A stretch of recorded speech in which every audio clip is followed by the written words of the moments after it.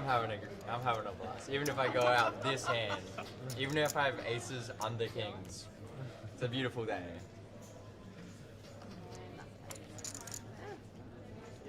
Alright, 120. 7 calls. 8 calls. 9. I gotta be careful now, because people are watching. I can't be as stupid as usual.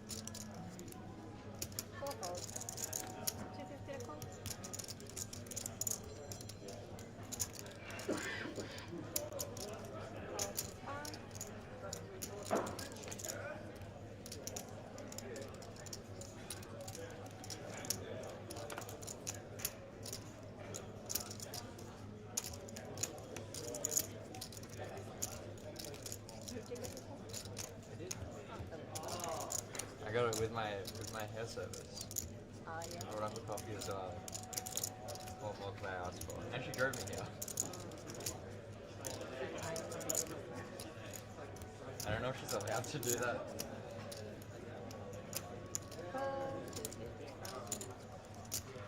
Good luck, someone. I hope someone wins this fight. Someone will win this one. Three-way chop. Yeah, let's see. Three-way chop. Oh, yeah, that's a good point. That's then 3 people win the fight. Just ace. Yeah. Close. I'm already on it. I'm already so primed.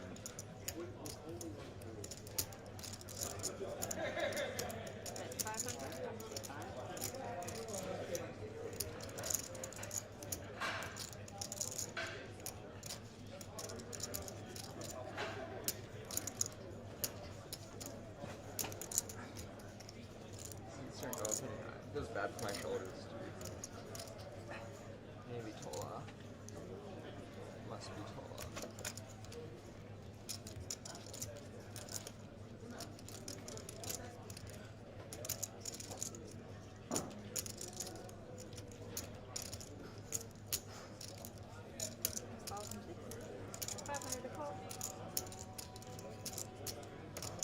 You laid every flop against me again today.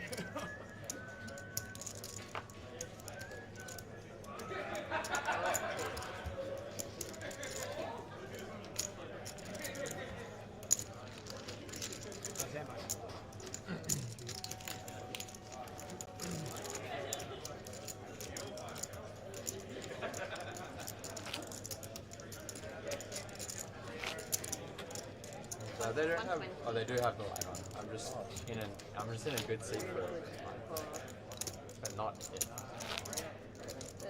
The light makes everyone's face really pink on the screen. Yeah. I have an orange in that short red stack. Short red side. Sorry, I should not let on to the fact of how cognizant I am. Cognizant? Way up. So good. I didn't want that one anyway. You don't want it? No good. Are you keeping track of which one it was? Mix it Is back it on and the forth, right or mix it left? around. Right. Your right or my My right? I can't tell you that. You gotta guess it. 120. All from It's not like I saw it. No. 8 calls. Calls 9, calls from 1, calls from 2.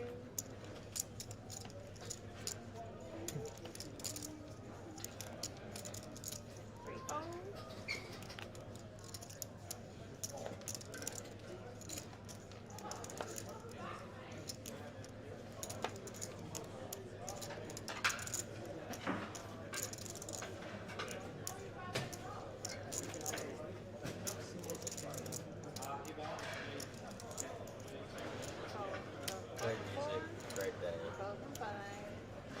anyone possibly be mad about?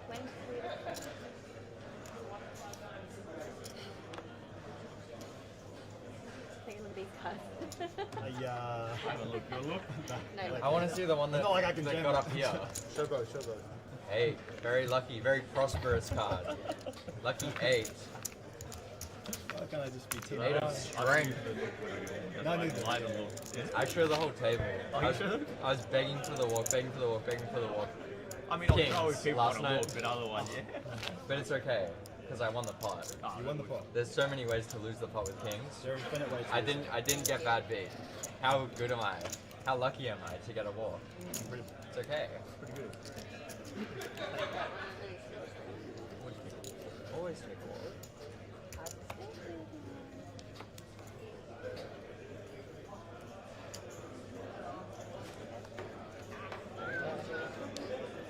Players and dealers in the Jackstar, we are going to introduce a new ship into play.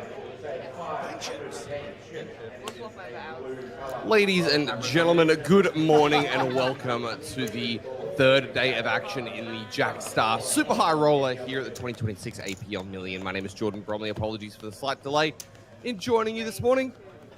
Unfortunately, Ubers like to cancel if they're waiting for 1 minute, so I was delayed by about 8 or so minutes. That's all right. We are into the action right now. Anthony with the ace-5 offsuit +1. Cameron Cavaliunas was a feature at this table, but the most interesting feature of this table and the table last night, of course, was Dion Murray with 61 big blinds, absolutely flying in the middle of the mix here. He is going to be our table captain, and he's going to be near the top of the chip counts overall as well. Yeah. Morning, Nicholas Geisler. How you doing, my friend? Hope you are enjoying the coverage so far. Hope you've had a good morning. Likewise, Mark Wilmot, welcome to the stream. Yeah, 1,584 players, good for a prize pool of just over $2 million, 370,000 up top for the winner. Maybe I have the best seat in the house going. I can speak right here. Commentary team, I appreciate you. There should be commentary. Sorry, excuse me. Can you just stack to the other side of the box? Because his stack is over here. Do you want me to? No, not you. No, your stack. I said your stack. Oh, mine. Yeah, Sorry. I can't see that. All good. Thank you. There we go. Everyone's happy. Everyone's friends. Thanks. Friendly interaction. I think force him to have it going. Heads up. Queen 6-4. I'll try harder next time. I swear I try to lose them. They don't let me. It was actually ridiculous how I ran last night. Had to fold top 2, got shown the nuts straight. I folded, but... And then someone flattered me with top set when there was one straight possible because he thought there was a flush out there. I had bottom set, so I got set under set. Oh, they misread the board. Ace-5 finds the bet, Ace-10 finds the fold. So there's a look at the players at the table, guys. Dion Murray obviously up in the lead with 7.3 million. Yeah, so I got very 5 lucky. players I sub had 20 tens beavers. on 8, 2, 2, 2, 10.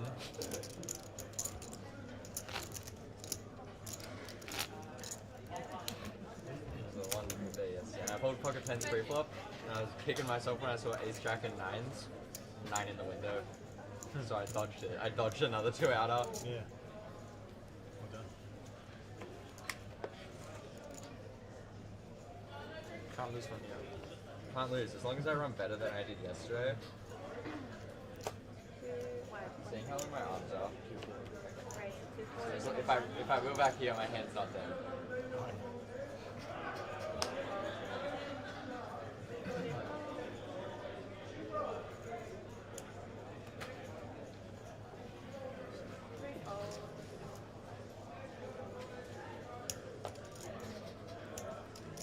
Sevens for Anthony. After my shoulders being all the way up here.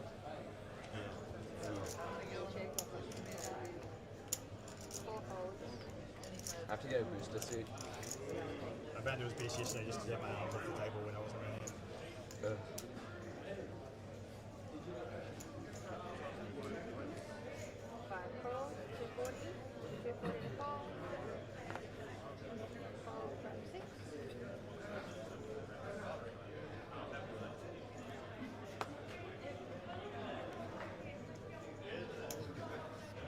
What on earth is that username in the YouTube chat?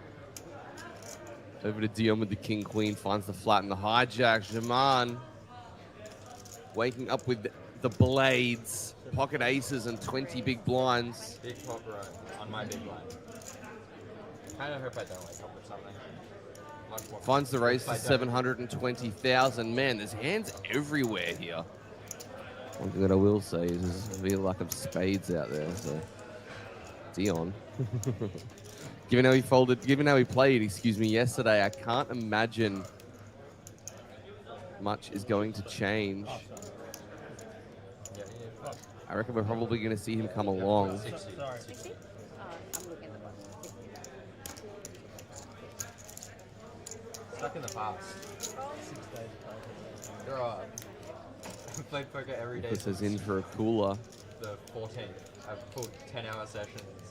Like, my shortest session was 7 hours. It's been 7 to 12 sessions every single day since the past, Fold from the sevens. 2 Dion, weeks. obviously not going to be folding, I wouldn't think. He is going to come along. So I will say that the king queen had a lot of kings and queens folded, but I didn't see a single spade folded pre. What does that mean for this flop?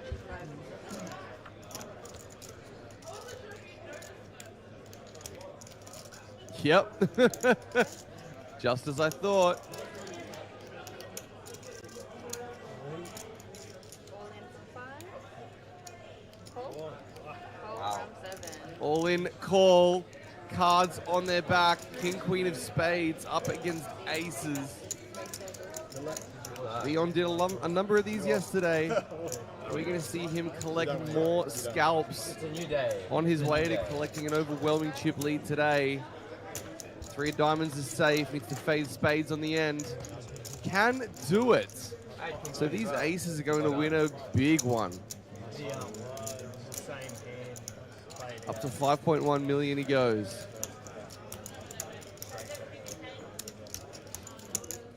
With flop top set. Yeah. Don't need the ace. Yeah. You have pocket nines? Okay. You have pocket nines? Me. Huh? Who said flop top set? Yeah. No. Last night. Oh, last night. One else.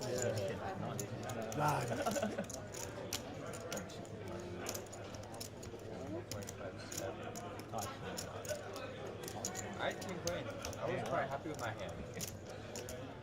Straight up in. Well done. Thank you. 5 trade. Yeah. Big one. Wow. Hope you guys are having a good start to the day. If you have any questions, feel free to send them through in the chat. Take it.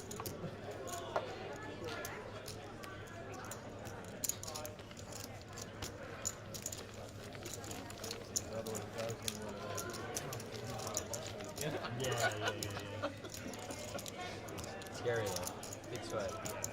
Yeah, I looked down, I was like, please send me this.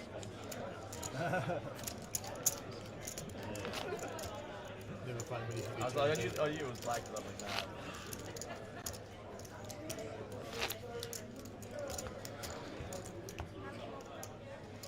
Turn the ace of spades. Really so fun. That's all I want. I don't care about the money, I want the sweat. Sweat. The sweat is the most important part of the game. I always call for the sweat That was part. enough of a sweat though. Yeah, no, for sure. I'll take Especially that. with this, like, Yeah. yeah. And I don't. like I won't take the any. If you're slowly, and really slow ruins your momentum of just pitching it out. But if it hits, I'll it's get it by the end of the day. oh, Well, if any spade's gonna hit, let it be the ace of spades. 120. poetic. A poetic card. 3. It's okay. You save me money by 3 betting aces. Well done. I appreciate you. I won't forget that. That's what you need to do, right? Probably. 120 to call. I would probably put some form of chips in the middle if I had aces.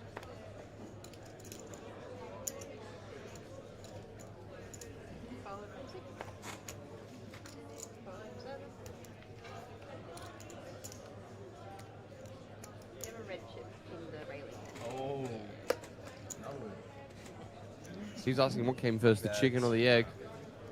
I don't know, depends who got more excited at the time, I guess. Oh, okay. Noah's saying, get Andrew Saliba on the feature table. He's got shades of Will Kassouf and Martin Cabral. Oh, if that's the case, absolutely not.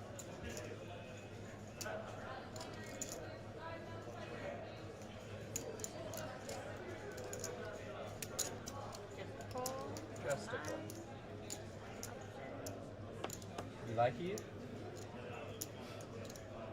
He checks. Beautiful.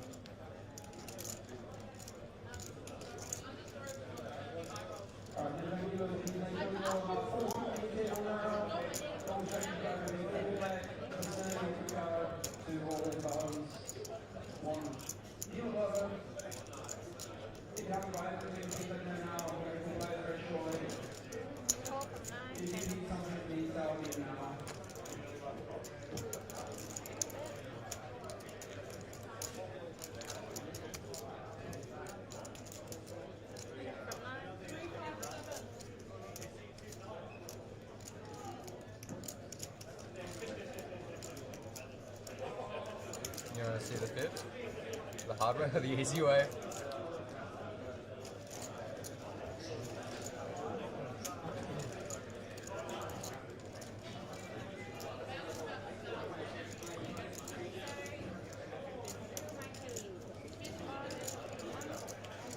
He's 9 and King Deuce to a turn card.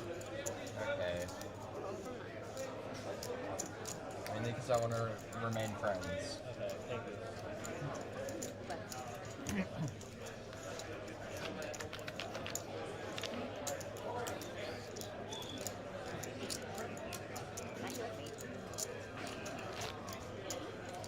My feet's dangling here and he's like all the way over there. So, yeah, hop out.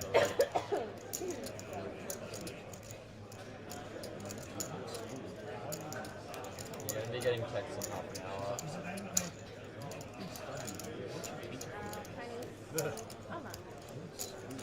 Mama says that happiness is from magic rays of sunshine that come down at you when you're feeling blue.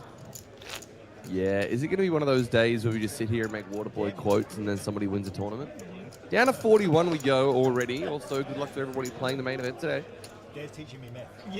Flight is going to be underway. Last night, you guys packed up at like 3:30 in the morning, given the late start. Circular geometry. Communication. Positional advantage. Psychology. There's a lot. Must be very clever to play this game. Oh, yeah.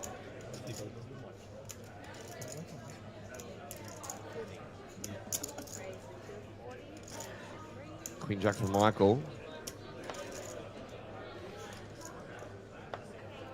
That's it. Tamimi with the Jack 8 of diamonds. Dion with Jack 10 off suit.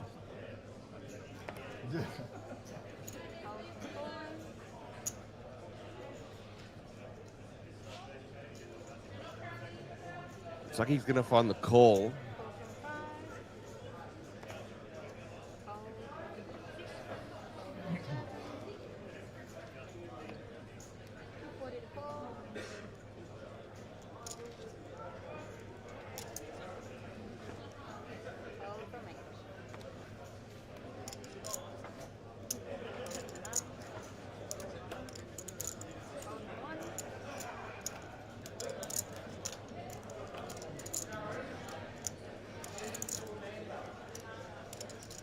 Action of folding around to the blinds.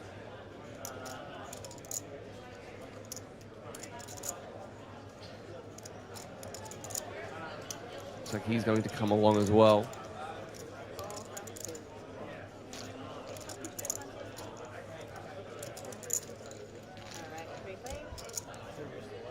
You are.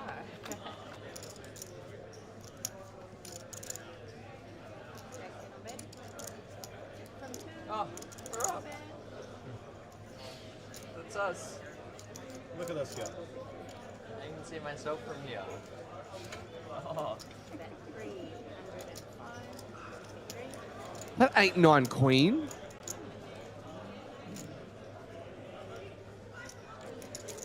Oh. As this action Look at this is masterful not quite ball. caught up to.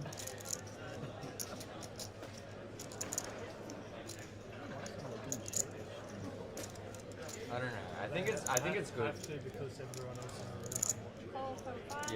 Yeah, I think it's good because you can even have your phone on here playing the stream. It's only good.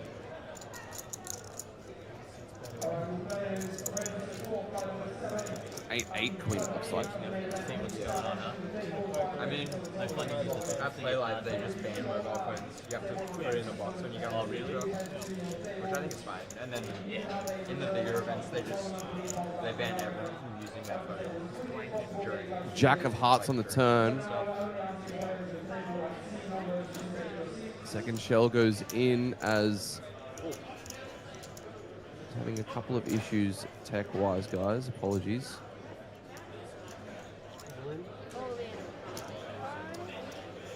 Yeah. Jack turn as he's going to turn the Jack 10 into a bluff. I thought it was a good enough, like, usually I just would have just been all seemed like a good enough spot to just... Top pair and a flush draw. Yeah. It's kind of a spot where and then you just like jam it where you have That's right, you're short enough that I can just be defending like For Cameron. 10 and if you hit it. He's going to have to let this go. That's a super premium. Yeah, for sure. Yeah. Sad not to even get one spade on the flop. No connection at all, right? 9-4-4. 9-2-2.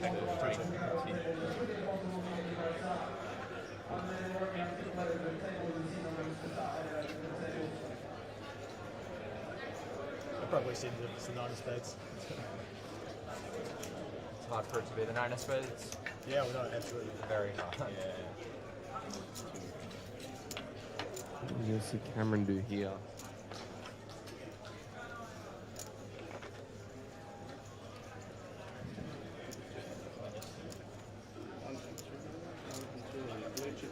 Oh, they're blue. Blue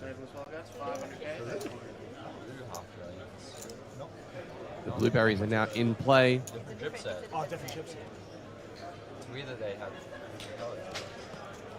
Shop.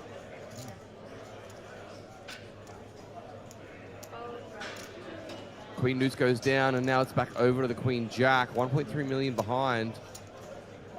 Given how Dion's played, I'm unsure if he would have seen it at the feature table yesterday, but I don't think we are ever folding this one. You see, I can be wrong. I wouldn't be ever folding this one, as you could probably guess. I figured that if I bust this, I don't even want to go home. I want to go back home and sleep. I didn't sleep super well. Yeah, I'm going to take this now. I haven't bagged the main. I can't. I'll try it on the last 2 flights, I guess. Yeah, I'll play for it. Oh my god, he's going to have another look at top 2, and he doesn't seem convinced. The main flight and turbo flight. I think there's a... Obviously, Dion's going to have an 8 sometimes, but But his main. when he just calls the flop instead of raising, it feels a little bit questionable, especially with that flush draw out there. So I will say that the board is ever so slightly wrong, guys. It was actually Queen 8-8 turn Jack.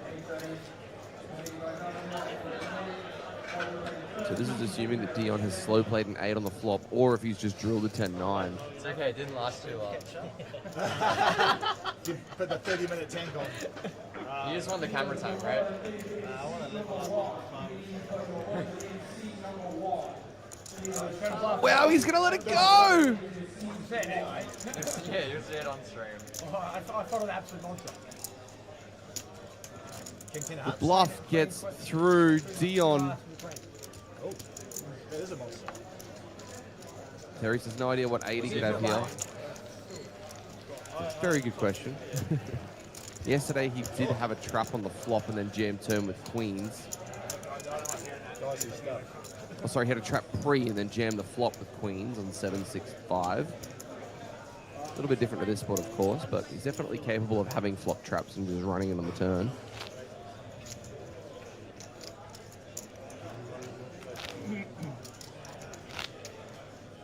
Too hard, bro.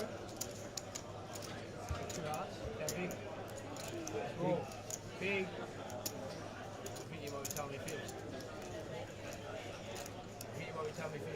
I think hearts with a 10 as well. Hearts with a 10 or 9. Also, I realized that I've been eating too much garbage. Been like ordering too much food, going out too much. How many players remaining? In the Last top night- right of screen, TM Johnson, you can see the amount of players we still have in this Just tournament. half a dozen eggs scrambled, that's it. With chili oil. That's all I ate yesterday.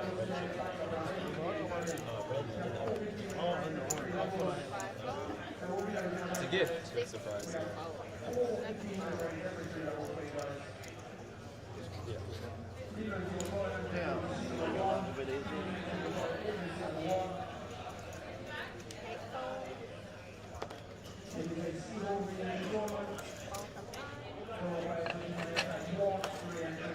With the kiss. Ah, they got ya. Got it.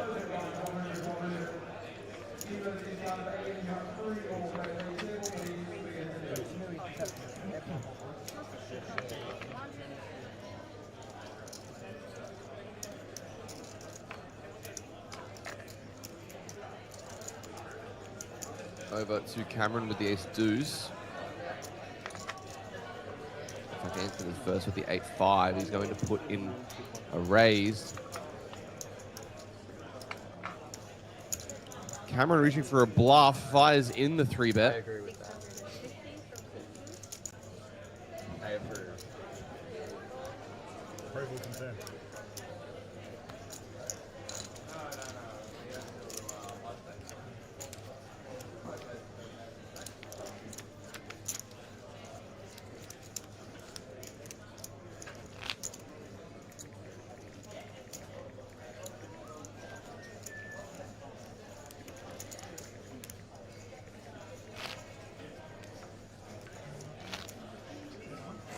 No one's out yet. It's coming. Blinds are on me in 2 hands. I think you guys are pretty opinionated about that fold.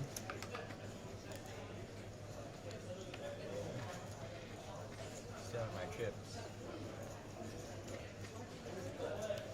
Chip thief. I'd so much rather have all 5k chips than one just to do. Yeah, exactly. I love to build. It's such a good pastime when I'm folding. You make a tower.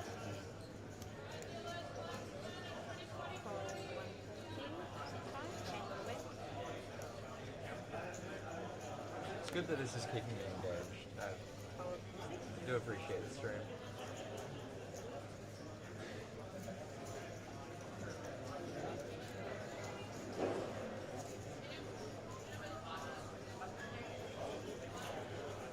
Hope the commentary team isn't making fun of us.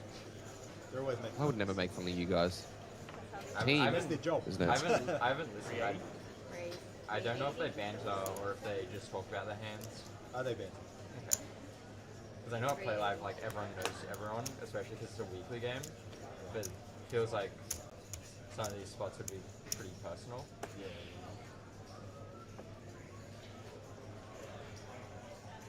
Don't worry, Chris, we definitely get in the mix as far as banter a little bit, but I'm never going to overstep the line.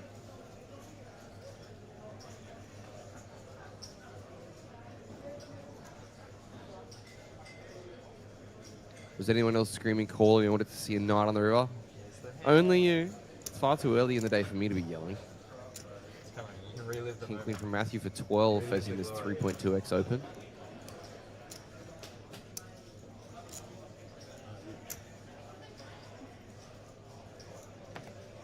I think passing it up was probably the right decision.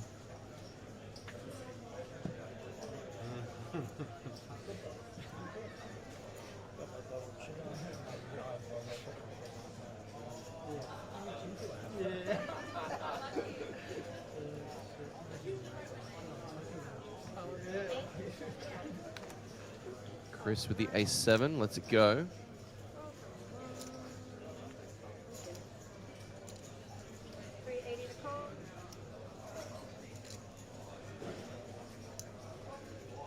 Back round to the blinds. Ooh, Michael with ace queen. He's folded the queen jack in the last hand. I wonder if he's going to be running it here.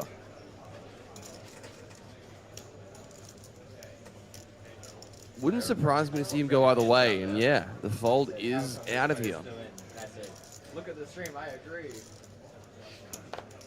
Fours for Nacer. How am I still in? Also very short. Look at how good I am. 1% equity. Bin. In the bin. How'd you work that one out? How much time? 380. King Queen start.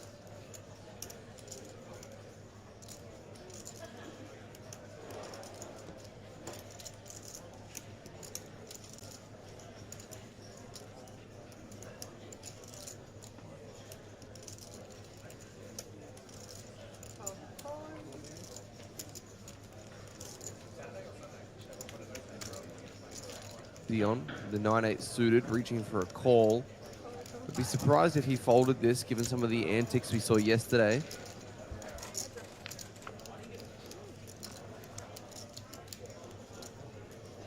Six window, oh my god.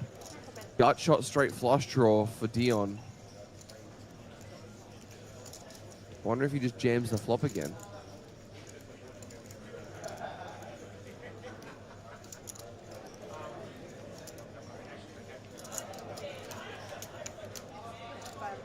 And he bets 500k, half pot.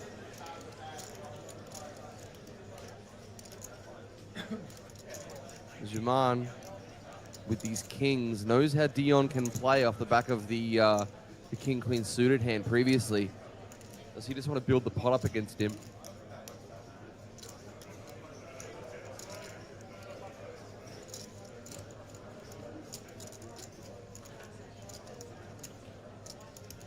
Making it something like 1.2 or 1.3 to size up for a turn jam. 1.2. Yeah, he does make a 1.2. 2.2. Getting excited. All in. 2.2 and all in. And call. All of a sudden, these guys want to play a pot worth over 10 million. Can you fade it again? You don't have the diamond. King of diamond. Straight flush draw up against the overpair. More outs. 8 on the turn is more outs. River card needs to be a diamond. No, it's not. It's a deuce. Fade. And with that, I believe we lose Dion. To be fair, Or maybe no, Dion doesn't get eliminated here. Jaman wins a massive pot. Dion gets left with 14 big blinds. But you could have put the king of diamonds out there. Can't knock it in with a straight flush. Beautiful. yeah. That would Sorry, this time I would have taken king of diamond, it would have been beautiful if you see the diamond peel off and you're like, and then just like king.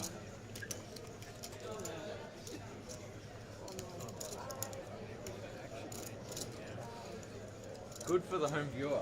I think they'll be loving that one. Yeah. Good for that. That's for sure.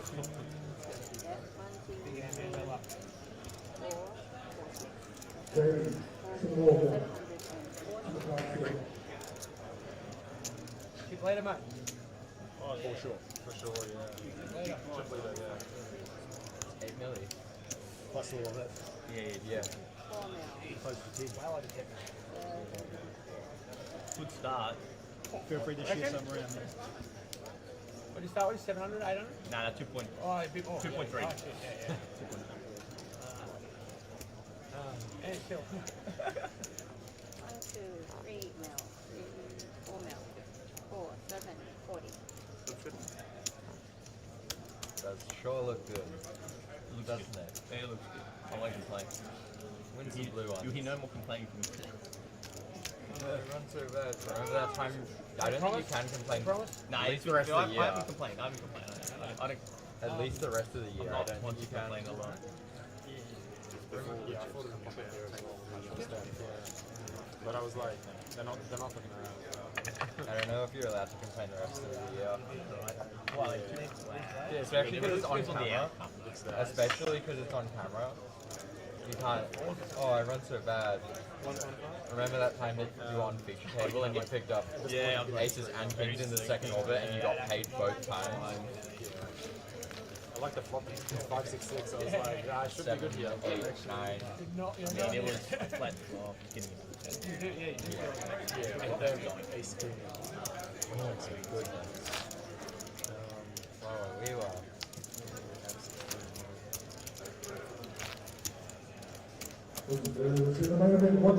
Ronaldo says the girl in seat 9 is my pick for the W. There's 2 blue chips.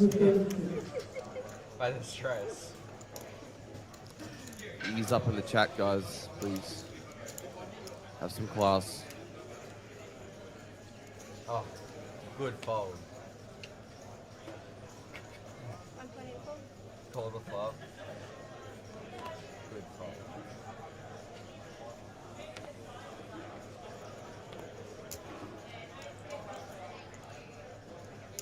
Can I get the big chip on the front? Yeah, I'll He fix covers. it up in a sec. He covers. I don't need to know anymore. He covers. Oh, 6? Yeah, I'll fix it up now. Just Yeah. waiting. Yeah. I prefer not. We know you've got all got it covered. Do you just fold queens? I'm gonna fix the chips up. 41 I just players fold where I remaining, fold. as you can see in the top right of screen. These guys playing for 370,000 up top. I would have fold bet it. Raise to 240 from ace. Aces and kings. Oh wow. It was meant to be. Dodge it. I was Dodge it. waiting for No, As it's Just barely ultra midday free. here, and already that's run good. there's some Getting trouble somebody afoot. if you fold the winner. I fold the loser. 240 to fold.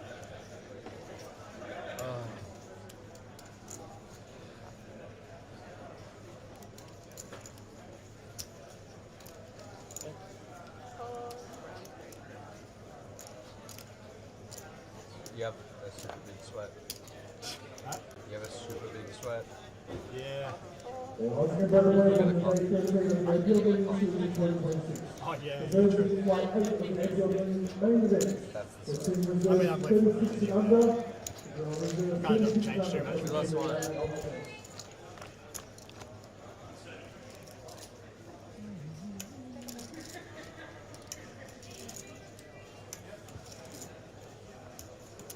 We lose one. You're getting moved. You are. Seriously? Yes. How you know? There's 40 people left. 5 tables of 8. You're coming in big blind. How good do you run? Who knows? We'll find out. You force it all in next hand, and you get moved. Oh, that means the blinds are on you. How bad do you run? Ladies and gentlemen, I have a very special guest. Well, special to some. Ms. Nikki Pickering, welcome. It's nice of you to finally join us, Well, huh? it's nice of you to have a seat open for me. It's always packed in here, just having fun. Last night we were up to no good, a little bit. We did have Luke, Igor, and Krilly in here for about 3 hours. I hope you guys enjoyed that, by the way. If you want to go back and have a watch of it, you can check it out on Facebook. All the streams are being saved there. How's it feeling out there? I think the main event might have just gotten underway. 11:30 kicked off. Yes, absolutely. There's a line out the door, so standard behaviour. Oh, of course, yeah. I mean, wouldn't expect anything differently. And last night, I believe you might have gotten into the mix just a little bit. Did you have a seat in the ladies' event after all? No, we actually Didn't. decided to save ourselves for the teams this evening. I see. Grab a sibling and enter. Yeah, right. Well, you missed out on the teams event last week. There was a 460 teams event. It was a no limit hold'em PLO rotation event. I hope you come back that's a with lot. stack And like also a that. teams event. That one was a lot of fun. Okay, I didn't get the chance to partake in it, unfortunately. I was in this booth, stuck in the booth. stuck in the dungeon, as I like to say, but that's all right. Anybody? Me and the kid will be on the team's event this Yep. evening.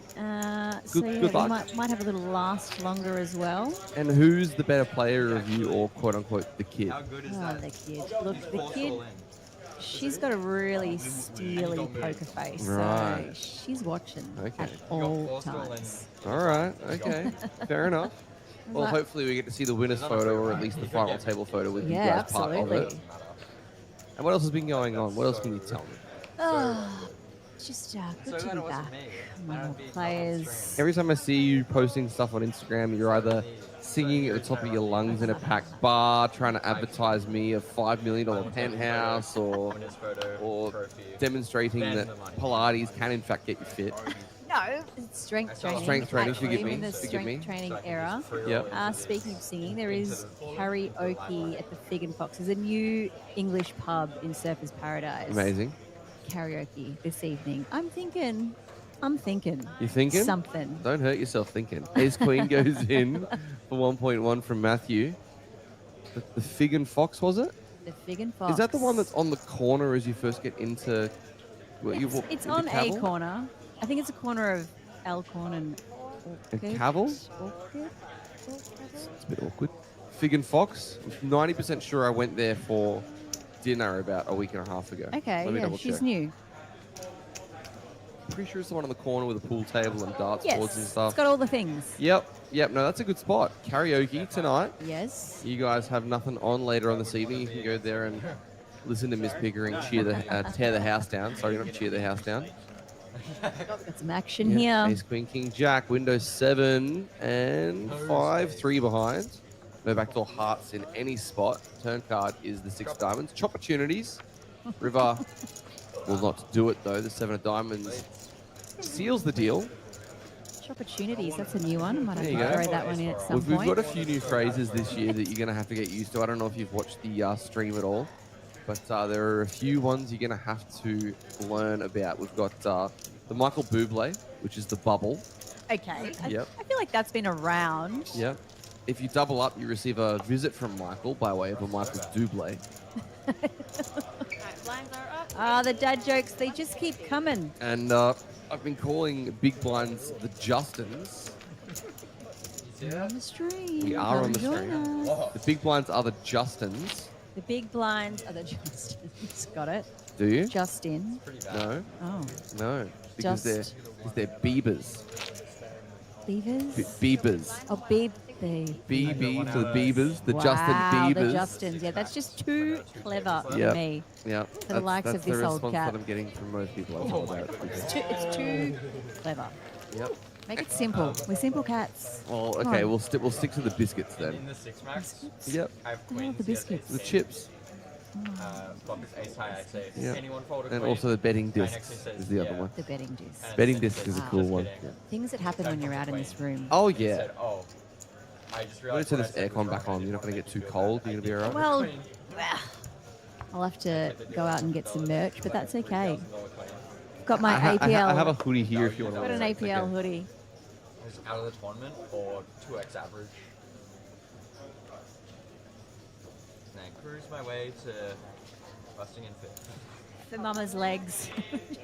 Oh, the Red Dragon. Nice of you to come back and join us. So how long are you here for? Well, I've been in Australia for almost a month. I was visiting family up in Cairns, Darwin, and then I went down to Brisbane, and now I'm here. But I'm going to be out of here first week of September, back up to the land of the rising sun. If that's what it's. No, is that China or is that Japan? I'm not sure. I'm not going to take a stab. Yeah, probably dodge that one. Stay safe. And yeah, then I'm going to be in Jeju in November. Thailand for a wedding, and then back here. Thailand for your own wedding? God, What have I please, missed? please no. What have I missed? No, I can barely take care of myself. As the blinds have ticked up, guys, that number in the top left is not quite accurate. The 10-4 suited should definitely be defending, I would think, but he's going to let it go. Eric's saying, give it up, Jordan. The Beavers won't stick. Eric. I agree. Eric's birthday was yesterday, and that was the reason I was, for lack of a better phrase, yes, led Eric. astray. You know what happened last time? And to be Yeezys. honest, it was Luke Martinelli that ended up leading me further astray last night, which is a bit Big surprising. blind. Anyway. Further astray. Care to divulge? We Yeah, just then you raised under the gun. ventured off the beaten path. Off the sane path, I think. So you went from beers to wine or? Beers to more. Mm. Beers to more of them, really.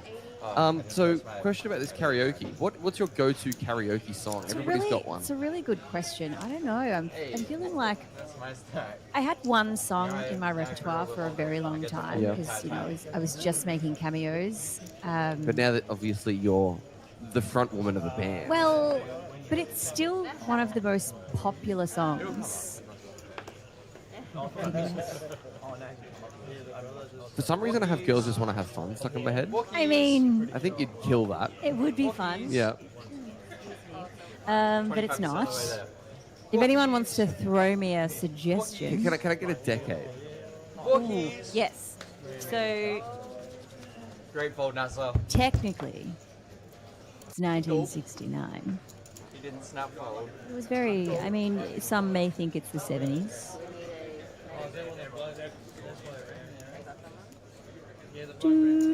Think about it. Who bought you a bottle of water this We'll be morning? here. You're up there singing the Jeopardy theme, are you? I'd love to see how that went. Well, now that you've said 1969, I'm thinking like, Oh What a Night by Frankie Valli of the Four Seasons, because the song is Yeah, literally wow. called December 19... Oh, that's 63. Sorry. December back in 60. I might wake up with a can. 69. Sorry for what I'm Okay. gonna do. And it was covered by Tina Turner. Come on, guys. Your name is your buzzer. Buzz on in. Queen 4 goes in. Dion getting the count with the Jack 4, covered by Tina Turner. now all I can think of is Tina Arena for some reason. Definitely not Tina Arena. Proud Mary. Yes. DT Portis with the support in that one. Nailing it in the Twitch chat. Dion, Jack 4 offsuit. Buddy, don't put the chips in here. Just let this one go. Wow. We're going. We going. There's a question if I would approve of the Queen 4 suited shove. I probably would off of this stack. He's got 3.6 bigs. Definitely qualifies from there. My go-to karaoke song depends on how confident my voice feels on a given day. Okay. Which I guess would be pretty confident No, on most days. Well, like today, I wouldn't be able to. Okay. As what we're is going to it? see the King 10 go in. Call from Jack 4. So, Good luck, everyone. Can we get a little miracle? WTF's in the chat.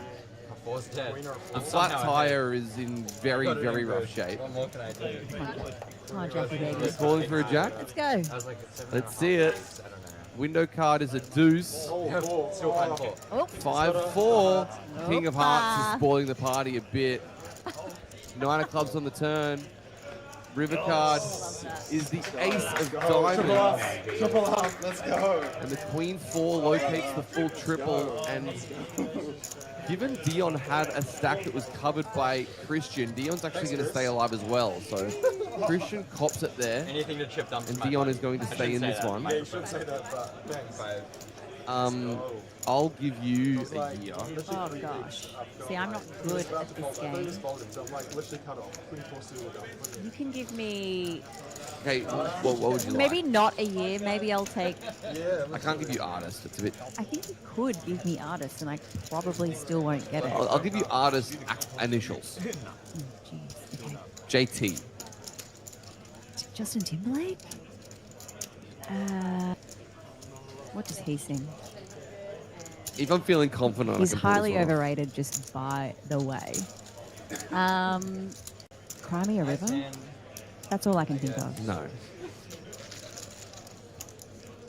JT. Like, I mean, shit, sorry, Chris. I thought you won the. Anyone? Sorry. I couldn't think of it. I looked at the Ace of Spades like 3 separate times this. Terry's asking what is Jordan's and why is it higher by Creed? It's not higher by Creed. I get 2 outed. I thought it was over. I got to be a certain level of confidence to pull it off as well. This is a 3 drinks with a really decent voice on the day type track. like I have no JT songs in the back of my mind anywhere. Any of you guys have any guesses what it might be? 40 players top right. And if I'm not feeling super confident, Yeah, what's the... Okay, I'll just go up there and do my second best. to be honest, I haven't really thought about that. And does Fig and Fox, because you've been there, does it have a piano? I don't believe so. No. You're still trying to find that. I mean, one day. Jordan tells me that he can play the piano. The other one that I do, it's not really a karaoke one, but when I was in Thailand, about 4 different times I was drinking at a bar and there was a live band that played this song. I got up and actually sang it with them. Okay. Is Creep by Radiohead. Yeah, nice. Yeah, that would be cool. Depending on the key. As I just have to go and deliver something to somebody. I'll let you guys have a quick think in Oh the my chat. gosh, he always does this to I'm me. only going to be on for a minute or so. Just gonna leave you alone, and then I feel like I'm being filmed, and in that time, you can figure out don't which eat the JT song I'm snacks doing. on the table type vibe. I was ahead. Actually, I have you dominated.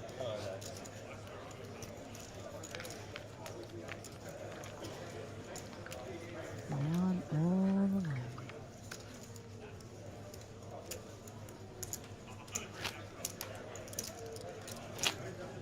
Jordan's go-to karaoke song is Baby? I'm going to need him to sing it for me. I'm really not a JT fan. Oh, 9 to 5 for Dolly. Absolutely. I'd be down for some 9 to 5. Rest in peace, Dolly. What a legend. If I see them, I'll send them up, yeah.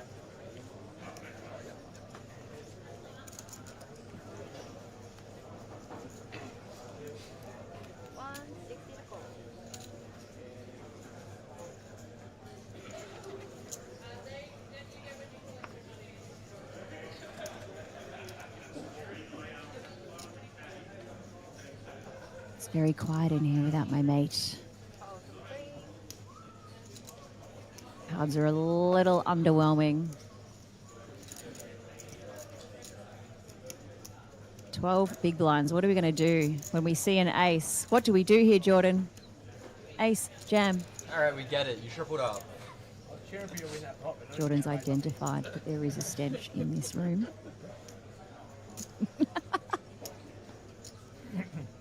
And we're going to keep the door open for now. Tell me to the commentators talk about that hand. All in from 5. Not pulling the trigger with an ace. Rag.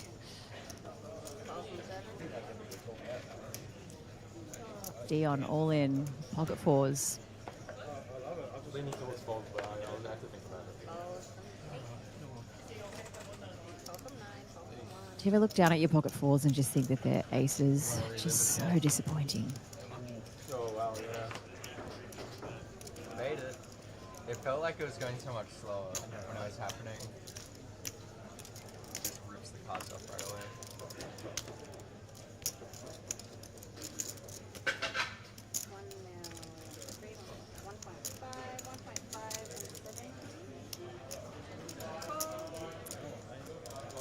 All right.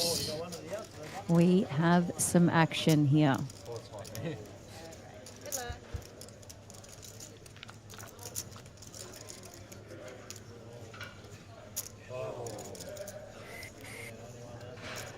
Not looking good for the pocket fours here. GG, my friend.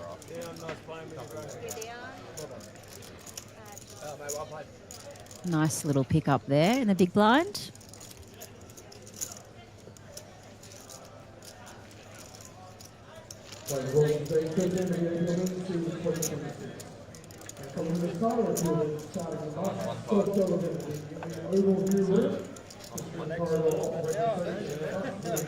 I'm not even going to ask Nicholas.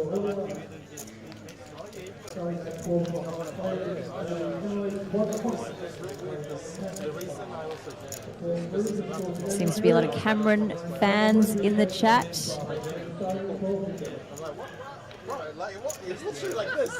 Should I grab him for an interview at the break? And if so, what should I be asking? Tell me the dirt. 3 bigs about to be in the big 3 hands. How do I lose the side pot? Or the main part. I get 2 outed. Yeah, I don't know how that. I don't know how any of those hands were in. Then you had a free roll to scoop. A free roll? All the. What do you mean? A draw. What do you mean a free roll?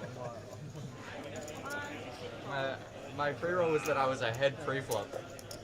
Somehow. That's true.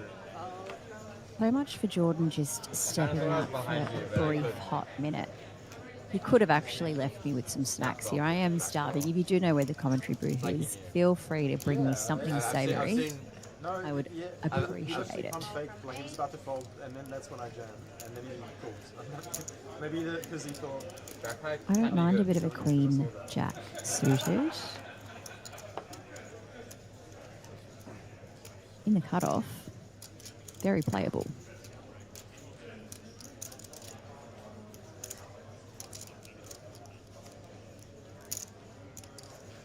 Cam has bagged a good stack in the main 2A here. Good to know. 1.2.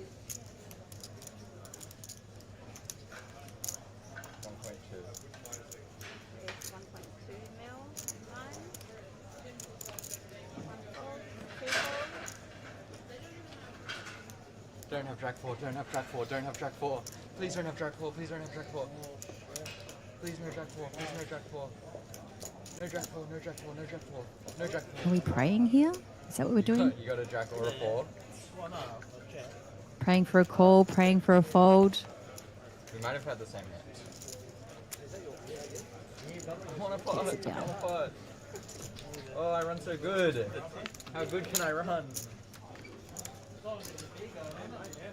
I can't wait for everyone to see that. I'm gonna receive text saying Welcome back to the I just had a chat with a member Quite a of the stream. staff here who's going to come in with something to try and help us not smell this place out. And did you figure it out yet? someone said baby. No, that's JB, not JT. Right. wasn't that the top one? It was I would advise, as the CEO of karaoke, JT, unless you've got the moves, put it away. Well, Put it away. well, I I'd don't like have to see some MJ, not some JT. what MJ without the moves. I mean, MJ is just iconic. Hey, which is more difficult to sing? Do you reckon, MJ or JT? I mean, obviously MJ Thank you is very more much. difficult. Yeah, I can't do MJ. What are you even talking about? If I get up and try and do something like the way you make me feel, I'll die. Nah, senorita. See, I should have known. Gets It's the such- whole crowd going. Can you give me a line? I just No. can't. No, I can't No. get it in my. What, 4 or 5 times? Senorita, I feel for you. I had king queen once. He had king queen suited. Ah. Yeah. Oh, okay. There you go. She's got Okay, it thank now. you. Look at how happy I am. Anyway. Look at how Oh, we happy lost I am. Dion. It's about No, to- GG. Whilst you're away, GG's on the I hope pocket I haven't forward. lost that GG's much. to Dion. Since you've been gone. Really? Getting some Kelly Clarkson in there. That's a banger, actually. I will never not admit to the fact that that song is an I mean, absolute banger. she is She's an icon. amazing. The show got cancelled this year. What a tragedy. Would never cover one of her songs ever. Because I don't want to.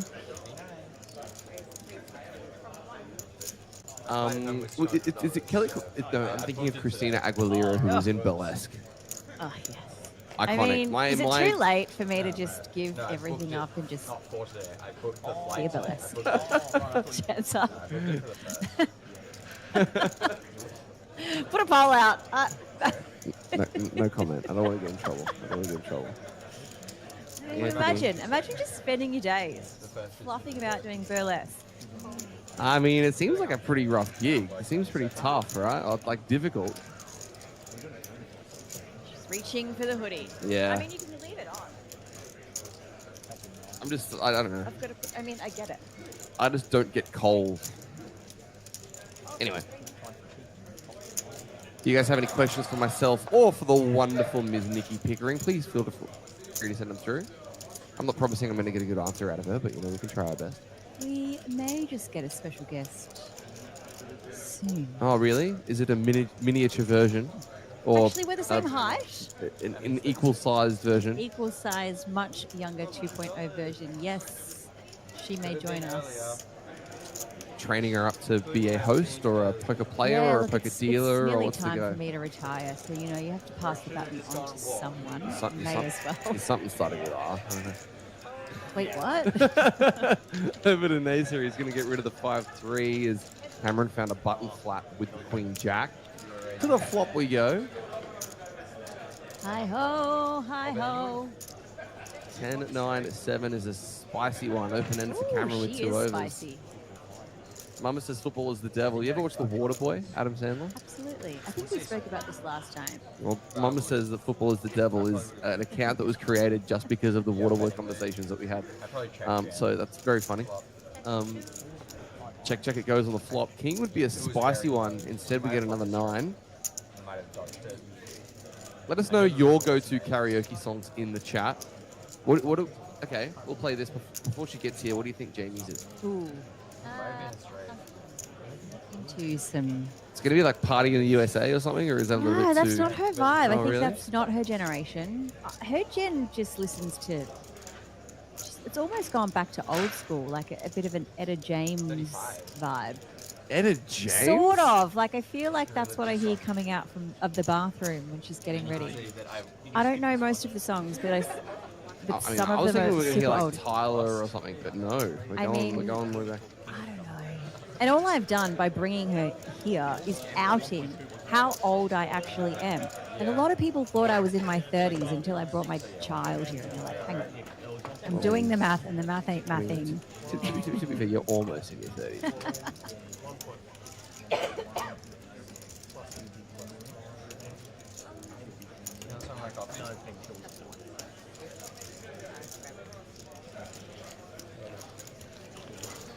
Bless her. She's doing her makeup to come onto the No, commentary. with no camera. That's great.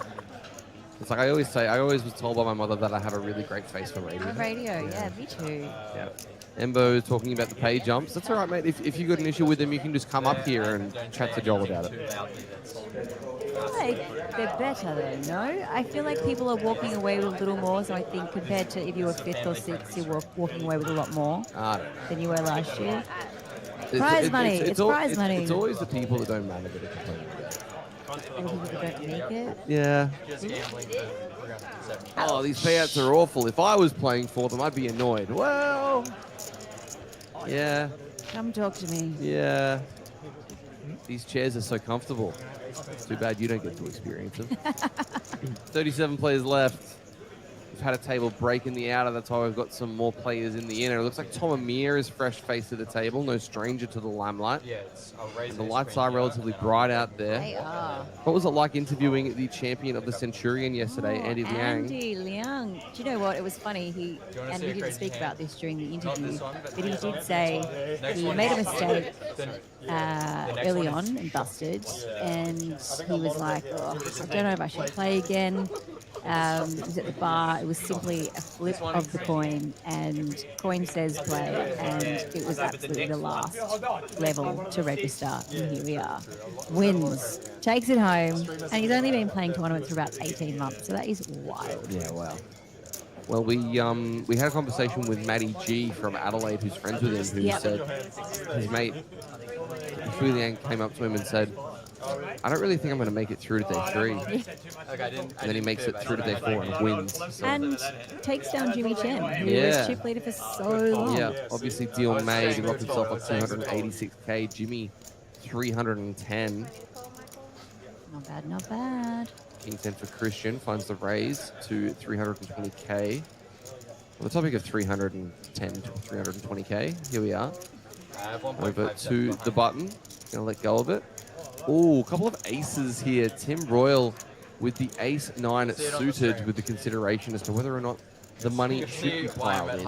Did you end up getting to the gym this morning yourself? How did you go? I did. What do we do? What are we doing there? I did lower body today. Right. Just kind of all of the sitting I'm about to do this evening as we run deep in the teams. Yep. Fold is made by the ace-7.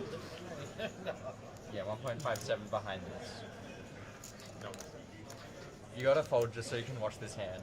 Or you can. Ace 9 suited off 14. I wanna have a look at this again. Just such a disappointment. It's interesting. You could definitely make a consideration for both decisions. Looks like a call is what the Ace 9's going to come with. Thanks for the kind words, Normans. What are the kind words? I don't really want to say that out loud. King high flop.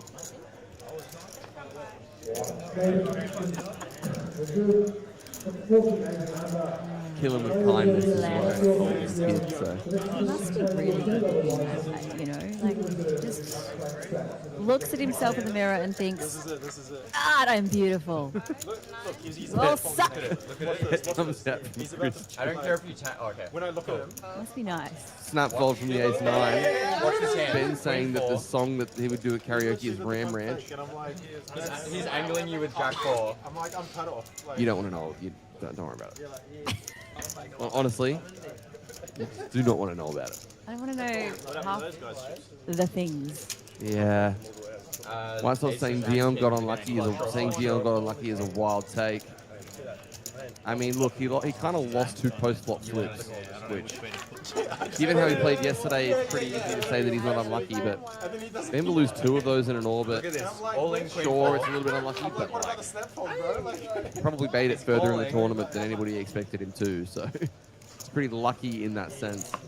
2 post flips. 2 post flips. Say that 10 2 times. post-flop flips. Yeah, say that 10 times. What the hell? doing this 2 one? post flop flips. I'm going to start muting your microphone. He doesn't even. Aiden, yeah, the people are He angry just in the chat laughs. today. I don't know what's going on. I don't know what's in the water wherever they are. Also, if you guys are on the Gold Coast tomorrow, it's actually going to be a public holiday. So, word of warning to make sure you have all of your trips planned, because the Uber cost is probably going to be a little bit high with the Gold Coast show happening near Southport at the moment. So, you ready for that? You're going to go to the show? Going to go on some rides? I don't think I'll go to the show, but also get on the tram. Oh, yeah. Did you It's get the great. tram? I got the tram I from thought you were Broad staying Beach to here. Burleigh. No, I mean not today, but the tram is great. I'm staying in Surfers, and I've gotten it to the hospital a couple of times and Amazing. walked in. It's been 50 fine. cents. Can't Yeah. go wrong. Ace Queen for Anthony +3. This one's definitely going to get raised. Snap call. he just snaps you off. Snap call. One, 2 fold. All in, 3. Just get. Ooh, lordy. In goes Ace King from Michael. How do I get it in good here? And I think we're going to see a call off here from Anthony. $1,500. Samuel says, shame to not see Jason L on this final table. This is just the feature table. It's not the final table. We've still got a lot of play remaining today and plenty of time to potentially get that friend of yours onto this tableau. Have you played a feature table? Not for a very long time. Do you think your game would change? Yes. Knowing that you're being watched? Can't wait for the text. I always want to make sure that I'm trying to make the best decision I possibly can, as opposed to potentially deviating a little bit to get the better of my opponents, which I do at outer tables. Right. And then you see what he rolls over. Did you find that then you would play a little more conservatively?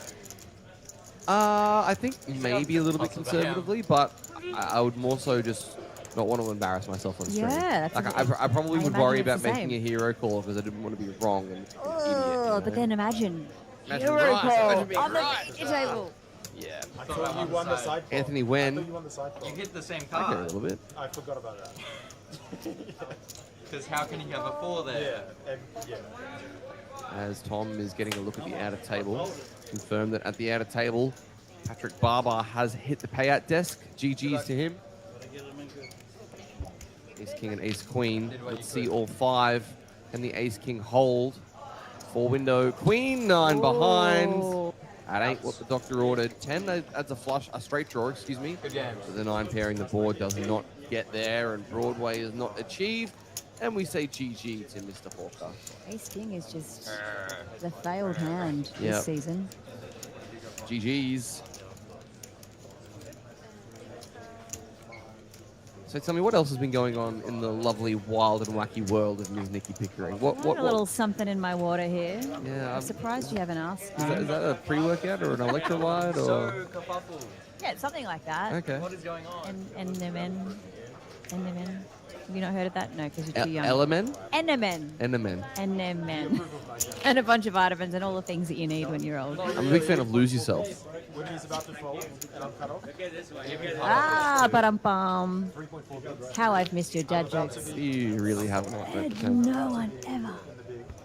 Like 2 Yep. hands later. 3 hands. I'm in big player. 1, 2, 3, 4. 2 folded before me, 1 folded. If Jamie and I do win the teams event, will you sing Lose Yourself? No. Oh, come on. I'm looking at it. Yeah, you're gonna have to bribe me in some way that is actually worthwhile. Thinking Will about to get me you to play piano or sing. Close your eyes and eat something. A mystery something. You got me to do that last time. Yeah. Should we play round 2? No, that was weird. It was a kiwi fruit, right? Yeah. You don't even remember? It was a kiwi fruit, right? Skin on, baby. Yeah. Better gold. Like I should have given you a green. Endgame says someone told me Dion played Jack 4 really well. He did not. That's pretty good. Anthony's King 7 suited off the back of that elimination.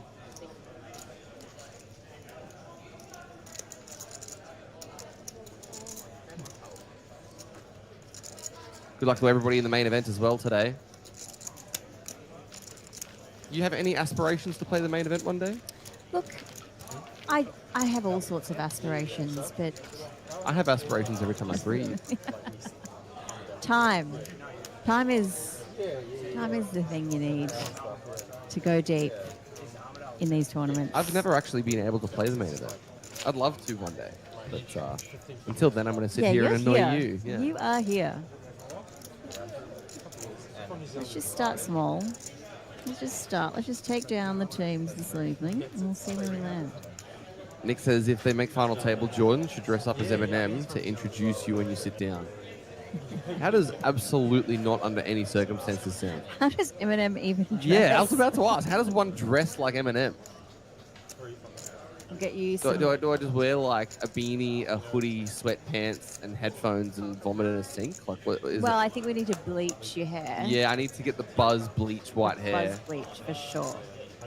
I've been buzzing my hair a lot, but until recently I let it grow out a little bit because when I'm hosting series, it's a bit weird if a skinhead was announcing all this. So, I've let it grow out, but I've always considered doing the beach buzz, the bleach buzz. Say that 10 times Bleach fast. buzz. The bleach buzz look, but I've never pulled the trigger. Tim with ace queen that's suited.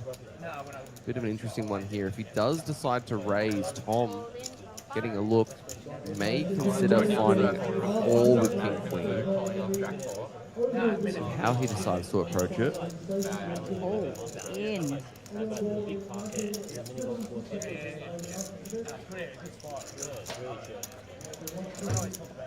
Ooh, I've just had a thought Uh-oh. about coffee. Have you had one today? No, not yet. Wow. You just get up and go to work and you don't have a coffee? Yep, straight up and straight to That, it. my friends, is what we call youth. Yes, that's what we call uselessness.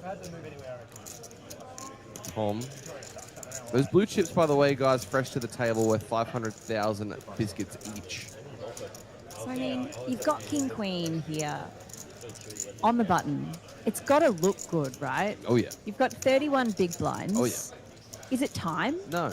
It's not time. I mean, it's probably awkward because he has to decide what he thinks Tim is going to be jamming. Yeah. If you're going to call off King Queen or rejam King Queen yourself, you have to feel like you're going to be ahead of Tim's jamming range, which the question becomes, is Tim going to be jamming a hand like King Jack suited?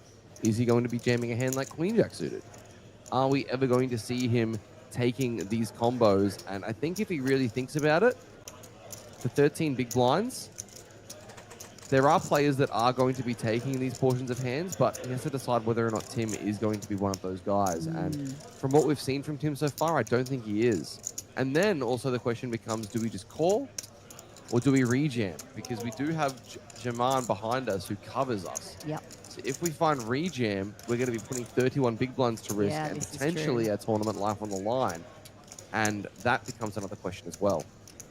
I think given how Tom is and given his competence as a player, I think we'll end up seeing him make the fold, which seems a little bit unlikely to see given how long he's been in the tank for, but He's very confident in his decision making, and I think he's going to let it go, and he does. Yep, You were nice right. fold there from Tomamia. Jack 8, and what is Matthew going to wake up with? No, the Queen at 6. This one's going to go away as well. Christian is going to be in the big blind with 13 bigs effective, as the blinds have ticked up to 160 quite a while ago, and we're about 5 or 10 minutes away from taking them up to the 100, 200k point. So what's in the show? Like when you're showing what you've got, why not just muck? I think are we saying? Well, the way that I like to put it is that these guys really enjoy what's called TV time. Got it. They love their face in the limelight. It's not quite Oscar season, but some of them really want to, you know. I feel like it's like I'm not weak. I would call, but my hands just not there. My hands just not hands. We get it. You know? Just muck. If Tom had Ace Queen suited in that spot, it would have been absolutely a put in. Because he's going to be dominating the Ace Jacks, the Ace 10s, the King Queen suited, and stuff like that. But in this case, he does let it go. That's how you separate the experience. Yeah. So talk to me, Coach. How's the tag team going to go today? What's the strategy? Gosh, I mean, I know I'm going to be the one to bust us out. Really? I put an insight on the stream. I guess Jamie will kick off. She really just needs to get amongst it. We're getting her prepared to jump on and help deal at some point. So be nice. Couple of hands here. Anthony's located the 10s. Tim with 8s. I just mentioned that it really depends how tight he's going to be. 8 should be slam dunking this in for 15. Might have the same hand. If he passes it up, no, he is going to go for it, and he's going to be running into the 10s of Anthony. Anybody behind going to wake up with anything? No, nobody else waking up with a hand.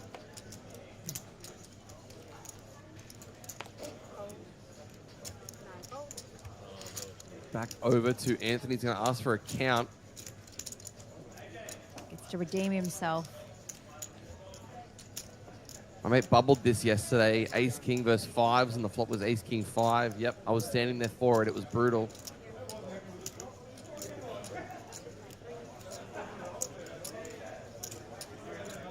Back over to Anthony, who should be putting this in. He does flick in the call, and Tim is going to have to find a date with an 8, or he is going to be out of here. His suit's alive as well, actually, so hearts and clubs could come to the rescue, but immediately it is going to need to be a snowman. See if I was right on this deal. I probably wasn't. Window card's close, not what he's after. 9, 3, 4, couple of diamonds, so no flush draws available for him via back doors. Give me something. Oh, no. He's 8 of spades on the end. Yeah. No can do. Ace of diamonds, as we will say GG's to Tim Royal. So what time does this karaoke conclude this evening? Conclude. I mean, I think we talk about when does it even start. Well, the reason Past that I my ask, bedtime. Well, the reason that I ask is that I'm going to be here until the conclusion of this event. Which is likely what time? That's why I'm asking what time it concludes. I would say people wouldn't really be getting up until at least 10 to 11 p.m. Okay, that's okay. I might be able to make an appearance around that time. Yeah. I don't want to be out too late, but it depends. Tomorrow is going to be a big day. My arm can be twisted. I am aware of the arm twisting abilities. Usually you're the one doing the arm twisting though. My special superpower. Players party also in a few days' time on the Sunday, I believe. Which is now at the Cactus Bar. Is it? Yes. Okay, news to me. But have you seen there is in the Avery Bar, I think this evening, 5 to 7 or whatever. And the Avery Bar is the rooftop bar. The right? rooftop bar, they've got sort of a ski vibe with spiked hot chocolate. Oh, wow. If you're feeling like you might want a little toasty pick-me-up. Tony Shu to win the entire... Sorry, yeah, Tony Shu to win the entire thing, or Nasir Tamimi. We'll have to see how these gentlemen go. Nasir's going to need a spin. I don't think it's up to him. Or as I like to say, a visit from Michael. Let Michael go. Let him go. No. No, Michael's going to stay with me. It's going to be fine. Ace 10 for Tom and Mia. Are we live streaming the karaoke session? Cool. I don't know about that. We actually could get Chris down with the camera. if someone of note would like to sing, I reckon we can hustle the camera down there.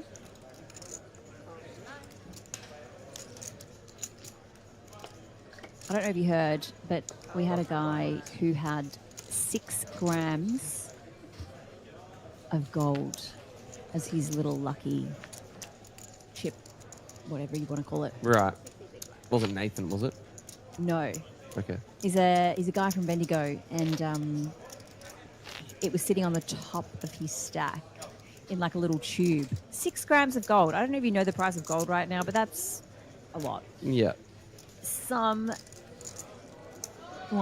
returning after too many beers knocks it over. Gold is gone. You're kidding. The gold is gone. I don't know why I'm laughing. But that would be devastating. That's brutal. I would be devastating. Are you awake? Did I say that? Yeah. English is not my first language. I never learned to read. Queen 10 for Neza Tamimi. Folding around as... Wait, he folded that? Interesting. Fair enough. This is a good bloke. Met him here in Adelaide when he came to play last year. Play same tourneys as him. Most weekends. Very nice fella. Wangani Millera. Why are you bringing him up? What? Wangani Millera is a football player for St Kilda. Okay. But I don't know why. How long is left in this blind level? A minute and 42 seconds, 41 and 40. I'm okay. Looks like Anthony's going to find a call from the small blind with the ace-3 suited. Over to Cameron. Yuck. Yeah, TiersyBot says, why would he have 1.2k worth of gold sitting on your stack? Silly games, silly prizes. Is that how much it's worth? I think so. Ah, yes. Wangani Mirror's nickname isn't that. Fair enough. Yep, that makes sense. Yeah, I think so. 1.2k for 6 grand. 1.2k. Australian, yeah. This is million. What? No. Wild. God. Have I had sleep? I don't know. Dean says, hello. Hello, Dean. Hi, Jean. Welcome to the chat. He's been sitting in that chair quite a lot recently, actually. So. Oh, that's why it's nice and warm. A couple queens and a 9. Yucky, yucky, boo, boo, boo. Yeah, and Dean's got one thing that you don't have. A great big bushy beard. Well. As we see the action continuing. Movie reference for those of you who are tuning in. Let us know where we see that one from. To the turn card. 3 of hearts. Flush draw for the 8. As Anthony appears to have improved himself to a pair of 3s. And just put old mate out of his misery. Neck Minix asking saying up the waz. Fair enough. Okay. And Honor says, when's the next break? Next break is going to be popping up in around 40 minutes time. Which means I need to go and grab someone, do-si-do, have a little interview. Who should we get? I've got Cameron on the list. Yeah, Tom and me would be a good interview. Tom would be a great interview, yep. Very well-spoken dude, awesome guy. Who else is out in the field? I can't see any faces that I recognize in the background. There are plenty of guys in the main that I recognize. Some of them unable to actually make it through just yet, so they're out there cruising, chilling, like a villain. Chilling, killing, minding my business. 31 players left as that number is dropping rapidly. We've basically halved the field since today's play live. What are we taking home for 31st? 7,620 Australian dollar dues. Dollary dues. How many days' work was that? What day is it? 3 days' work. 2 if you're spicy. Spicy! Adrian Stevenson says it was Hot Fuzz. Yes, it was Hot Fuzz. Dean saying interview Christian, she's great. That's the player in seat number 9. Roger. So that's actually probably a good shout. Okay. She's been here the entire series. So, and very, very chatty on the feature table. Perfect. So definitely do that. Maddox is saying interview Matthew Russell. He's a very likable guy from the Sunny Coast. Also Mike We need to get you in the booth. We haven't had you in the booth so far this series, my friend. You've been too busy playing everything. Mike Maddox? You talking about Mike Maddox?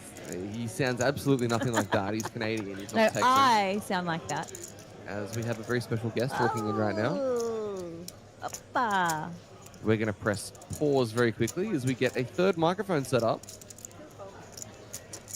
Oh, okay, maybe not. Maybe she's just going to sit in the background for now. Do you want to sit and chat? I mean, yeah. All right. Guess she's just going to sit in the background. That's all right. It's not too cold in here. Do you want me to turn the aircon off? You're right. Splendid. You got glitter everywhere? Fair enough. Anthony with the 6-5 suited. Nasa with the King 7 is going to put in the call from the big blind after Jaman opened the Ace-5 of spades. What kind of flop we thinking? 6-8 Jack. 6-8 Jack. You heard it here first. Jack. Oh! That is, no, I'm not even. Nikki Pickering. I'm not even. I swear. What?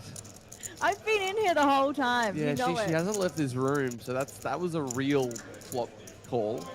Ian's been talking all week about my inability to be able to call flops, and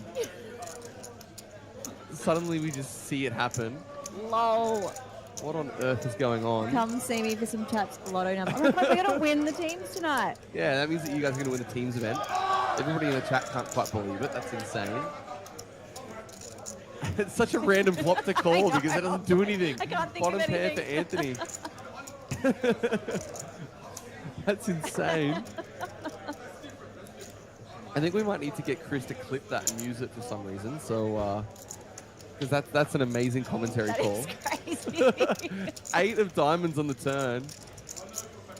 David saying, great read, more witchcraft than me. Yeah. Called it in order that we saw it as well. No, I was out of order. He said I did 6-8 Jack, but on the board, that's the way it reads. Got it. Shit, that's freaky. No swearing. Oopsie. You get me in trouble. Sorry. 8 of diamonds, and what is Anthony going to do here? Somebody says get into the main event right now. It's a fair shout. Check, it goes. Is Jaman going to improve to an ace or a jack on the end? Nope, 4 of diamonds. The Masters has just started, and I've offered to stake Joel. Right. If anyone wants to go halves, please let me know. Fair enough. Can I buy him at markdown?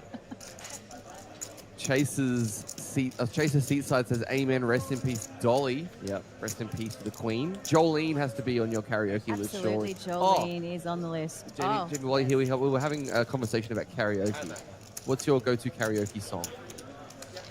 I wasn't suited, but they were the same color.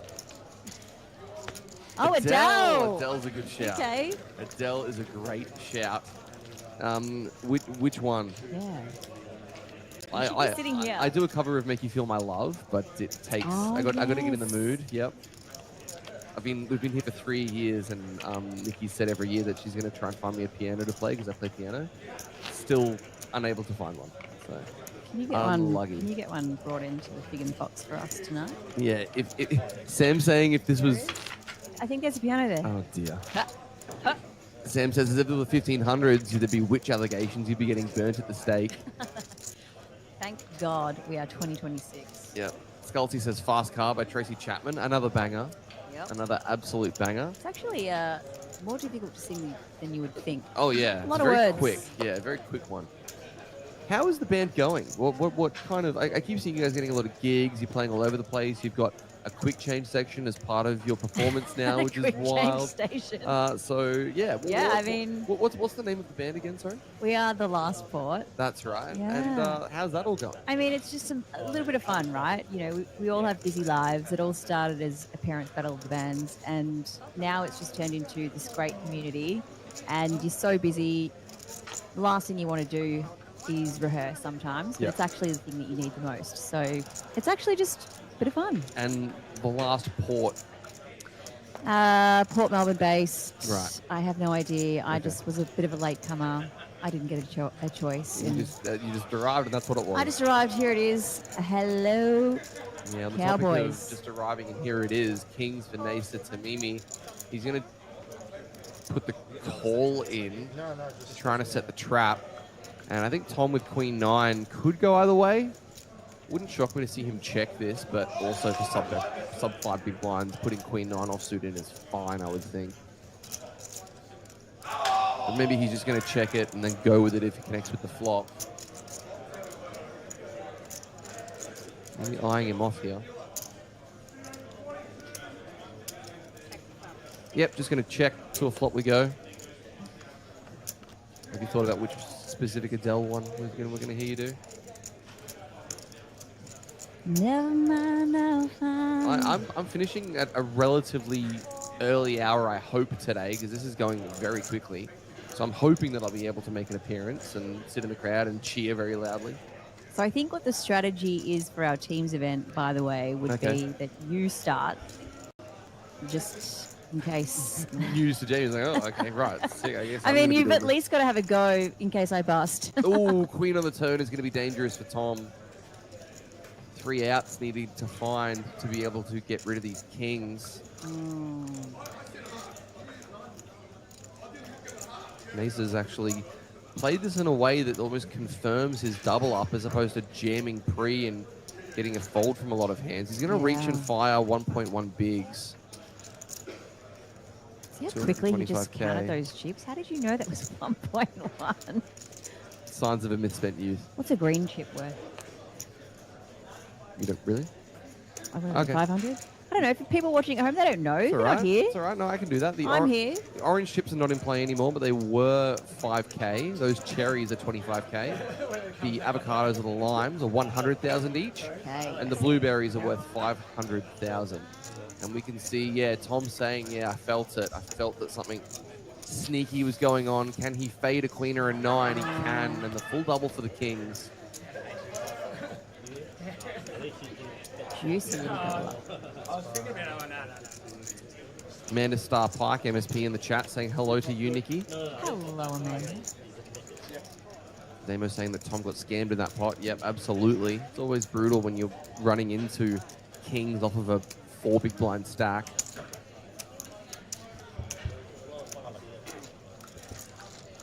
What's your favorite starting hand? Aces, obviously. I love the 5-3 suited. 5-3 suited. Yep. Any particular suit?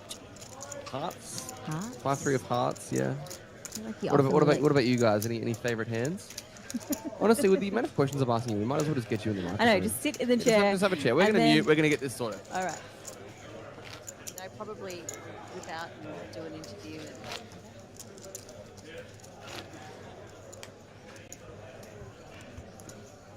It was very blended. Yeah. Easier, mate? No, he's not. Oh, I've been playing with him all yesterday. Oh, yeah. Did you fold this? Yeah.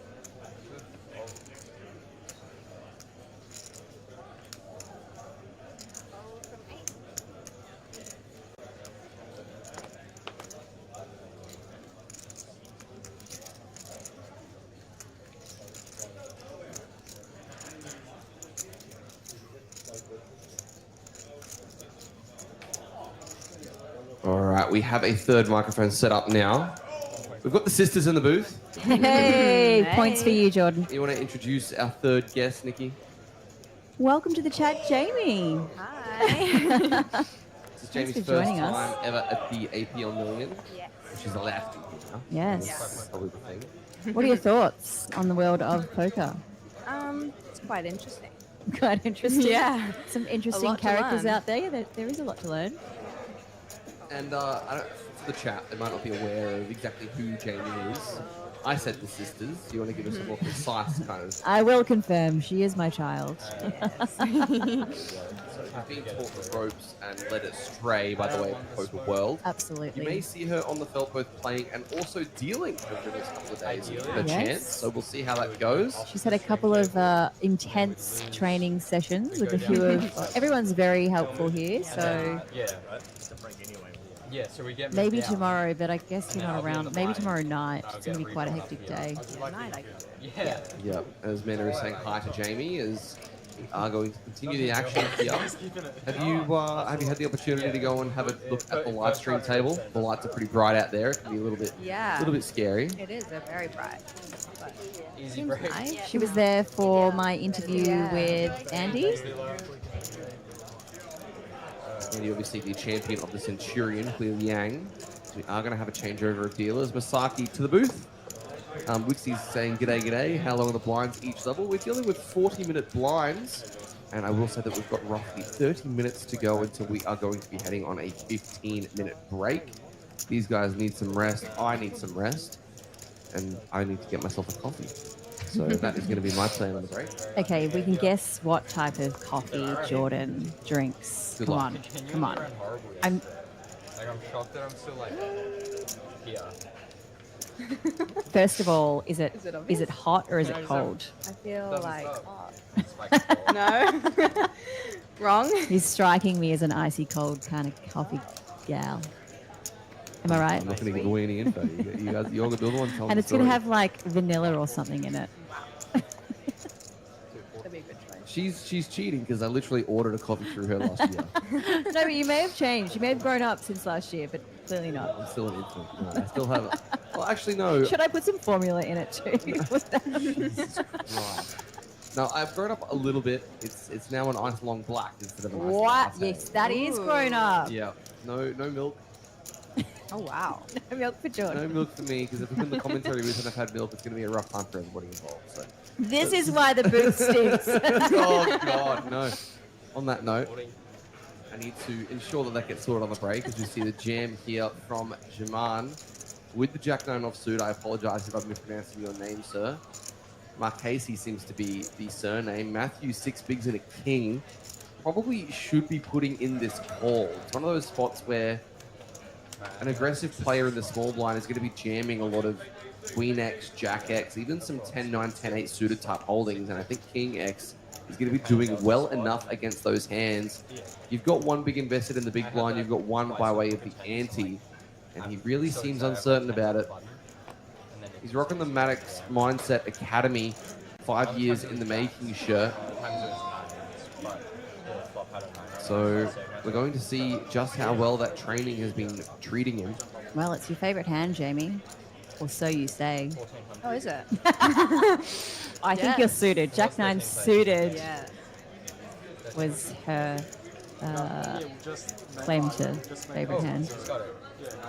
Might get lucky. Immediately after this hand finishes, I will have a question for you, Jamie. But for right now, Southport Sharks hat is being rocked and the tank is on. I think it's a shade under through. Matthew, does he have a pay jump to worry about? I believe there's a pay jump at 27. So unsure whether or not this is a factor right now. The count on the top right being 29. Could be something worth thinking about. Are you calling this, Jordan? I think I probably am in game, but it looks like he is going to let it go. Jumps at 18, so Yeah, I don't think I'm folding King 6. King Deuce, King 3 is a little bit more questionable, but I think King 6 is a little bit too strong. Good to know. So I will say there's not much difference between those ones, but anyway. Now, Jamie, your mother told me that you have a little bit of experience dealing in some little fun home games. Yeah. Do you want to tell us a little bit about these games, or is it a trade secret? Well, are we talking about our home games or your Friend games? Two types of games. All right, well, let's talk about the one that you're probably allowed. Yeah, we just do family games that I practice my dealing. Okay. But And are we talking just Texas Hold'em or PLO or any other fun kind of stuff like that? Like cash whatever the normal is. Okay, the normal one. What's the normal one? Yeah. You're going to do great. You're doing great, sweetie. We're down to 29 now. Pay jumps are getting real. Yep, not wrong. If these guys make the final table, they would have locked themselves up 24 buy-ins, which is good for $36,000. And yeah, the jump from 27th to the top 18 is going to be around 1,700, and it's going to be around 1,400 from 28th to 27th. So definitely worthwhile thinking about. As far as the runners that are left, you can see that number in the top right of the screen and the payouts along the bottom. Pretty ridiculous amounts of money, Jamie. You are excited to get in the mix next year and start playing for $370,000 for the winner? Oh yeah, I'm so excited. Oh yeah, it's gonna be great. Now I will say that the other day yesterday when I met you, your mum said to me, she said, "Oh yeah, don't go to university. Let's go to a poker series." if you were to go to uni, what are we going to be studying?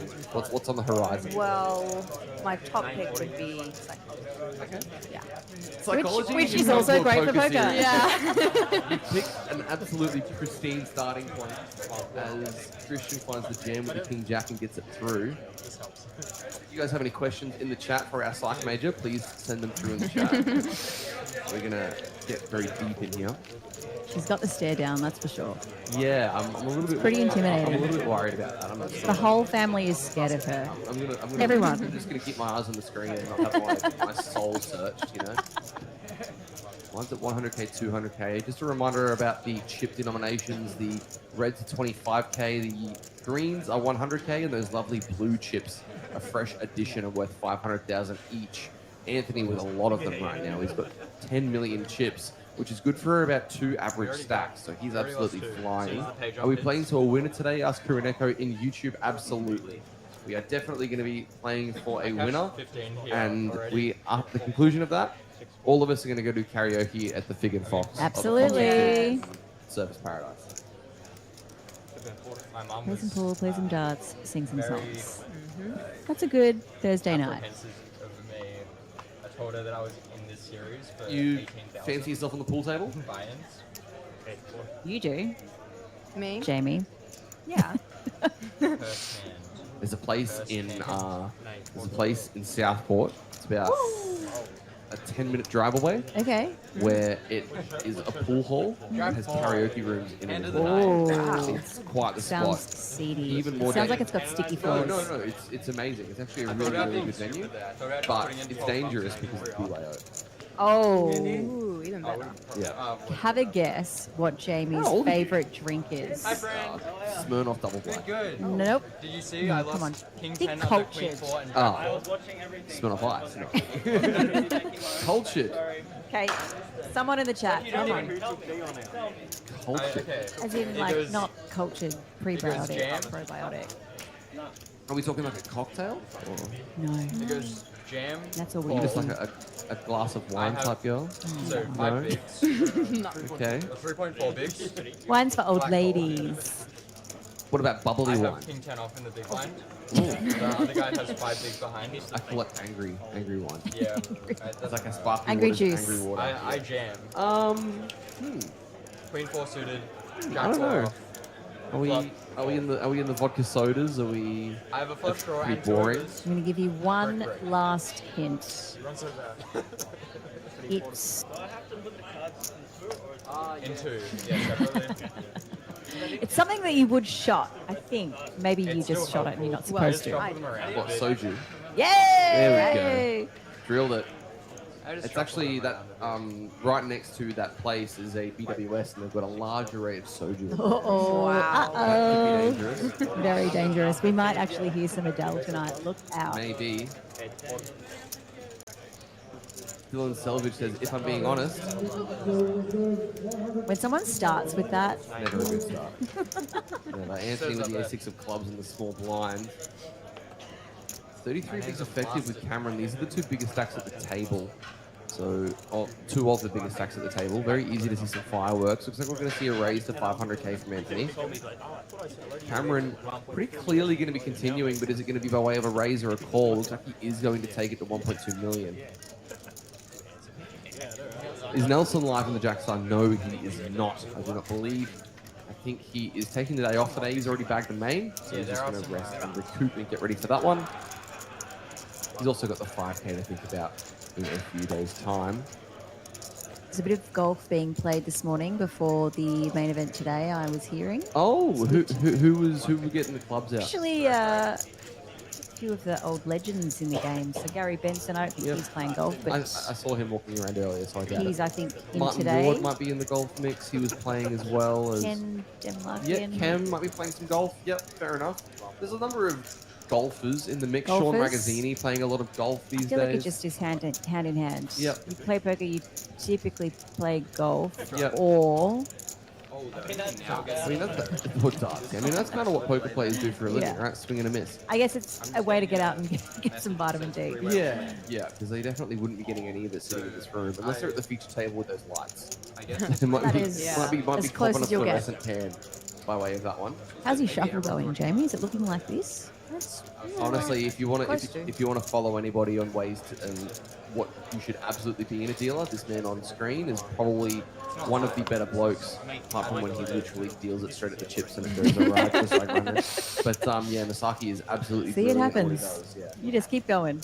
A lot of the Japanese dealers that we have here do a fantastic job. Yeah, I actually, hear they're very smooth. They are very, very good at what they My do. shoulders, like, even if I sit up as straight as possible, my shoulders. 200,000. Yeah, Looks like that player in seat 3 is a fresh face, Bowdy Tolhop. See how he ends up playing this one. Did you say baddie? That's what it says, right? It's not rowdy, is it? I think it says rowdy. It looks like it's got the curve of a B at the bottom, but it's blocked by the big blind. But I mean, I'm down for baddie. Baddie Tolhop. What a name. I guess we'll what a see name. when the chip counts appear. 10 off super Anthony on the button takes it to 400,000. Oh, you're right. Bowdy. Bowdy. It's almost like I do this for a living. Almost. Almost. I don't know how you do it. Yeah, this is Our fresh-faced friend at the table. then Rocking the faux RM, I will say. I So guess they're watching from the start. relatively snug there. It's so they don't have to wait. Let's for have the his break. greens hidden behind those reds a little bit. Get him out in front, Skip mate. ahead pretty quick. He's going to put in the call. Shane Baxter says, happy to play golf for 1,000 a hole if anyone's keen. Let me give Josh Norlock a call and I'll see if anybody is interested. Ooh, that was a big flop, but not for the guys in the pot. Jack 9 offsuit was folded in the small blind. So that ain't fun. 2 pair for Bowdy as he's going to fade a giga cooler, given the small blind is not in this. Anthony with a pair of his own. I think he's going to reach for a bet of 350 and in it goes. One bet, 350. What do you think we're going to see here? Do you think we're going to see a raise? Yes. Yes? What about you, Nick? We're just going for a call. Yep, just a call. I like calling just with the bottom 2 pairs. But thanks for playing. For the bottom 2 pairs. Yeah. 3 of spades on the turn, flush draw completing that king of spades. All of a sudden looking a lot more intriguing for Anthony. 10 outs at the top of the screen.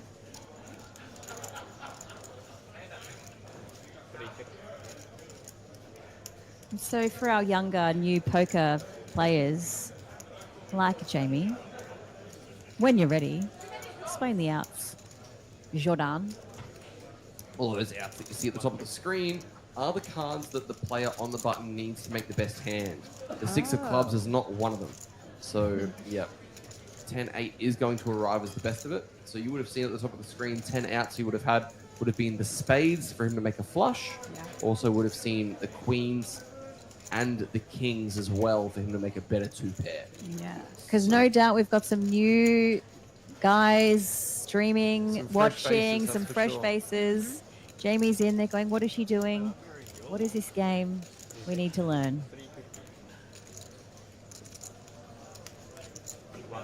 What size is Bowdy going to choose? He goes 350, so he goes very small. And Anthony kind of realizes that he's not going to have the best hand very often, but does just put the ball in. Matthew is our short stack, 5.5 big blinds. He's going to have to find a spin without the Maddox crew is going to be cheering him on. What it was. Did Didier make I it? miss you. I don't believe so. I believe Didier was a casualty late in the evening last night. There's cameras He that- was oh, on the there's feature microphones table up with there, so you have to Najim speak. and a See couple of for a others. moment. I wondered But if he made it through. I'm unsure if he made it through to today. It's a bit hard for me. I believe he was being eliminated. loud. So going to be in the main event, I would think. As that event, actually, I'm going to have a quick look at the clock to see how many entries we've got in that. I saw 336 before it kicked I wouldn't off. say repetitive. I I would wonder say if that number consistent. has eclipsed the 400 mark. Yeah.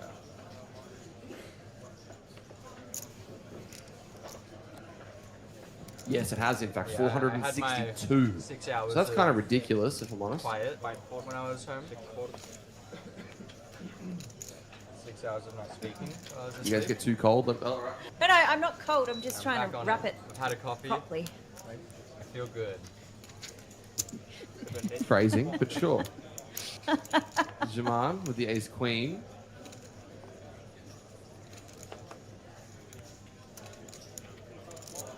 Takes it to 400,000. Matthew really just not getting any opportunity to get any chips. Good. Not waking up with any hands. Yeah. Thoughts? Sick flat. I do like it. Me like you. He's going to let it go. So you guys got any other plans for while you're here? Anything else you want to get to? We were chatting with Monkey and Berkey the other day. Monkey saying you wanted to get out to Wet and Wild. Any theme park interest? Or is it not really a thing for you guys that you're interested in doing? Not for me. I mean, I value my life. Yeah, he's still falling off. I hear the log ride at Dreamworld's a lot of fun. Too soon? But there's so much. Jamie's like, listening to me. you just spike a 3 and fall off then. I thought I had a bit more. That's fine. Anyway, Oh. yeah, not good. Okay. What about the beaches? Any Actually, beach I would like interest? to get to the beach. Yeah. It just feels like it's so far away from What? here. From here. Why did you get the tram? Like we spoke about earlier. True. Because I'm stuck here. I'm not stuck. I want to be here. As the 84 is going to let go. Are you here purely until the end of the series, or have you got a couple of days extra at the end? No, we had a couple of days at the start, so it's straight back Yeah. to the life of property. Fair enough. And how is the life of property treating you? I keep seeing look, posts of you dominating the world down there. It's So. not bad. It's pretty good. Selling beautiful luxury apartments in predominantly Bayside at the moment, so it's going well. Are we going to be seeing you on Selling Sunset or anything anytime soon? Or? Well, I don't think so. I mean, I wasn't listing Melbourne, but that's a bit cringe. Oh, really? Yeah. I mean, I didn't know I was going to be on, and people just kept sending me screenshots. Cringe. So you're not going to be joining the guys from Sydney that are in the show? Absolutely I not. really just think they are just the worst. I mean, no, not for me. I'll just keep selling. Yeah, exactly. You're not going to worry about the No. the marketing side of things as far No. as yourself. You're just going to Let me just keep selling. printing money. He's 10 for Matthew. I think this is going to be it. Good luck. And he is going to fire the chips fourth. That triangle flung his direction. It's another thing you're going to have to get used to doing, because whenever somebody announces all in, that triangle Yeah. flung that Triangle. direction. I like to say that they request the triangle. Yes. Did you hear that? You know what you mean. There was a guy that used to play EPT series, which is the European Poker Tour. Oh. And it wasn't a binding action, which means that it wasn't, it didn't exactly represent anything specific itself. But what he would do is he would go like this. Oh. And it got to a point where the dealer would just throw the triangle towards him, even though that technically wasn't Wasn't a thing. like a legal action. It was just him. He could literally just sit there and do this, and it doesn't mean Because anything. he couldn't ask Yeah. or He was just being weird. I don't actually know. But, players being yeah, weird. That was what he That's ended up doing. Unheard of. Oh. Oh, Zach in the big blind is going to have to call this, and so Matthew is going to need to locate himself a 10, or he is going to be heading to the payout desk. You want to call the flop for this one again?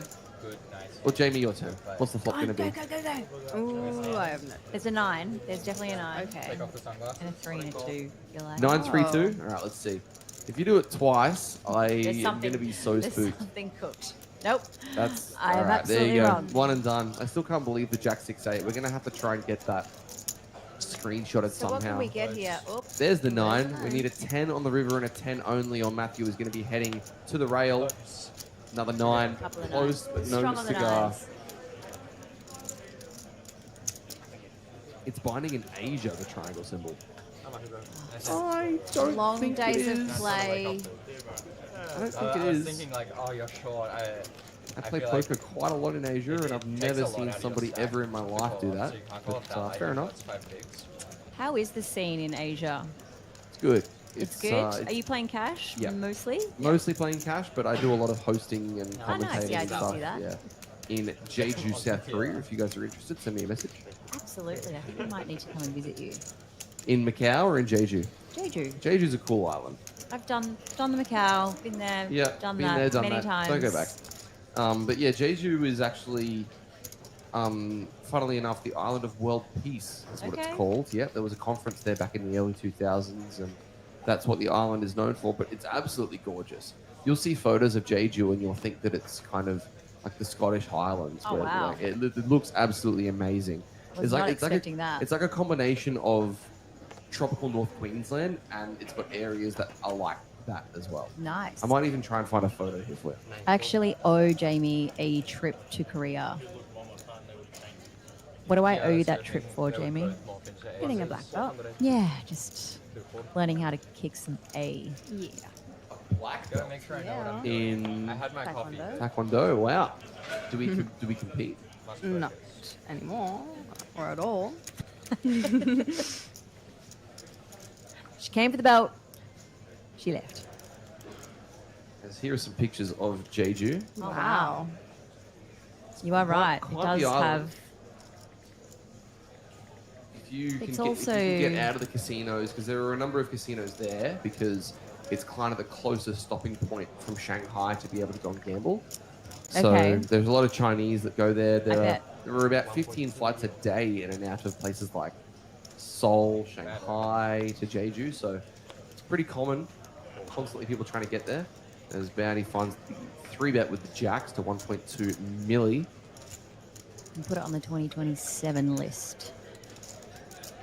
Triangle symbol is at Usopp and Poker Dream if you're referring to making the triangle shape with your fingers. At Poker Dream, really? I'll message Rex, who's the owner, and I'll see what he says about it. That's interesting. I didn't know that was a thing. If He it knows is, a guy. that's, yeah, I know a guy who knows a guy. If that is a thing, that's fair enough. But yeah, I played in Macau since September last year. I've like 600, 700 hours or so, and I've never seen the triangle symbol before. But fair enough. Anthony reaching for the ace-4 suited. What do you guys think? Do you think he's going to call? Yep. Jamie, what do you think? Yeah, I reckon so. Amazing insight here from the commentary booth. 24 left. We can see a couple of payouts in the top, in the middle of the screen as our friend is running back. Looks like Tan Hyun is still in the mix. Red-headed gentleman in the background is currently sitting at third for player of the series, and we the were ace-4 wrong. goes down. It's a very disciplined laydown, I think. Is. Getting a look at our stacks. Mesa now our shorty with 7.9 big blinds.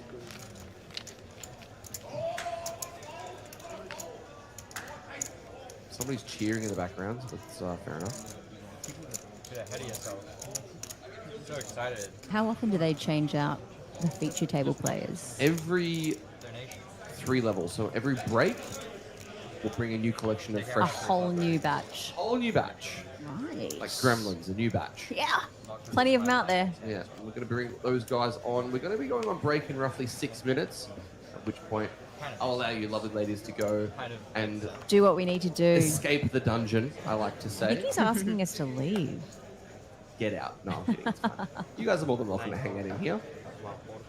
I just know that it can get a little bit boxy. I'm so focused Yeah. on the stream, and I'm doing it As again. you do the box shape As I do around the, your as I do head. the box shape. Sort of giving Vogue. Not really. No, not even remotely. Me? Come on, Vogue. You're losing your mind. I don't think I Absolutely. did it anymore because we're not at like a pay jump or anything. So Jordan, I love your commentary, but could you please pronounce it Jeju, not Jeju? I had Queen Jack suited. Jeju. Jeju? Or Jeju? You want me to say it Jeju? Sure. Yeah. Okay. I'm jamming, but if it goes like rejam, Ugh. I had Queen Jack suited and I had King. No, I 4-4. Remember I I landed in had something else. I don't know. Jeju, But that's and the why I- captain said, "Welcome to Jeju." But fair enough. Well, Queen 2 suited to Zach. He's going to let it go over to German. Or German. Or German. I don't want to know. I feel gosh. like I'm We're never pronouncing gonna get everything it incorrectly. right. It's actually very funny when I'm over there hosting. I have to announce players who walk out for the final table. oh, And 8 out of the 9 players on the final table do not have English standing names. So you can imagine my woes of trying to pronounce people's names correctly. and they're like, who is this Yeah. bloke? Who's this white dude trying to sound like, Ace 7 does not flop best. Is it worse if you're trying to It can be, yeah. Yeah. It's funny. I'll be playing poker in Macau, and I have the numbers right, so I know how to say all the betting amounts up at 10,000. As Luke Martinelli walks into the booth and takes back his headphones that he left here last night. Auf Wiedersehen, sir. Good luck today. And I'll say sizes, like for example, I say Sambai, which is 300. Yeah. And the dealer will go, wow, your Chinese is so good, amazing. The next dealer I get, I'll say Sunbai. And they go, what? What did you say? That makes no sense. That They're terrible gaslighting you. Yeah. First one's like, oh, like self-esteem's great, I'm doing a good job. The next one's like, huh? Don't try. So how do you guys have your coffees? Are we coffee drinkers in the house? I know that Nikki is a coffee drinker. What about you, Jamie? Not a coffee drinker. Not a coffee drinker? No, strictly soju. Yeah. Right. That's it. To be young. Powered by soju. Did we partake in schoolies up here? No. No. Didn't do that. All right, fair enough. Because you're still in grade 11, or no? 18 big blinds for Zach. So yeah, what happens in Melbourne actually? Does everybody go? Is there a specific place that everybody goes to for schoolies in Melbourne? Or Yeah, usually it's here. usually they come here. Yeah, I thought so, but Mum didn't let you. I didn't really know about it till Okay. it was too late. Lives under a rock. Signs of a sheltered helicopter parent used. Yes. Shh, why did you tell her, Geordie? Gosh. I didn't go to schoolies either after I graduated, but about 2 years later, I went on a 17-night cruise where for my 19th birthday, or for my 18th birthday at the time, my grandparents got me the drinks package, which covered every drink up to about $20 How in good value. are your grandparents? So for 17 nights, I was having cocktails by the pool of an afternoon. I was having tequila shots before dinner and Jaeger bombs for dessert. Oh dear. It was quite the time, and I like to say that rather than schoolies is when I like to drink. So, yes. Cruises? Have you been on any cruises? Absolutely not. Really? Doesn't interest you at all? No, not for us. Don't knock it till you try it. I also. mean, no. Have you not seen that doco on the cruise and they're The poop out and they're cruise? stuck and no, that's killed it. Never doing it. Don't knock it till you try it. Anybody in the chat being on cruises? I absolutely love it. It's a lot of fun. Such a cruise type. Trivia every day, karaoke every night. The drinks are flowing. Everybody's having a great time. Sounds See, good I feel to me. like you'd have See? to rule out. You'd be down for a cruise? Absolutely. Oh wow. Okay. Give it a go. Go. You I would categorically say that if any guy was into a cruise, I'd be like, not for you. He's not for you. There's a cruise that you can get from Melbourne around New Zealand for about Okay. 13 nights. Unbelievable. Okay. Checking out Milford Sound, going to Aotearoa, going to Wellington, Christchurch, Rotorua. Imagine Amazing. being stuck on a boat. Honestly, the days on the boat where you don't have a port are some of my favorite days on a cruise ship. You just get up to no good. Okay. Lazy says, being on Take your two word would for not recommend. Man, you're not selling it well. I'm trying to... This is a sales pitch here. Leave me alone, all right? Do you get any kickback from selling a cruise? No, I wish. I'd never shut up about it. Looks like the 8-6 is going to get that one through. Christian's not going to bite. Come on. You got to give me something for that. I don't want to pay my extras. Bump, bump. Christian's not going to bump. Yeah. You see the name, right? You see the name? 15 minutes to get all the TV You see the surname up there? Do you get it, Jamie? Do you get it? She's like, Oh. give him a Pretty little. funny. You're so She funny. finally landed there. The Aussie says you could sing Lonely Islands, I'm on a boat all day and night. It's actually banned on the cruise. You're not allowed to do that one because otherwise everybody would do it all the time. Seems like no more breaks seems bad. I don't know. Any Rumpelmans enjoyers? No. I always get the drinks package when I go on a cruise. I'm surprised I don't go bankrupt. Yeah, and I'm surprised my liver doesn't explode. Who knows what they are watering down the booze with, though? When I was on the most recent cruise, there was a bar called the Alchemy Bar where it was mainly cocktails. Yeah. I did an $80 alchemy course, which is like a cocktail making course. For guests to For do. guests to do. I reckon they served about 12 shots of alcohol and 4 cocktails. Wow. And I got back to my room and I passed out. It was I guess the they're best. just like drink until you can't stand. Right? Basically. And on cruise ships, because it's rocking, you can't really stand anyway. Worse. No, I'm kidding. You barely feel it, honestly. It's such a large ship that you barely feel it. Tell us about the last time you were on a boat, Jamie. I don't know. Yeah, you wouldn't know. Oh, She was best right. Right. Ace Queen for Tom. Jaman with the Ace Queen suited.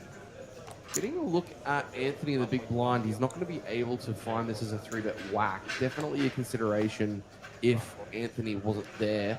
Looks like the 3-bet's a 1.1 million and back over to Tom. Interesting size as these guys are standing up. Getting ready to go on a break. We're going to be heading there after this hand. Tom giving him the stare down. We were talking about this yesterday in the booth. Luke Martinelli saying that Tom Amir has a pretty brutal stare down, and we're definitely seeing it right now. I think they move us.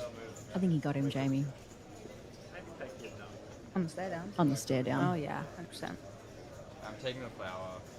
Tom's not a psych measure, so he doesn't have the looking into your past stare down. You know? Is he going to be looking to pass this one up, though, or is he going to be requesting the triangle? He does jam. Jaman snaps it off, and these guys are going to be free rolling against each other. Hearts against clubs. Both suited. Now, do you remember the order I want of the power. suits? I want pain and power. I don't care who Why it are you is, but shaking your head? I want That is not a red thing. black. As far as strength goes, Yes. no. Why am I voting Jack 4? It's not a thing that is not common when you're playing this game. No. Spade on the turn means that these guys are going to chop it up, and we're going to talk about the What's order. the highest in the deck? Highest ace in the deck? The suit. To be honest, I don't know. Ace of spades, I think, maybe?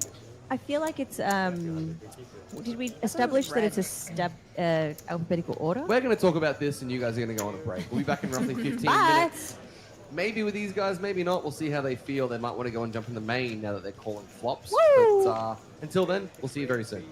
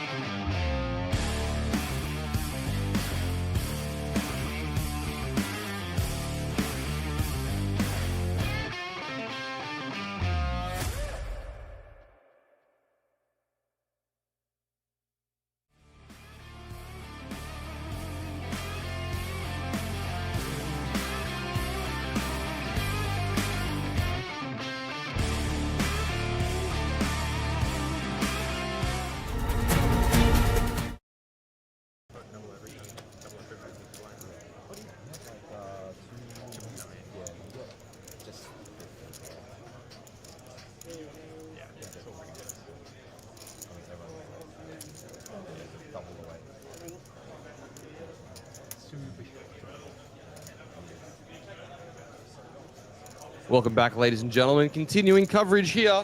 Down to 23 in the Jackstar Super High Roller. Nearing that final table ever so quickly. King Jack, King Queen. Turn card. 10 of diamonds. Needs to hold. Can do it. Full Michael Bublé there for the King Queen of diamonds. AJ with 12 bigs. Jason Wong, our chip leader at this table with 11.1 million.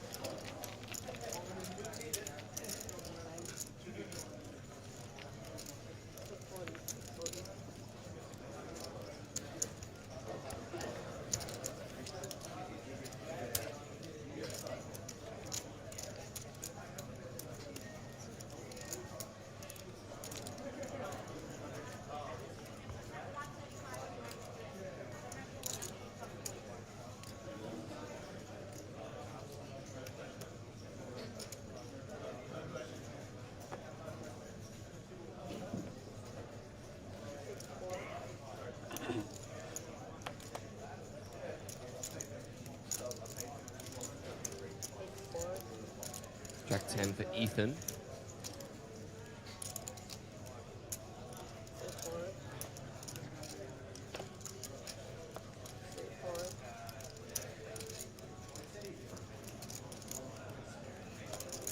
It looks like we're going to have somebody joining us again. Fresh off the back of a dusty, dusty morning.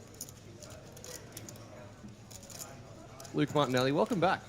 Thank you very much. How you feeling? I feel a bit better after a couple of glasses of water, to be honest. Good work. But nah, I like to keep it fun here down the hotel, don't we? I was saying earlier that it was very funny earlier on when, or last night when we were kind of getting out of here, we walked out with about 20 glasses. Yeah. Not quite sure how they all piled up like that, but... I know how they did. You're a menace, that's how. Anybody you recognize at this table? AJ Antonios with 13 big blinds. Jason with 11.1 million. Jason Wang, I believe. Yep. I think they're gonna fix that up. Yeah, I think they might have to make that change. Yeah. Apart from that, Timon as well. Yeah, Timon from last night. Glad to see he's still got some chips. Michael And apart from that, no, I don't really recognize anyone else. What about you? Do you know anyone? No, not really. This is a fresh collection of faces to me. We had Tom Amir on here just before. He is now down at the outer table. He managed to find a little bit of a spin, but ran into a couple of other spots that were a bit annoying. But still in this one. It's getting pretty deep now. Yeah, 23 players left, fewer in real time. And what alternate are you for the main event? I'll have to make sure I get that clock up here so that you can keep track of that. Yeah, I am. I think I'm 180. So still 50 people off or so. They're dropping pretty slowly at the moment just because it's so deep at the start. So not really expecting too many tables to free up anytime soon. Yeah, let's see how we are. 136. 136? So yeah. Not too bad. Hopefully it doesn't take too much longer, or over 500 entries in that flight, which is kind of to be expected. Do we know how many entrants there have been so far overall in the main event? I actually don't know. I saw someone post somewhere that it's like been on track with last year, like almost exactly, I think from the last flight. So there's probably about 1,500 so far. That would be my guess. Let's have a look. Redraws is what we want. Ace 10 for Jason finds the 3-bet. Back over to Rob and the hijack. Yeah. Bit of a loose open from Rob. Not the kind of person you'd expect to be opening Ace 4-0 and the hijack there. just based on how he looks.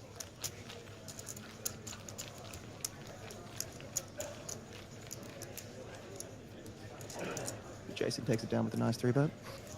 All right, so getting a look through the total so far. table's pretty short, right? The entrance last night's hasn't been updated. There was 278 entries. There's 500 today for a total of just over 2,000. Just over 2,000 so far. So with today's flight going to get bigger, and then tomorrow, which usually gets truckloads over both the flights. Yep. It's going to be interesting. Maybe it'll just eclipse the 3,000 mark. That's probably what my guess would be. How much did it get last year? 3,300. 3,300. Yeah. So it's a bit of a tough ask to go over that one. But Yep.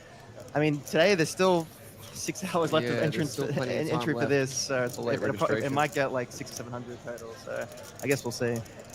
Looks like so far the guy that bagged the most chips, getting a look overall, looks like Smiley or Kuruchuo Ozawa bagged 855k. Damn. Which is That's almost 30 stacks. That's quite the nice I've bag. seen. Yep. Rana Bose, 539. Troy Sweet, 508k. Katie Lowe. No, well, that's actually not her chip stack, unfortunately. Right, okay. They put an extra 0 at the end. Oh, so it's 49.5. She bagged 49.5, yes. I mean, still, I mean, Wow. bag's a bag. Jason just opened jams. Oh, I thought that Ace Queen folded. No, Ace Queen calls. Yep. Which is what I would have expected. Jason just open jamming pocket 6-0. I didn't quite see the stack sizes, but I assume it was sub 20 effective. That's why he's gone for the shove. Let's see how hot is Jason running. Yep, He's let's been running find pretty it. good this series, Yeah. so I wouldn't be betting against him, but we'll Yep. see. Are we going to be able to see the ace or queen, or if the six is going to hold? Ace high flop. Excuse me. Looks pretty good there. Needs to fade 2 6s on the end. Is it going to be able to be done? River card is an upside down 6. Not quite. Full double for the ace queen. A couple of guys saying that they were seeing AJ on The Traitors this season, which is a TV show. He was on Survivor and now The Traitors, I believe. I knew he was on Survivor. I didn't know he was on another TV show. Silly Horsey with an update saying, I recognize AJ from the current season of Traitors running. He cried in like every scene. Really? Yeah. Is that part of this? Is that part of I the strategy? Like, probably- what kind of show is it? Do you know at all? I have absolutely no idea. Is it like similar to? I guess it's probably similar to Spy. Honestly, I can't remember the last time I voluntarily watched an episode of something on like free-to-air TV. I completely agree with that. Yeah. Once you go from like watching stuff with no ads, going back to like, imagine watching a movie with ads. It's just like insane to me now. Like just thinking about that. Well, imagine going to watch like NCIS or something on TV. Yeah, like why? Why? You don't even get to choose which episode. No, it is. no. You have to just jump in wherever they're at. It's pretty crazy. Oh man, yeah. So we've spoken TV shows a little bit. Is there anything that you're specifically watching like right now? Like if we pick up like Netflix or Prime, what's your most recent watch? I'm watching Pantheon. Okay. I've heard that show. It's like it's not the show you want to watch if you're worried about AI at all. Wonderful. What else am I watching? I've just started rewatching The Wire. Okay. Yep. one of my I favorite was shows. watching The Wire recently. Yeah, it's just Great show. Yeah, one of my favorites. Obviously, you would have chatted with Abity about The Wire. Yeah, I mean Yeah. he was like from that area. Yeah, well, he told me that he grew up there, obviously in Baltimore, and he said that he at one point met the guy that one of the characters was based on, Idris Elba's character. Yes. Yeah, Yes. which is pretty hectic. Absolutely. He's like, this may seem far-fetched, but they actually had to like lower it, like the severity of it for the show. Because yeah, otherwise I you did wouldn't hear believe about it. that. Yeah, the guy who created the show actually had to like take out some of the stuff Tone that happened in things real life down, because yeah. otherwise people would have thought it was too unrealistic. Yeah. Yeah. And I started watching The West Wing. You Yep. know that show? Yep. Yeah. Amazing writing. That's Aaron Sorkin writing. It that one, is. yeah. It is. Have you watched The Newsroom? I've seen the first episode of it. Yeah. I'm waiting to watch it with someone. That's Yeah. why I Newsroom haven't is watched that fantastic. yet. I've heard that's yeah. great. Yeah. Admittedly, the first season's probably the high point of it. Yeah, They it get drops off a it little gets bit. cancelled towards the. It gets cancelled, and the last season feels very rushed. Okay. But it's, That happens it's with still a few very good show. That happens with a few HBO shows, Yeah, I think. yeah. To unfortunately. be honest, I love anything Sorkin is affiliated with. The Social Yeah, Network is one that's of my what- favorite movies. Same of all here, time. one of my favorite movies of all time. I remember I saw that when it came out in the movies. Actually. Oh, really? Yeah, that's how old I am. I guess. So that movie is like almost 20 years old now. Almost close. Oh no! No, sorry, 15 years old. 15 years old. Yeah, 2012. I want to say. 2012. Yeah. So we see the 8-5-4 flop. Timon just defending the ace queen in the big blind against the hijack open. Hey fam, with that ace of hearts. Have you ever seen? This is a bit of a shower thought. Have you ever seen the movie Dazed and Confused? I haven't. No. Oh, you haven't? Okay, then don't worry. I was gonna say. Is that the one with McConaughey? It is. Like it is the one with McConaughey. I know a bit about it, but I've never actually seen it. I was just because you mentioned Troy Sweet before, and he actually looks exactly like the main character. Right. I've been waiting to bring that up with someone, but right. Okay. no one's seen it. All right. I'll have to check it out. I'm gonna look at it right now. Okay.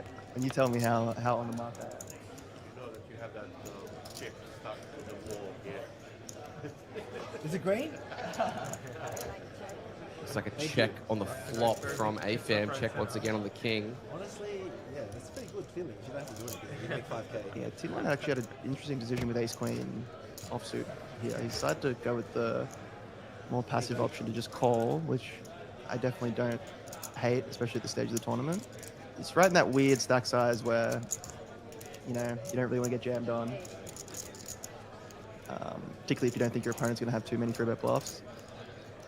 The one in the middle? No. Let me get the guy who I'm thinking of. King of clubs on the turn, bet of 780. Roughly half pot, and a fold from the ace queen. Best show nobody watches is The Leftovers. 3 seasons of pure perfection, I've heard. Okay, yeah, sure. Yeah.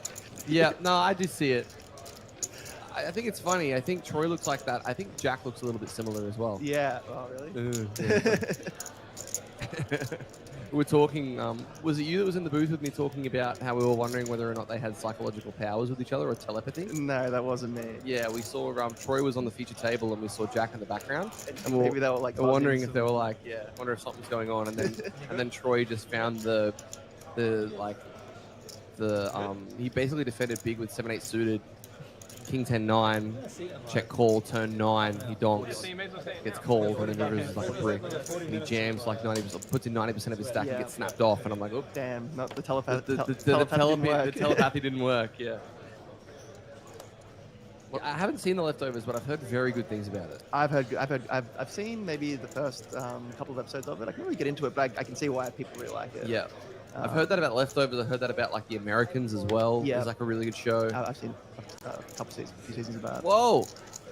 Camera doesn't want to work. Hopefully that fixes up a little bit when we get back. Timon in a small blind. Who's in the big? Rob with 14. With King 10-0, do you find yourself just ripping this? For 12 effective? Yep. Yeah, I think just shoving is the best play. You don't really want to limp, and then if you get shoved on, you're in a little bit of no man's land. I guess if you raise and get jammed on, you kind of have the same problem. Yeah. Don't have the best playability post flop just because you're offsuit. If you do call here though and get shoved on, I think you just have to call. The reason why you would call here is because you're essentially inducing this hand, right? You wouldn't want to limp fold a hand as strong as this. Yep. Blind be blind for 12 big blinds. So, and he's gotten. Maybe he's limped this because he knows something we don't. We've seen Rob take a couple of aggressive lines here. I don't love his hand selection here with Queen 8 suited. I think either we want to jam this or check this one back. We're kind of giving our opponent the option to... You're 0 for 3 so far. I am. Yeah, maybe that's why I'm sitting in here. Oh, top pair now though. Do we see the limp raise call? Yeah, well, okay. To be fair, when it doesn't go all in, I don't hate just calling and keeping in all your opponent's hands that you might have dominated. But yeah, not quite too sure. I think I would have liked to have seen a check back, I guess, with Queen 8 suited. A jam over a limp wouldn't have been the worst play either, I suppose. As played, Timon is going to fire this turn, and Rob just with Queen high.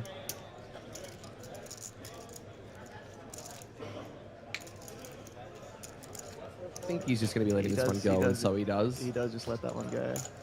I'm trying to think of other shows that I've been watching recently. To be honest, I'm a bit of a rewatch guy in the fact that me too. There'll be some shows that I'll kind of go back out and I'll watch and like I'll enjoy, and I'll have to wait for seasons. Like I watched the first season of The Diplomat on Netflix, which I thought was like really, really good. Yeah. But then I watched the first episode of season 2, and for some reason I never wanted to watch any more of it, even though it was fine. Yeah, I just can't get into Netflix shows at all. Yeah, I don't know what it is. They just feel like they're like not written by real people almost. Yeah. You know what I mean? Like they're just trying to maximize the number of Of clicks and engagement. Yeah, and stuff. it gets a little bit boring, I think. The one that I am watching recently is Ted Lasso.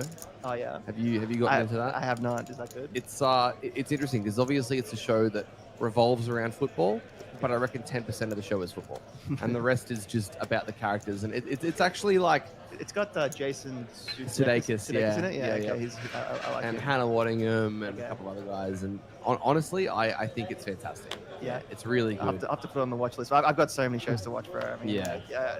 There's just so much good stuff. There really is. Yeah, and I'm finding myself whenever I'm like waiting for episodes of stuff to come out because Ted Lasso is currently releasing an episode a week. Mm-hmm. I find myself going back to watching The Mentalist. The Mentalist. Mentalist is a bit of a throwback, but like, I haven't watched it in its entirety. I'm like watching through. Yeah. I'm watching through season 1 whenever I'm not watching anything else. I think there's a lot of those shows that like from when we were younger that like because we only used to watch them on syndicate television or whatever. We didn't actually. I didn't watch all the episodes of them. Even something like The Simpsons, right? Like, it was on every night at like 6 p.m. But I'm sure there are a ton of episodes that like. I've missed in between. Well, it's like House. Like when I was exactly much exactly younger, like House. I would watch House as a kid, but like with the ads and whenever the episodes would come out. But I never really paid attention to like the episodic part of the story because I thought it was just to show like. I think when I first started watching House, I just like hopped in like, midway through the second season. Because that's what you had to do. And, you know what I mean? And now I think I've gone through and watched season 1 to the end of season 4, maybe like 6 times, and never watched further than that. I don't know why. Again, I don't know why that is. Is that before or after he gets like really drug addicted? That's every season, bro. Okay, I mean, but before they make it like a major plot point or whatever, you know that season where. No, season 6, episode 1 is when he's like in rehab. That's when he properly goes to the facility and does stuff. And 5 Rivers, the Ace Queen's gonna fund double up. But season 4, or I believe it's season 4, is the one where he gets a new team. And that whole season is so much fun because I love that season. I love that. Come in and like 13 it's and Cutthroat Bitch and like all these characters are so good. Who do they get? They get like one of them's like Olivia Wilde. Yeah, Olivia Wilde's 13. Yeah. One half of Harold and Kumar. What's his name? Yeah. Kumar. Yeah, Kumar. I can't remember his name, but it's really funny. Fun fact about that specific guy is that he was on House. And then in season 5, he got written out of the show where basically had his character commit suicide in the show. Oh, really? And dude, spoilers! What the hell? It's a whole major plot point. But the reason behind it is he actually became a member of Barack Obama's presidential correspondent team. Oh, he actually became like on the press team. Yeah, legit. And it was like, I was like, oh man, that's so crazy. Why are they writing off these characters? He's one of my favorite characters. And then I read that, I'm like, whoa, what? Like, obviously, seems like a pretty fair good enough. reason. Like, do that. Yeah. So yeah, that was like so random. Yeah, but usually when people get written off like that, it's because like everyone said hates them or whatever. Yeah. They're a bit abrasive. I think that's what happened to Susan on Seinfeld, right? Oh, okay. I didn't know, apparently she was like really conflicting with cast and stuff, and they just like they wrote her off in the funniest way possible, I guess. By making her like lick the envelopes and die. Thoughts on Severance? Love season 1 and thought season 2 was utter slop. I haven't watched Severance. I've seen Severance. Really, thought season 2. I didn't think season 2 was that bad. I think maybe in comparison to season 1, it wasn't as good. But there was definitely a couple of episodes where they went a little bit out there, I would say. Have you seen Succession? Yeah, that's one of my favorite shows. I just finished rewatching that. Yeah. Again, never seen it. You never seen it? No. Oh my god, actually, you have to watch that one. No. I think I watched the first 20 minutes of the first episode. Okay. In the first episode, isn't the old man like really sick or something? And he like he like wets himself or something. Yeah. He becomes incontinent. Like and then Jeremy Strong. Yeah, Jeremy Strong has this like moment where he goes into this meeting and everybody basically just treats him like a child. And I'm just like, man, what the hell's going on in this show? Yeah, well, it's one of those shows that actually gets a lot better on a rewatch because you actually know what's happening. The first time you're watching it, you kind of just like you're just hit by all this different corporate, silly speak, basically. I mean, they do that really well. Ooh. 10 on the turn. 10 of spades as well. To fade the queen on the end. Ooh, paint, but not quite. These are the ones you need to win when you're defensive. Yeah, absolutely. Other show that I've seen the first couple of seasons of that I definitely want to go back and watch in its entirety one day is Mr. Robot. Oh, I haven't seen that one. Brilliant. Season 1, and from what I understand, the remainder of the seasons, apparently it's absolutely fantastic. Also another HBO show. I think. HBO? No, that's is it FTX? FX maybe? FX maybe? sorry? Yeah. But yeah, also fantastic. New show from Vince Gilligan, Pluribus, is really good, but apparently is like 3 seasons apart. So yeah, I've heard good things about Pluribus. Yeah, I thought it was pretty good.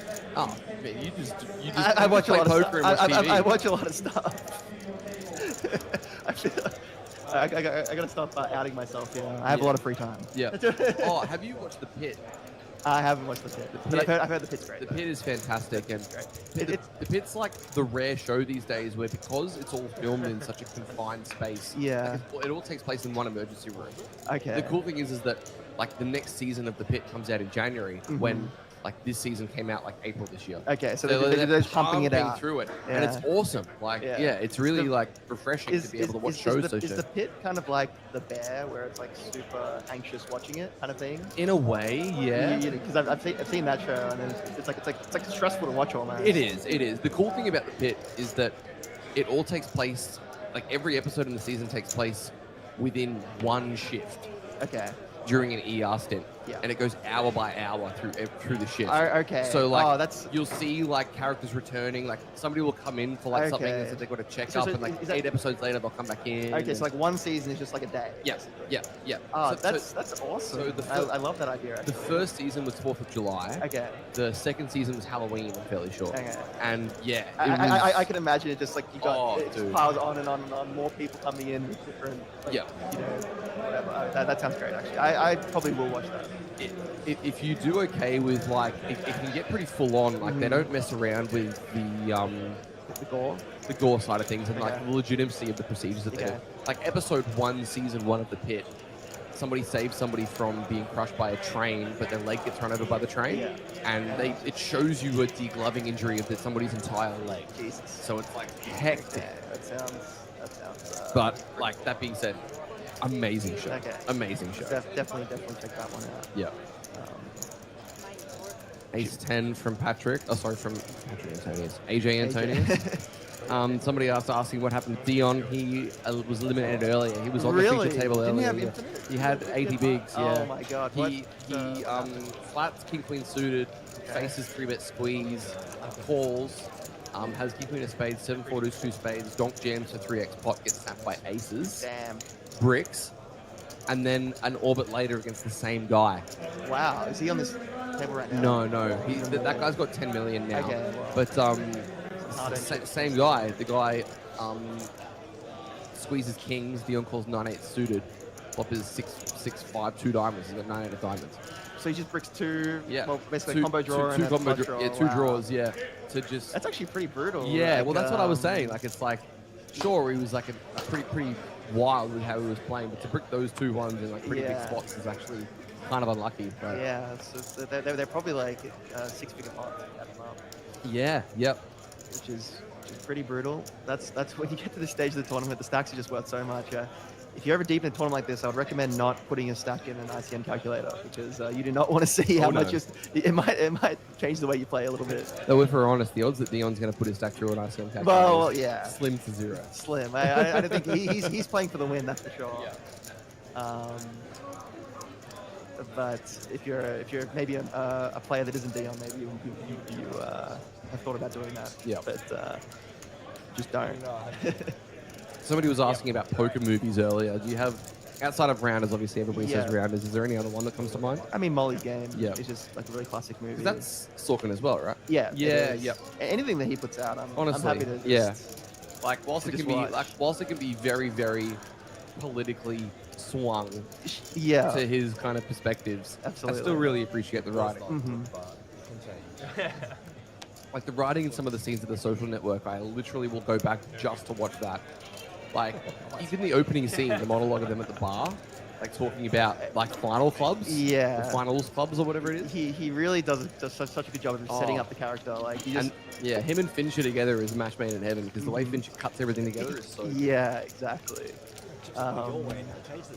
Probably the worst poker scene, or maybe the funniest poker scene, is probably that one from In Time. Oh, dude, That's that's hilarious. I totally forgot about that. This guy just like Calls off his life with a gutter. No, he calls his life off with a gutter. Oh my god. But he spikes it and then needles the guy. I mean, I think he left himself with 60 years left in the ring. Or maybe maybe No, he left himself with 10 seconds on the end. Yeah, well, I mean, when he went yeah, off, but when he's on the river, I mean, the pot is 500 300 years, years yeah, or whatever it something, is, and he's got 1/10 pot behind, so he's called up the turn. It's actually one thing that I would love to do one day is set up it's like a group kind of review. Oh, you want to do hand histories from classic shows? Yeah. I really want to do the one. Have you ever watched Billions? I haven't. So Billions is a poker scene where it's this tournament, this charity poker tournament held between these different hedge funds. Yeah. And it's called the something championship. It's some real cringe thing. Okay. It's like the poker episode, basically. Basically, essentially, yeah. And they make references to this guy beat Phil Ivey, and this guy did this, and this guy did that, and I'm just like, come on. I'm sure he did. The very last hand of the show, of the episode. This chick's heads up with this other guy who's been talking smack the whole time about how he's the best poker player. He's about to get shown. Yeah. He makes this, he jams river, and she says, time. Gets up and goes for, obviously, time-out conversation. Talks to this about this, that, and the other, and says oh, no, I'm just stalling. I know that I think I have it figured out. I think I know what's going on. I know what decision I have to make. Walks back to the table and spouts something about how he missed his combo draw and he's sitting there with 5 high and that how he doesn't have the best hand and blah, blah, blah. And she calls and he has 5 high and she rolls over 6-3-0 for 6 high.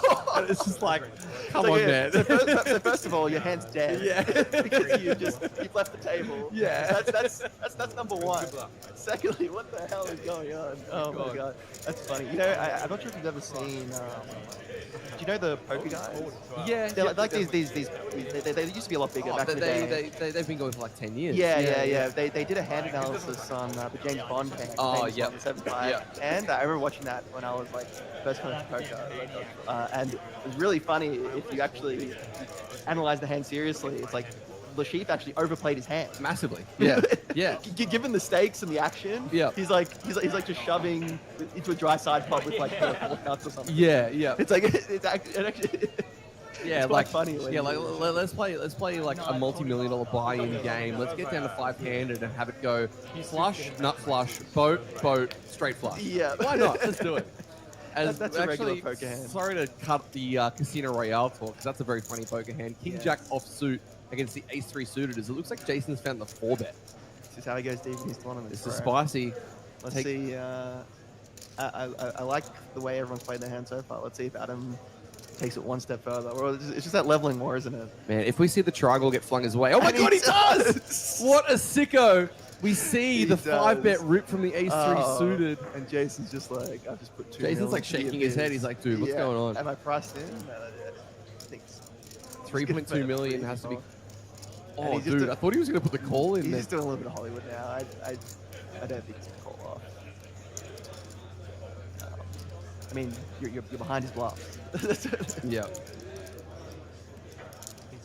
Somebody said, Numa says 10-9-0-1 3-7 King 3-7. Isn't that a chop? Wasn't that putting the board? Anyway. Jason, what's it going to be here? Surely you can't put this call in. Everybody else is waiting for this hand to kind of complete. Yeah. We're kind of turning this into a bit of a movie podcast. I mean, a TV show. Hell yeah. Let's talk movies.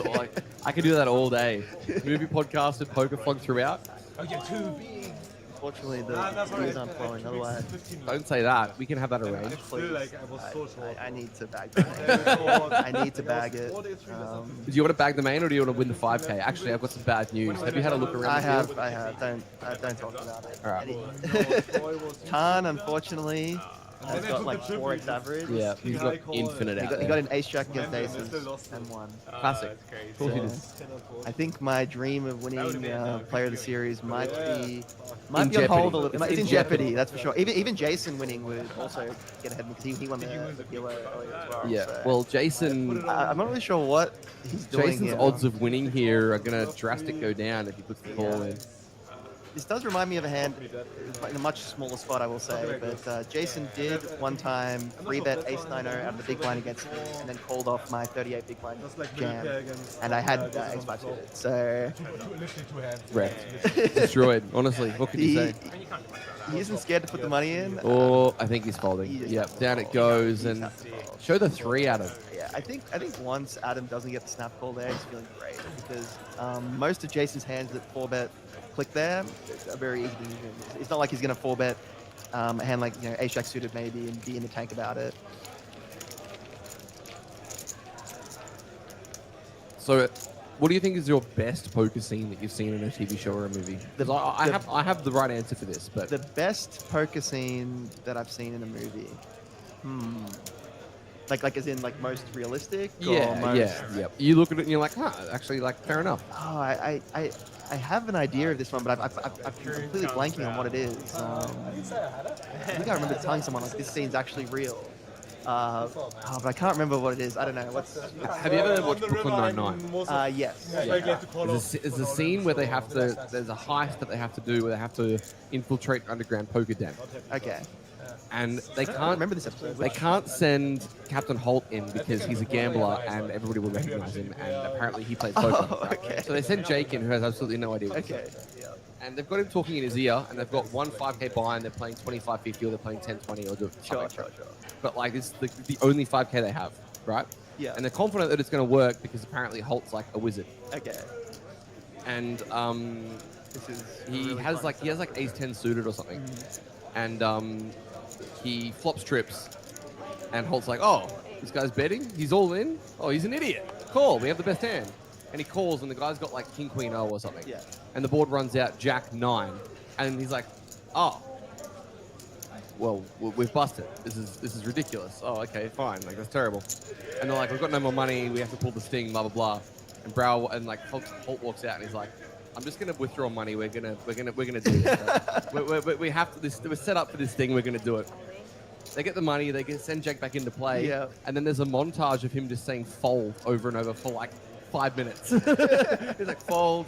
You have to fold this. So he actually is a good player. Yeah, he's actually a good player. He's like, do we get to play it all? And then at the end of the night, Jake like ends up making like hand after hand and stacking the table and just like running over people. Oh, that's hilarious. But like, it's actually like really well done in the sense that he sits down for one hand, gets snap cooled, has to rebuy, folds forever, and then like. That sounds like a very typical session catch. Yeah.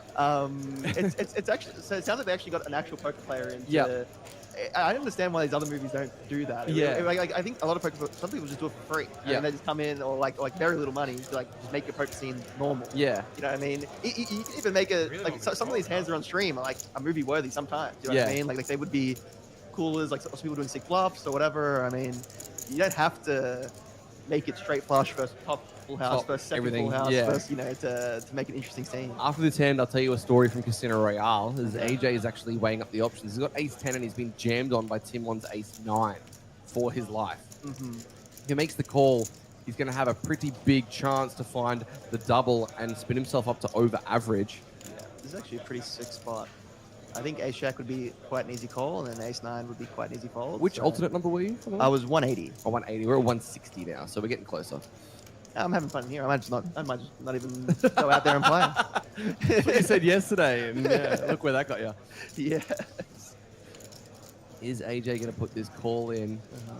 I think if you're playing against like a perfect opponent, ace-10 would probably have to call here. You're just going to be dominating so many of the rejams, and the top of the range is going to be inducing as well. So ace-10 is not going to be in bad shape that often, apart from when they have ace-king, ace-queen, ace-jack. But I think a lot of people, especially deep in a tournament like this, aren't going to be rejamming as wide as they should be. I think Timon's hand actually should probably just defend pre? Probably just call pre-flop, and we'd rather jam like some lower aces. To actually generate some better folds, some folds from some better hands. Although ace-10 does fold in this instance, so that's. But you will be folding out ace 8 through ace deuce, whereas if you shove ace 5, for example, you get to fold out those better hands, which is a little bit nicer, and it also plays a little bit worse post flop. Yeah. But you might be thinking out of position against one of the better players in the field, just High jam variance, and- take it. Yep. Yeah. Especially AJ is going to be opening pretty wide there in the cutoff, I would imagine. He's not going to be playing scared at all. Yeah. So going back to Casino Royale, there was an interview that happened with the guy that played Le Chiffre. What's his name? He's the lead in Hannibal as well. Yeah. You know who I'm talking about, right? So he did a video where he broke down his career, where he went through all of the videos, like all of the films that he's been in, talking about the different characters that he played. Yeah. And he got to Casino Royale, and he said that it was actually really difficult filming Casino Royale because all of the other guys at the table actually were decent poker players. Like they'd played home games or they played at casino. But Daniel Craig had absolutely no idea what he was doing. Like absolutely zero clue. And he said that it was a little bit annoying playing Le Chiffre knowing that he had to lose, and he had to lose to that guy who's just useless. I mean, just show him a few episodes of what's it called? The Poker Guys. High stakes poker or whatever. High stakes poker, yeah. And then just, I mean, he did a great job acting in that scene. Well, so. that's like when Le Chiffre was like riffling chips, is literally just him. Apparently, he just like plays a fair bit. Oh, Like, really? He actually really enjoys it. Yeah. That'd be a fun guy to have. Yeah. I mean, yeah. With the bleeding eye and everything. Adam Cosenza, 8.6 million is our current table captain. Ethan Ash Shorty with just over 3 million. If I didn't see that hand, I think. Yeah. Yeah. With the chip laid the table. I'm sure his heart was pumping when that one. Maybe not. Yeah. The worst, one of the other worst poker moments that I've seen. Have you seen the movie Crazy Rich Asians? I have not seen that movie. There's a scene at the very beginning where it's demonstrating that the like one of the members of this family, of this crazy rich family, is like she teaches. She's a professor at a university, and she's using one of this like thing to teach body language, and like kind of picking up on whether people are lying to you and stuff like that. And she plays against one of her students poker in the middle of this lecture hall. Yeah. And the hand is just so dumb because after the fact she talks about how he was giving away this info, that info, and I'm like, the hand's just a cooler. What are you talking about? How can you be giving away info when it's legit like second nut straight against nut straight? It's just like the chips are going in. It's Just just shut a cooler, up. and now you just ragging on the guy. Yeah. Yeah. Yeah, there are so many shows and stuff that again, I would love to get like for lack of a better phrase, like guys like you, like somebody that's like played for like such a long time at very high levels, to just be like, come on guys, like what are we doing?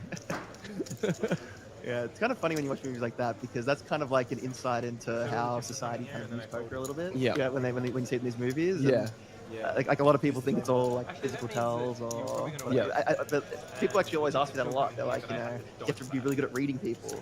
And I mean that's one facet of the game, but I think the most important part is actually just being good at poker. Yeah. Being good at poker is like 95% of being a good poker player. And it's kind of interesting when I try to explain to people, like for example, I try to explain to my parents when I was first starting. I was like, how do you like study? And I'm like, well, like to put it like in real simple terms to make me sound as smart as possible, I have to have a different decision for every single possible hand I can have on every single card that can come out.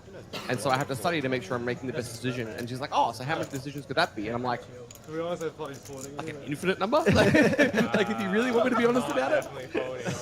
Like if I've got 10 deuce offsuit, I'm going to have a different decision on a 4 turn than when I have aces. You know? Like, I'm going to have to figure something out in every different which way. So if you think about it like that, there's a lot of stuff going on. It sounds a bit tougher than actually is. Yeah. Been put in that term. Yeah. Although it obviously. Let's get a mood left. Yeah. The one of my favorite scenes from a movie poker related, I was actually chatting with Dean about this, is in Rounders. Yeah. When he goes to Atlantic City and he sits at the table with the other freaks that he knows, and all these guys just keep coming and he's getting decimated. It's kind of funny because I'm kind of like, yeah, like that would actually happen. Like you go to a cash game and you're going to sit there and you're going to know everybody else that's playing at the casino. Yeah. All these other regs and all these randoms are sitting down, and it's like, well, like let's party. I know who I'm getting in the pot with, or I'd like to get in the pot with. Yeah. Investing Idea says test. Hello. Daz Scott says there's an X-Men movie that has Dean eggs in it that's pretty cringe. Fair enough. Unsurprising. Do you follow like WPT Gold or any WPT Global on Instagram? No, I don't see any other posts. So Are you on Instagram? no. They've been doing a lot of posts with Ivy and Antonius and stuff, talking about like home games that they are playing together, like pretending that they're putting together a home game. Okay. And some of the skits and stuff that they're getting Ivy and Antonius to do are actually hilarious. Really? Yeah. I have to check them out. Yeah, like there's a video where Is it funny because Ivy's doing them? Is that why? it's funny because Ivy's doing him and he's just obviously not wanting to be there. But he's like, in that same sense, he's like very funny because like he's just so like nonchalant and like doesn't care that he'll just say the lines and they'll come across hilarious. Yeah. Like there's one where he invites Antonius over for a home game and Antonius is like, okay, let's play. And it cuts to them just playing on a home game online against each other. And then for some reason, Antonius is eating an onion. And it's like, what's going on? Like, why are we here? Oh, that's funny. I have to check some of those out. Yeah, the first time they did it was with Doug and Ivy. And they were playing up Doug's like annoying personality and Ivy's there just like, dude, just shut up. Like, just please stop. Diamonds for Adam. He's going to have to try and dodge these 3 outs of Jason and this blind v blind as these guys are going to go back to war against each other. Check. 3 outs once. King is not one of them. I think it's probably going to go check on the river here. Both players probably just feel like they've got enough showdown. Yeah. Blind v blind. Interesting. Adam seems to be a pretty solid player, but I've actually never seen him before. Yeah, he's made a couple of really... I mean, the way he played that hand just then it indicates to me that he's quite a strong player, actually. And even the way he kind of holds himself at the table as well. Yeah, I think I've seen him around and stuff. Yeah. But I'm terrible with names. Yeah. And so how much are you bagging today? how much am I going to bag? Just anything. Hopefully, I just don't want to play. I just want a day off tomorrow. Have you had a conversation with a certain somebody about refiring this event that was had last night? You remember this conversation? No, please remind me. Really? Somebody... Oh, wait. Refiring the main event. The main event, yeah. No, who were we having the conversation? Yeah. Oh my god. What happened last night? Somebody came up to you and said that they were refiring the main because they feel like it's actually plus. Oh, no, I do remember now. For like 170k or Yeah, they had like 170k and he was refiring it. Yes. Sounds so... No. Yeah. I think it's probably incorrect to refire it if you have like Yeah. in terms of like actual making money. Maybe you just like want to run up a bigger stack because you feel like gambling or whatever. But in terms of like actually, you're probably just losing money by refiring. I'm really curious if you want to have a conversation with that person and find out whether or not it is true that they're doing it. Yeah. Because the person that was mentioned was doing it. Like, no, surely not, right? It almost sounds like a troll. It does, but he seemed pretty adamant that it wasn't. Right, So I don't know. I guess we'll find out. Michael with the ace jack offsuit. Have you played with Michael at all? I feel like I've seen him around the trap before. I have not actually. First time seeing him. He's going to put in most of it with the ace jack offsuit. Mm-hmm. We're seeing this happen a lot more frequently these days. What's that? The kind of virtual all-in, leaving a yes. tiny bit behind. Is that something that you find yourself doing pretty often? It's definitely becoming a little bit in vogue. Yeah. I guess there's probably a pay jump going on. I do it sometimes. Yeah, I thought it was 20 bigs. I was like, this guy's crazy. Part of the reason why you do it is to like, part of the reason why people do it is to like get that little bit of extra edge. Maybe someone exposes their cards when they're not supposed to, or kills their hand in some other way, which like to me is like a little bit like I usually just tell people I've got the thing behind it, but so that is part of it, and part of it is also trying to like get the next page up and stuff like that. I think it's making like a tiny amount of money, I suppose. Nick McLean says AJ looks like the guy who created South Park. He actually does a little bit. I haven't seen too many pictures of Trey Parker and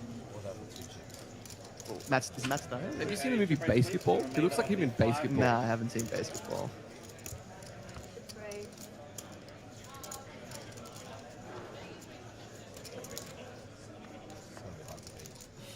I think like leaving a chip behind is a bit more relevant on like file tables and stuff where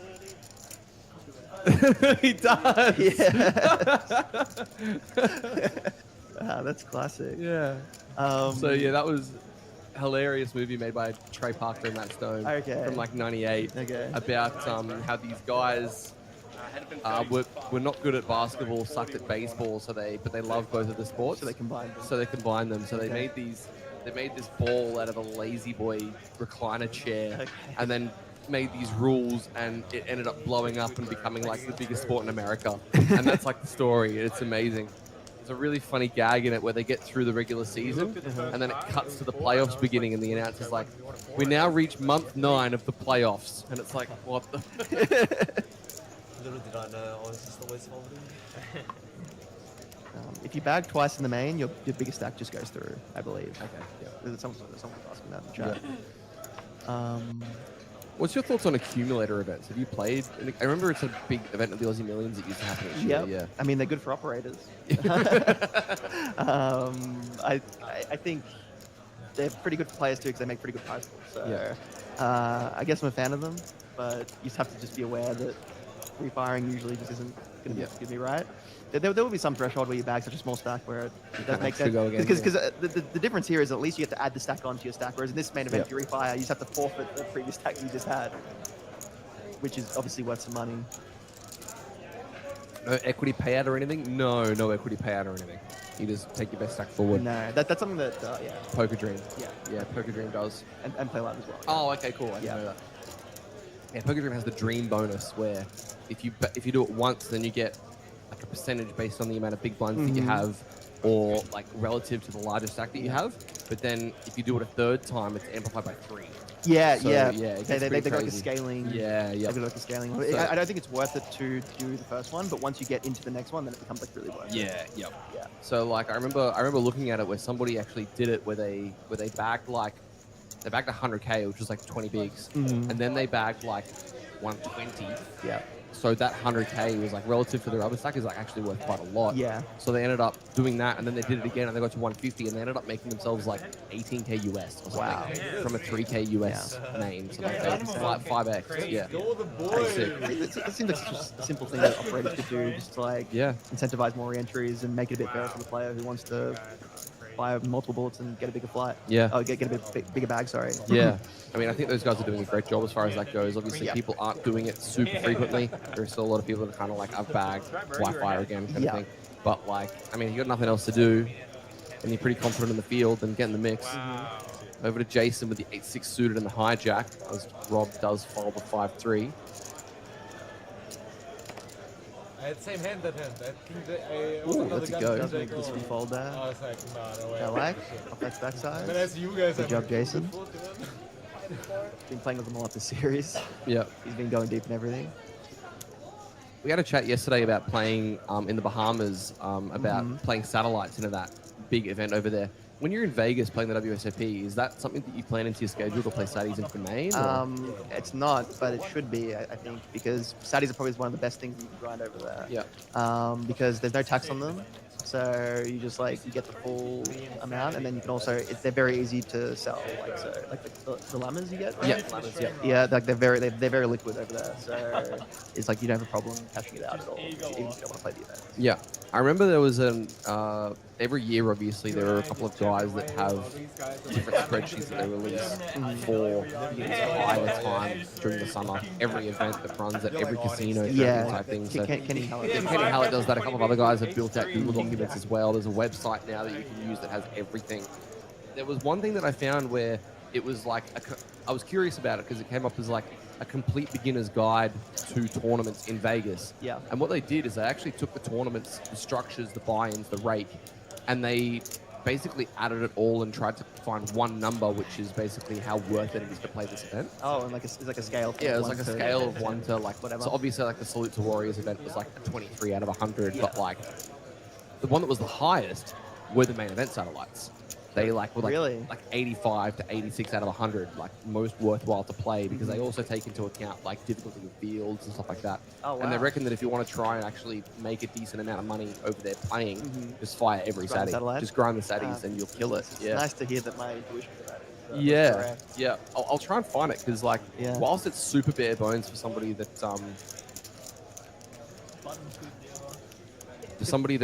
has played there like never, and somebody like obviously yourself, you played there a fair bit, like if you're going over there and you know anything about it, like just downloading that and having a look is worth it. I think going to Vegas with a plan is definitely a good idea. Otherwise you can get quite bogged down, and there's just so much stuff to play and there's so much going on that Pretty committed. it's a good idea to know how much you are willing to lose as well. Yeah. If you were to give advice to anybody that hasn't played Vegas before, what is one thing that you would kind of say to them, especially during the WSOP? Yeah, well, the first thing I would say is if you're Australian, try to get a European passport if you can. The tax is really brutal. It's 30% of everything over 5K. So that makes it really hard to play for the full 2 months and actually make a decent amount of money. If you're going for the experience, that's like another thing, but just like be aware of that. But then once you're there, I mean, it's just there's no other place like it. Every day there's just a tournament on with 1 mil up basically. Yeah. Like just across 3 different casinos. It's great. You're rubbing shoulders with like the best players in the world. Like you're just walking past like Phil Ivey and stuff when you're on break. It's awesome. It's like really it's a lot of fun. It's something I would definitely recommend to do. Yeah. At least once for any aspiring or current poker player. But yeah, something to tick off the bucket list for sure.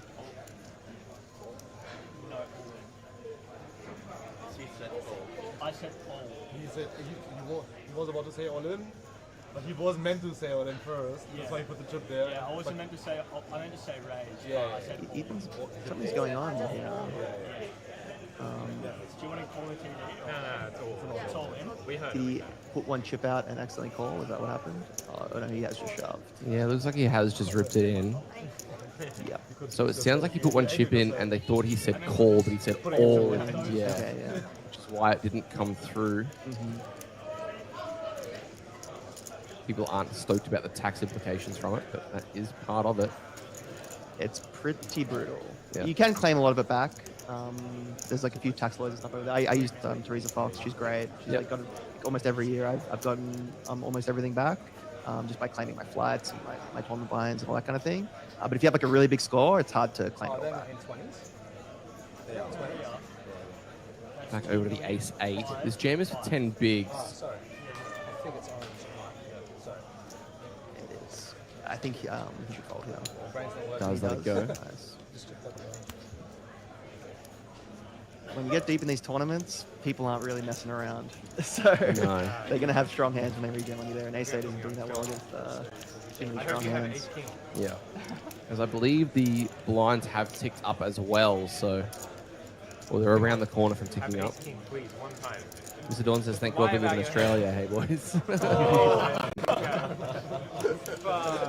of the good things. I think the only reason Australia doesn't tax poker is because if they started allowing taxing on poker, people would probably be able to claim tax back on all their gambling losses, which would not be that good for the government, I imagine. Given that Australia is one of the biggest losing gambling countries per capita, maybe the biggest. I'm not sure about that. I think it has the most slot machines per person anywhere in the world. What a stat! Wow. Yeah. I'm pretty proud to be Australian now.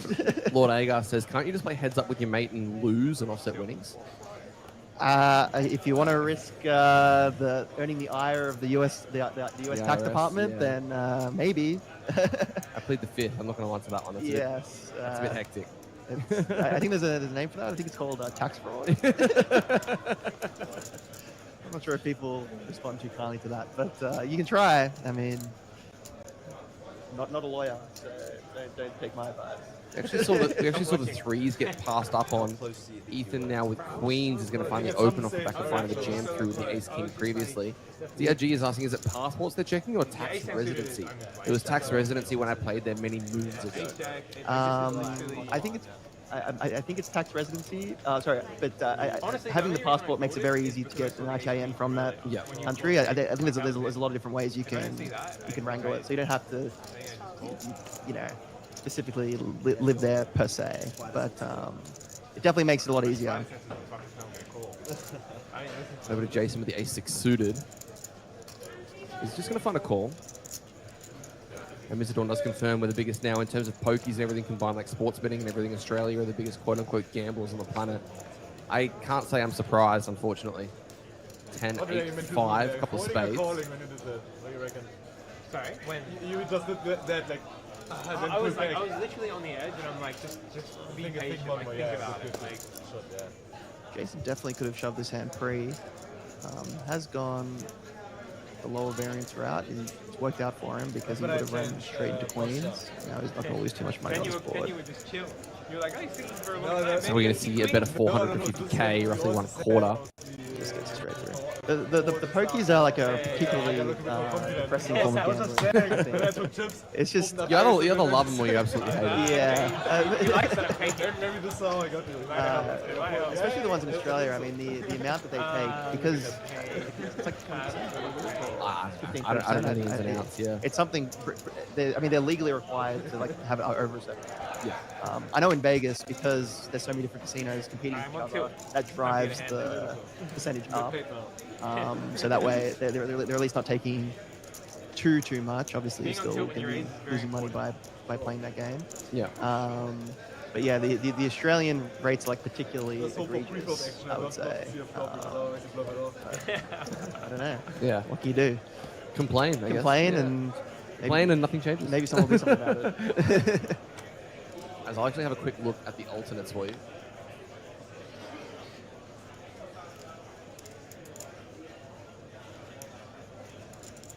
one triangle, please. Also, how did you enjoy last night with Krilly and Higor in here? We talked about all kinds of stuff. Oh, it was great. Yeah, I had a lot of fun. Yeah, I haven't been in the booth with.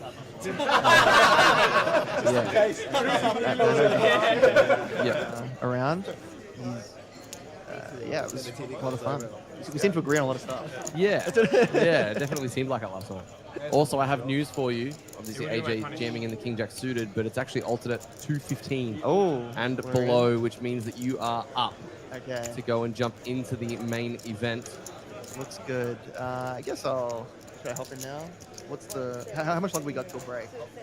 I believe they just went on break recently.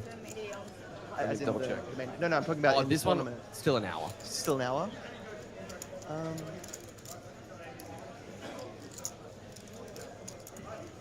I guess I'll just see what happens this hand, and then I guess I'll go play. Get in the mix. Can't have fun all. Got to do some Gotta work. do some Got to do work. some work at some point. Yeah. Hope you guys enjoyed all the chats today. Apologies if we rambled on about TV shows a little bit in the middle there. We were having a lot of fun chatting about it, and there weren't too many hands being played. Where there was Well, if there were, we didn't see them.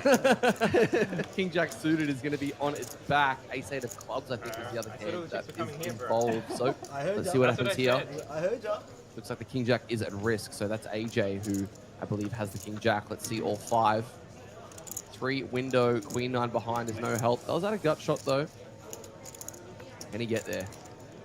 6, there's no help. King Jack or 10. 5 of clubs. And we will say GG's. He won this event. He has won this event in the past, yep. I believe it was 2023, I believe. I think it was 2023. Because I believe Ken won it 2024, and last year Troy Sweet won it. Oh, okay. So I think it was 2023 that he shipped it. Yeah, because I thought I was on the Oh. and I thought that was 2024, but I could just be. I could be hallucinating as well. I guess we're going to have to find out. We'll have to go and ask him. I'm sure he will love that question immediately after busting. GG's. Yeah. Getting a look up top, it looks like Timon is actually now our table captain, but chips have been moving back and forth, and with that we're down to 18, which means we're down to our final 2 tables. Oh, it is not-handed. I was just about to ask. Yeah. I think those under the gun jams. When It's getting pretty short when you're the chip leader and you have 30 bigs. The chip leader on this table, at least. I'm assuming there are a lot of chips on the other table. I know Tan had like 20 million when I last looked an hour ago. And Naj also had around 10 million, I think. So. Is Naj still in? He was. Yeah. Oh. He was an hour ago. Right, okay. I assume he's still in because he had quite a lot of chips. Actually, I think, is that his head? Or is that Armin? That's Armin. You can Armin? see the beard. You can see the beard. Yeah. I thought that was Naj for about half a second. Armin or Armon? Maybe it's, wait. No, I can't tell. I can't tell from here now. I thought I was sure, and now I am not sure. If you guys have any questions for Luke before he goes, he's going to go and jump into the deep dark waters that are the main event. 447 of 540 remaining, so plenty of entries. 540. 540 is what we're at, yeah. So Hopefully pretty crazy. Hopefully I contribute another one to that. Just want to stick with one bullet. Yeah. We'll see. Today. Yeah. Sculty says, now we're down to the final 2 tables. Are we expecting can I have a count on every bet? Yeah. ISO CBR says, honestly, I think that was a terrible call where they say it suited him to cut off with 16. Yeah, it felt pretty wide. I'm a little surprised. I was going to say during the hand, I'm a little surprised that he called with ace-8 suited there. definitely AJ would not be happy with that. No. He would be expecting that hand to fold, I think. So I will say that AJ played a pretty interesting hand on stream against Bert and Centurion. did he now? I did not hear about this one. He found the open off of 12 with 4s. Okay. Got 3-bet 2.2x. Yep. Peeled. Yep. Off of 12. Yep. And located the 9-4 deuce flop. 9-4 deuce? Yeah. Okay. Well, I think once you open, you kind of have to call, I guess. And just get it on every good flop. I have no idea. Every good flop on with 4s. Well, you know, like if it's like jack high, low, yeah, I guess so. You use donk jam and pray. I mean, I think just shove free. Where do you open? +2. +2. Well, +1 or +2, yeah. I think. Yeah. I mean, he was probably sitting on what he probably thought was quite the passive table and thought he could get away with a little bit of a... What did Bert have? Kings. Kings. I'm pretty sure he had kings. Yeah. Well played, Bert. It looks like we have fresh faces joining us at the table. 5 or 7? Hey guys, saying good luck. Is Tan coming in? Good luck, Luke. There's Anthony. Yep. Tony, he won. Tony's shoes flying. Yeah, he had 10 million here earlier. He did. Yep. Yeah, he won the APO main event, right? Oh right, okay, I didn't know that. Was that this year? I'm not sure. Man, everything's just blinding it. Everything. Yeah, I mean, time flies. So he's having a great year so far. Looks like we have one more player set to join us in seat 7. Ozzy says the Jack 4-0 call from Dion was the wildest thing I've seen today. Yeah, that was pretty interesting. What was that? He had you were just telling me about all the combo draws where he had like some nice hand free flop. What's this Jack 4 now that you're talking about? Off of 10 Queen 4 suited Jan for like 5 bigs. He called and then called off against a rejam with Jack 4-0. For how many bigs? 10. Yikes. Well, did he win? No. Okay. Well, unlucky. Yeah. Sounds like he didn't bust. He made a pair. He was dominated by the Queen 4. He actually might have stone broken even in the hand. Wow. But, poker's a funny game. Yeah, yeah. As we do have another player sitting there in seat number 7. Do we recognize that gentleman? Is that Nassau? Looks like it, yeah. Yeah. He's played with him in Melbourne a little bit. Okay. He's a nice guy. Can't say I know his game too well though. The names at the top of the screen are about to change, so we're about to see everybody who has sat down. What did the other guy have? King 10-0. King 10-0. Yeah. He's got a good story to tell his mates. Oh yeah, and it was all hearts on the flop as well. The King 10-0 flopped the flush draw and brick. Skullsy reckons he lost one big blind in the hand. So, okay, well. Yeah. Sounds like the kind of hand where you should be losing one big blind. He probably could have just lost one big blind by just folding the big blind. Right? Yeah. No. The Jack 4-0 lost one big blind. Yeah, that's what I'm saying. Oh, right. No, he was hijacked. Oh, okay. He wasn't big blind. No. Like low jack jams, he calls hijack. Big blind jams covering, and then he calls off. Oh, Jesus. That's wild. So the fresh faces, you're right. Anthony Shu, Nazir Tamimi, Bowdy Tolpoff. So there must be a couple of guys at the outer table because these are mostly from the table that we had earlier. So there's a full table full of guys that we don't quite know anything about. Do you know what the average stack is right now? I believe last checking it was around 8 million. Let me double check. So it looks like all the chips are going to be on the other table then. Because we've only got one stack above average here, which is Timon. And everyone else, so there's got to be a bunch of stacks above average on the other table. Given how averages work. Yeah, so the average is 7.4. 7.4? 7.2 million, yeah. So around 24 bigs. Cool. Or, no, more than that. 24 bigs. Yeah. Good math. Piano Man says you should have seen how he was playing yesterday. Luke was in the booth yesterday. I was. Luke was one of the 3 guys that were in here causing a ruckus. But we weren't focusing on the hands too much. Well, I mean, we were chatting about hands, we were chatting about all kinds of things, and to be honest... Jordan has to say that just so he doesn't lose his job. Yeah, true. I already got a message saying that, guys, like, somebody has been sent a message, and I've been sent the photo of it saying that apparently we've been talking about TV shows for 20 minutes and not talking about hands. So. Okay. I'm in trouble, but that's all right. We'll carry on. Jason finding the raise to $1 million from the button? Not too sure about this one. But now King Jack is just in a weird, interesting spot. You might be thinking that because he's raised bigger, he's got a stronger range than usual. But you also could be thinking, well, because he's put 3 big blinds in, there's more money to win if my rejam gets through. Yeah. So it's like that push and pull. You don't really you see this a lot with like recreational players when they make that huge raise. And so the question is always like, should we rejam looser or tighter on them? Well, Against a reg who probably knows that, what do you think goes through that mind? Well- Because Jason probably understands that the 3x raise is going to be viewed very differently. Yeah, I think what Jason's thinking is that he's just trying to basically indicate that he's not folding 3-4, even though he would be. Yeah. And it's worked. I mean, he got King Jack. I assume if he min raised, King Jack O would have just shoved.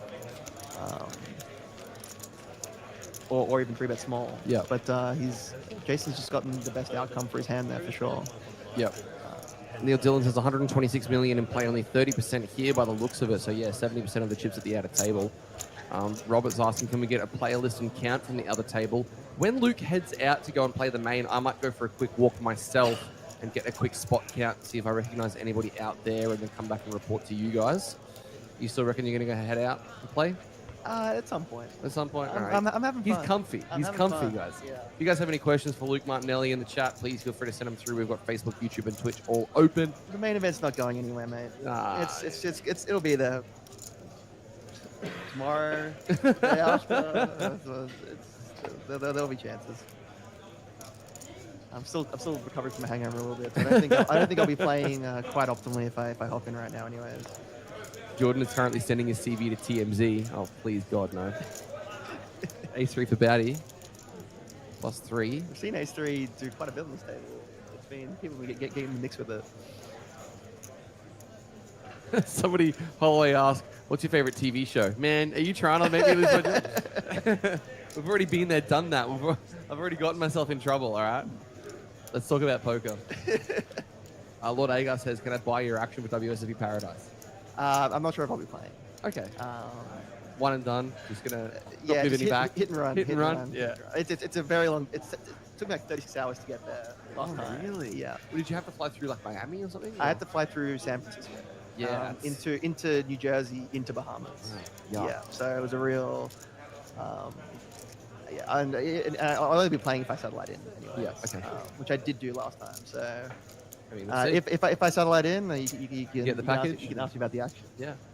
1.8. 1.8. Sound fair? I mean, off the back of last year, 2.0. Yeah. True. Looks like Batty has found the rip for what looks to be 12 bigs with the Ace-3 suited from Gun 3. Dark Horse in the main event, somebody most wouldn't know. We were talking about this yesterday, but Dark Horse in the main event.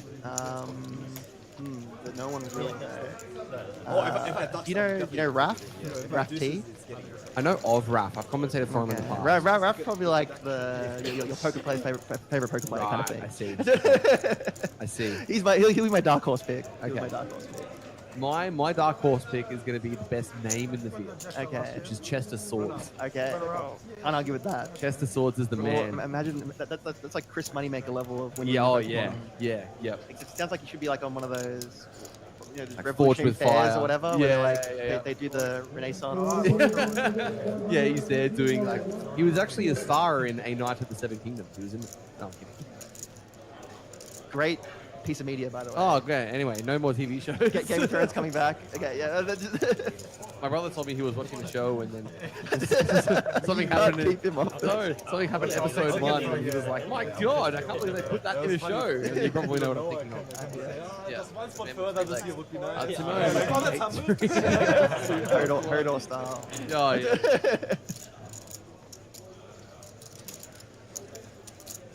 Eric has just sent me a photo saying, "How's this for a seat?"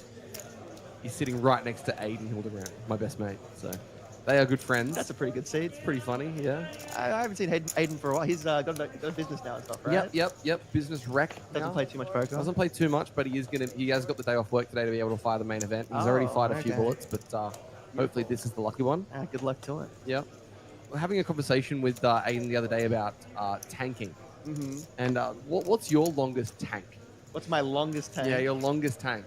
Oh. Because there was a conversation that we were having. He was playing an event here a couple of years ago where they were near the bubble, and for lack of a better phrase, the tournament director wasn't exactly keeping an eye on how long people were thinking. Mm-hmm. And I think these days people are a lot better about they both pulling the clock, and the TDs are kind of more. Yeah, I think they managed to play 3 hands in a level. which is pretty egregious. But yeah, any moments that stick out as a time that you were sent into the Giga Blender and you had to give it some thought? Yeah, I mean, I don't know if you play with me very much, but I'm a very quick player. Yeah, you Like, play pretty fast. Yeah. I've always got my. If I ever have time banks, I've always just like most of the time I've just got all of them. Yeah. I did have a really tough spot this series actually. When I got jammed on the river on that final table by Tim In the monster? in the monster. Yep. Yeah, it was a big crowd actually. Okay, I wasn't watching. So. Going around it. I mean, it was quite the sick hand. But I think it was like 6 left, and I was first in chips, but I covered him by like maybe 500k, and he had, and we probably had like 8% of the chips in play together. And I think I tanked like 5 minutes into the break or something, and yeah, folded. Wow. So, but it was quite the sick Correctly? spot. Ever find out? He told me it was correct. Yeah. Okay. But What a nice guy. it was like I'll just say the hand just for the for posterity's sake. Amazing. I'm not gonna hide my hand because a lot of people actually been asking me about it. But I'm in opens under the gun off like 11 bigs. I think we're 6-handed, and then Tim flats +1, and I'm in the small blind with pocket 9s, and I also call. I've got me and Tim are probably about 60 effective, and the board comes Jack 9 3. 2 spades, and I'm in bets half his stack. Tim calls, I also call. Yeah. And the turn's a 10, which is a pretty bad cut for my tip hand, I feel. And I check, and Tim bets 25%, and I call. And then the river's a 10. Yep. So Jack 9 3 10 10 front door flush draw bricks. I bet 1/3 pot, and he shoves on me for like 5 for about a pot size shot. That's disgusting. Yeah. And I tanked for a very long time and folded. Yeah, fair enough. And Amin had King Jack as well, which I did not want to hear. Oh wow. But he did say he had Jacks. So. Yeah, it's disgusting. Sick one. It's a very sick one. Yeah. It looks like we're going to see another jam here from Bowdy. I'm just going to be back in a moment. I'll be back very, very soon. What has happened? I'm going to double check on. Could you give me a glass of water as well?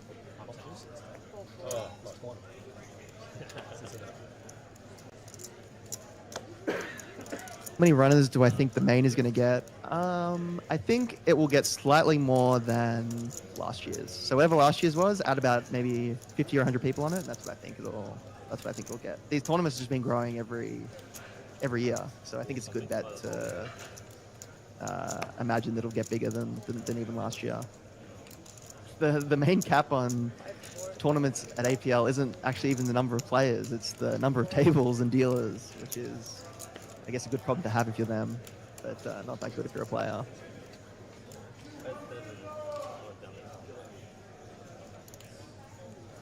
Bowdy just jammed ace-3 but folded ace-9.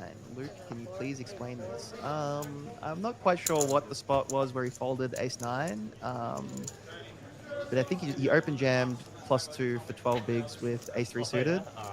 That seems pretty reasonable to me. The ace-9, I'm not sure, was there an open or was he under the gun? I'm not quite sure.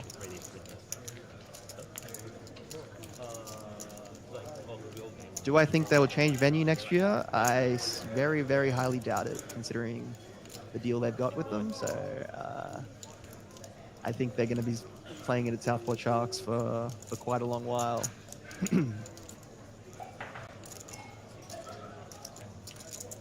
He just open folded the cutoff with 13 bigs with ace-9. Yeah, I have no idea why he would do that. Particularly if you're going to be shoving ace-3 from +1. Seems like ace-9 would be a pretty clear shove.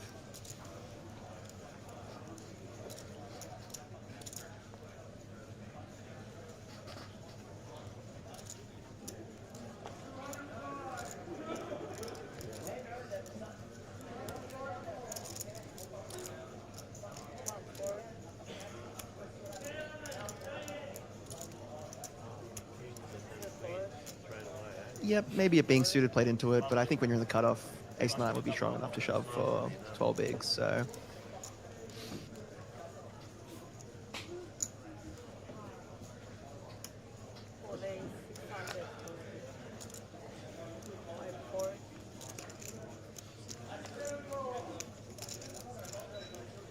Sorry, I was just very confused there for a moment. I was looking at the website to see that the blinds state that they're meant to be 250, 500, but on the screen, obviously, you can see they're currently 150, 300, and the reason for that is they added the 120, 240, and they didn't adjust the website. So Okay. added an Bit of a additional graphics blind error. level. Yep, That's bit okay. of a graphic error, but that's all right. So we're still at 150, 300 here. Did I miss anything exciting? Not particularly. Someone just open jam with ace-3 suited from +1. Yep. And now Adam is open pocket fours. I think I would probably fold his hand. Pocket fours from this position, off this stack size, you just got really bad removal. You're not really looking to raise call in short stacks. And you just, by having 2 fours in your hand, you're really weighting your opponents to having good hand, basically. Yep. So you're going to get rejammed on way more often. And he's in a tough spot now. For 11 bigs here, you almost have to call against your shove. You're almost going to be getting the right price against your shoving range. But if you call and lose here, you're going to be crippled. You're down to like 14 bigs or something.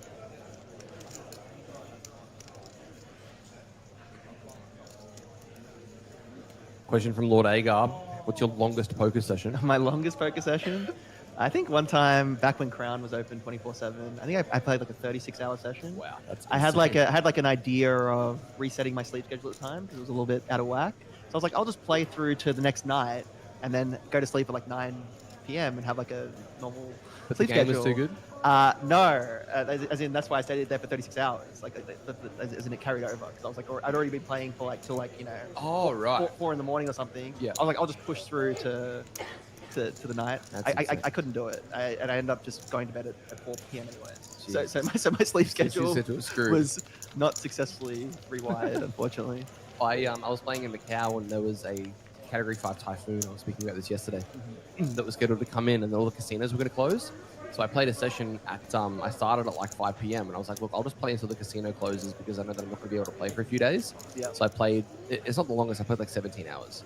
But I played 18 hours because I played until like midday the next day, and it was so tilting because I was like in the hole, and then this guy played, and it was the most insane person I've ever played with to this day. Like I cold forward him with Ace King O, and then went bet jam on Ace 6 Deuce 4, and he beat me in the pot with 4 Deuce 0. Wow. And I'm just like, my god. Yikes. Like, anyway. Look, if you're folding 4s in that spot, what pair are you opening? That's a good question. Off 25 bigs in this, I think you probably would be supposed to maybe open 7s. I probably would maybe open 6s and 5s. Yeah. If I'm feeling the tables a little bit, not going to be rejamming on me as much as they should be, or not doing as many small 3-bets as they should be, which is very often the case when you're deep in a tournament like this, just because, I mean, it's scary too. Yeah. You can open up a little bit wider, but I think 7s or 6s would probably be like the bottom of your range there. Yeah, cool. Pretty much just like a hand that you'd be comfortable raise calling a short stack off with, because that's why you're playing a hand like that essentially, right? Yeah. Because it's not really for its blocker properties pre-flop, that's for sure. Question from Neil asking how long is left on this blind level? Around 6 minutes, and then we're going to be shifting things up to 200, 400, 400. Rod with the ace queen off suit, action folding around. Nobody really waking up with anything apart from those 6s, as we just mentioned.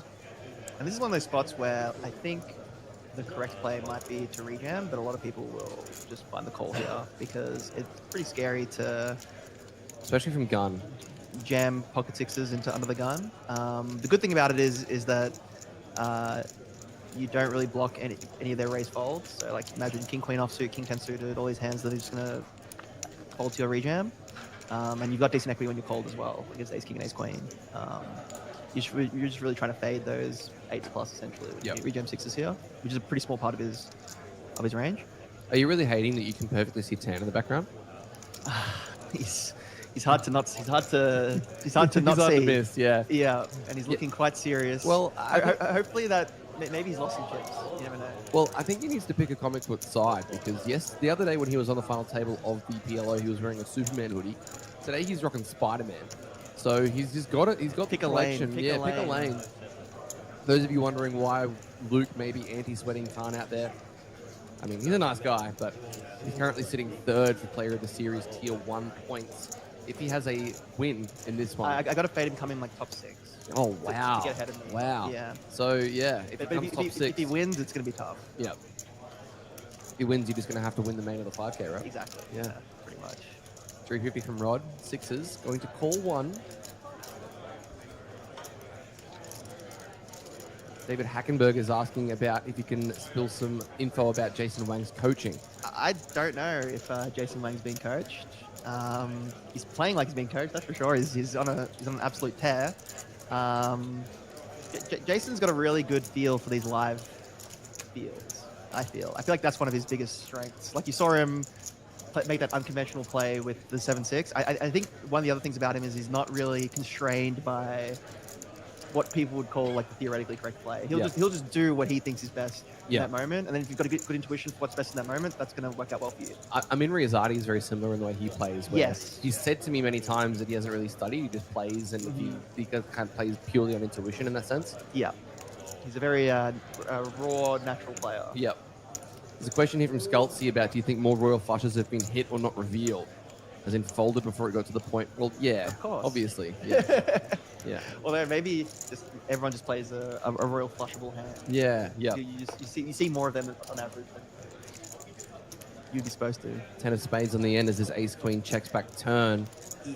It's not the best card for sixes on the end. There's going to be some ace-10s, king-10 suited and stuff that may get there this way. You still going to go for value here from ace-high? I think I'm going to go for a small value bet here. The 10 isn't that scary to me just because I feel like a lot of the 10x hands would be a double barrel because they're some of the worst non-trade out hands you have from under the gun. So like king 10, queen 10, 10, 9, those kind of hands.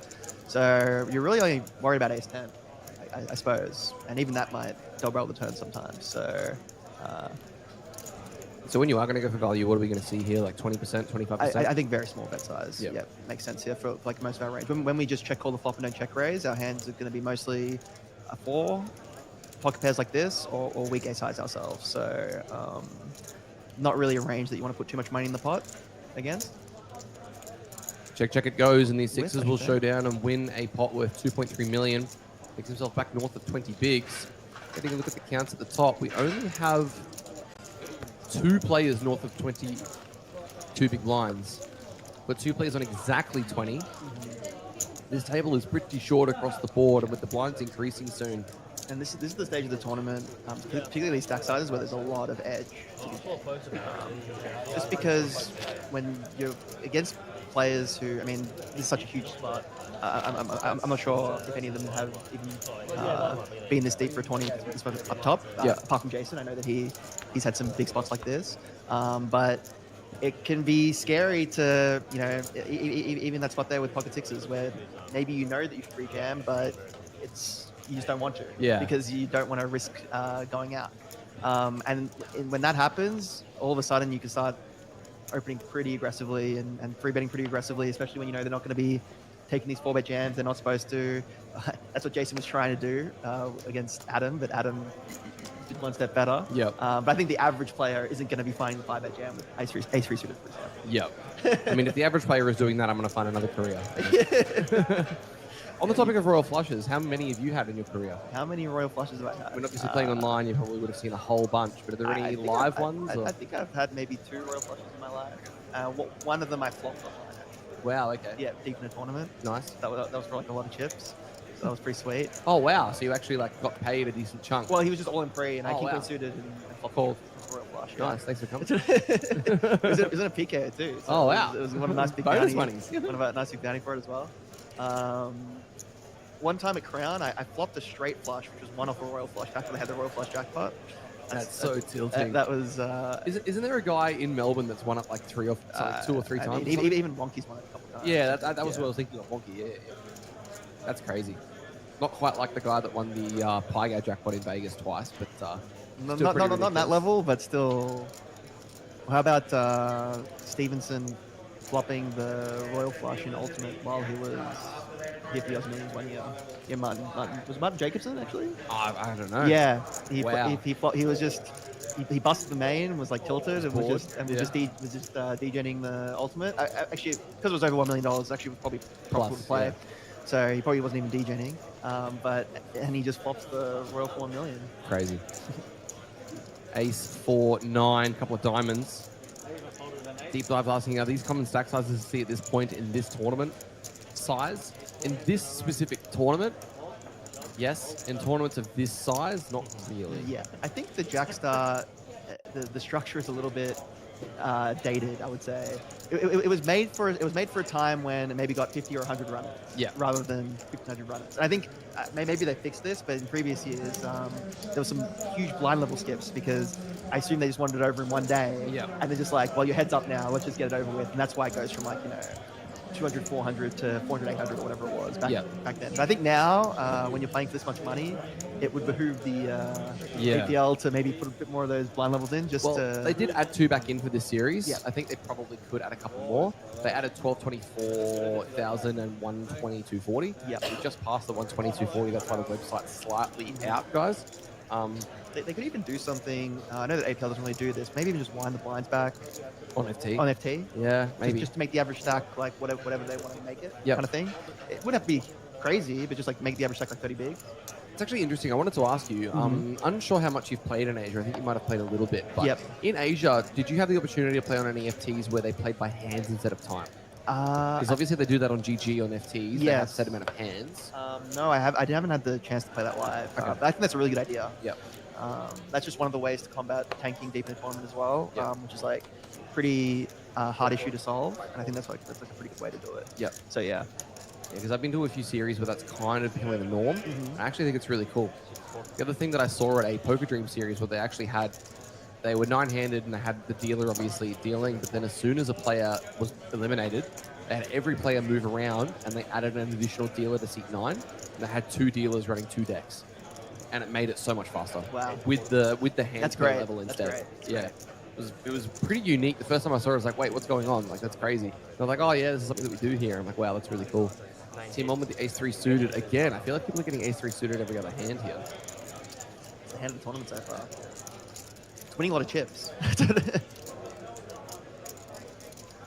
See, this is a spot where I think you just have to take King Queen as a rejam, and you can already see he's feeling a little bit reticent about putting his tournament life at risk with King Queen here. And if we don't see a rejam here, that would be an indication to like I would start going crazy mistake. Yep. If I start seeing stuff like that, just because this wouldn't even be close, close to the bottom of my hands. I would consider VPing. Yeah. And if you're already going to be folding this hand, then you can imagine how many hands this guy's going to fold the button with. And, Yep. and then the other players, you add that all up, and all of a sudden you can start going pretty crazy. And picking up the blinds is huge when the average stack is 22 bigs, because you pick up 1/10 of an average stack every time you get it through pre-flop. Yeah, well, with the blinds going up, the average stack is actually sub 20 now. Yeah. So we're at Wow. 18 and a half blinds. Yeah. So getting these steals through pre-flop is like super printing. And he he's gonna pass it up. Yeah, he could even consider calling there just because he's on the button in position. He's looks like a genius though, which is Jason has woken up with Jacks. Jason wakes up with it, yeah. Yeah. Curious to see if he even goes for an induce here. He might be a little bit too short. But I think it would be reasonable to go 4.5 bigs here. You have to be really trusting your opponent isn't going to make a mistake of fighting too much pre-flop though. That's the problem with doing a small induce like this. And it's interesting because that's exactly what you said Timon does a fair bit of yesterday, which is fighting in position. Yeah. So maybe if Jason's been watching that or has a read like that, he might just go for the shove.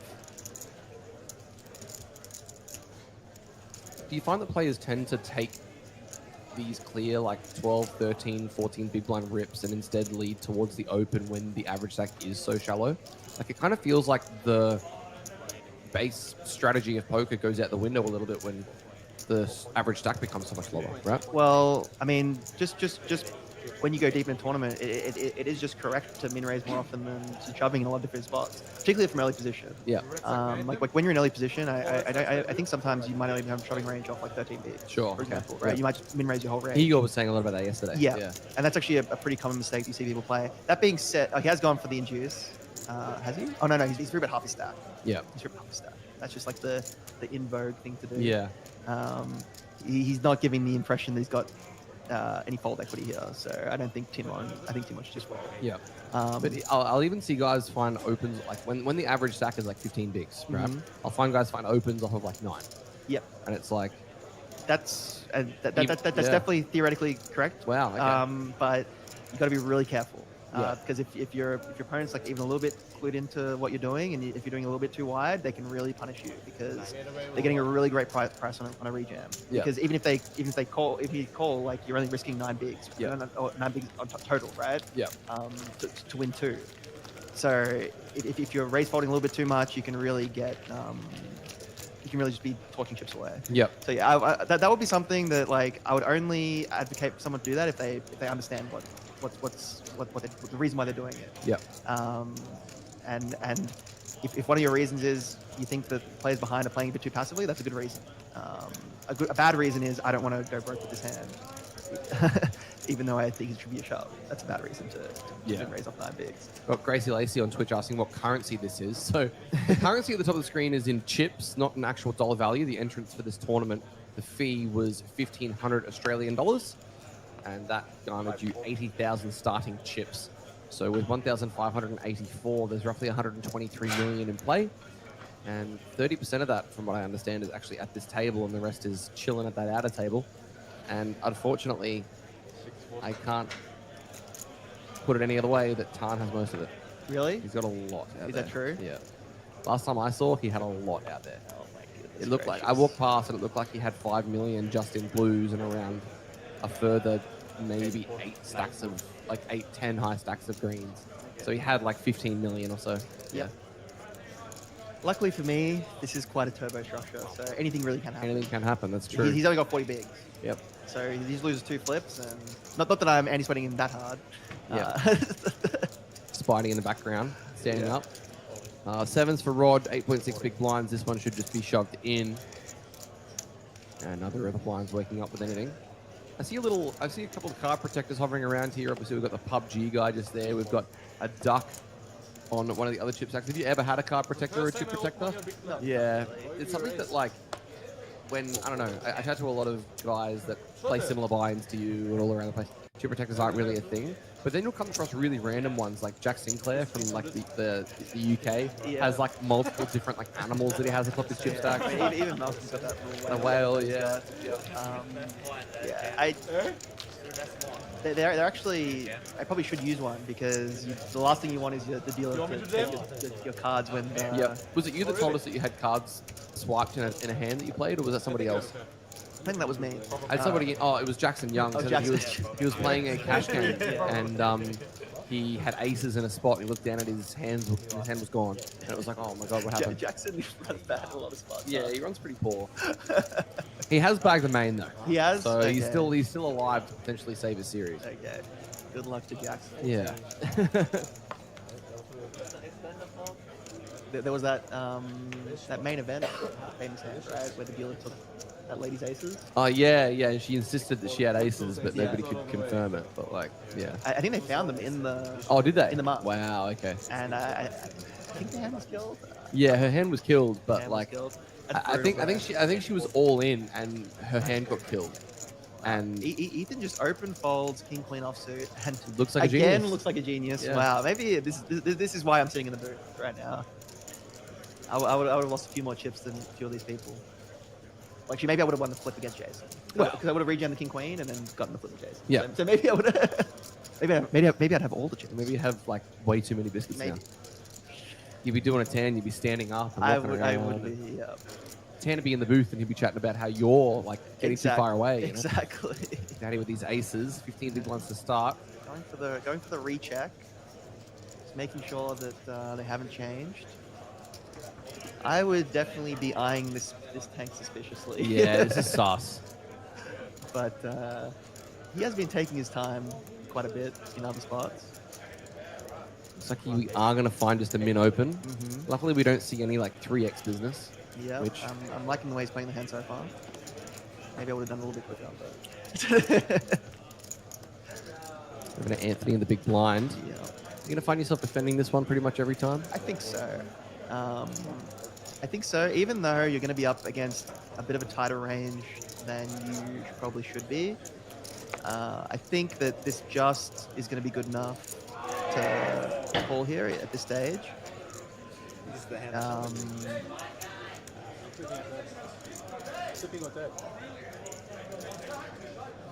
I wouldn't blame him for folding there, to be honest. Maybe you might do some more live read about this tank and read it as like a little bit stronger than usual. Yeah, wow. Fold. Great Let's fold. go.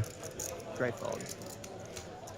Picks up on the fact that is pretty strong as getting a look at the stacks, and yet there you go. 10-9 is going to be dominated a lot by his offsuit opening range as well, which is never really a spot you want to be. You know, King 10-0, Queen 10-0. I mean, in theory, I think in reality those hands just aren't getting open probably, but yeah, you're gonna find yourself up against a tighter range than maybe you should.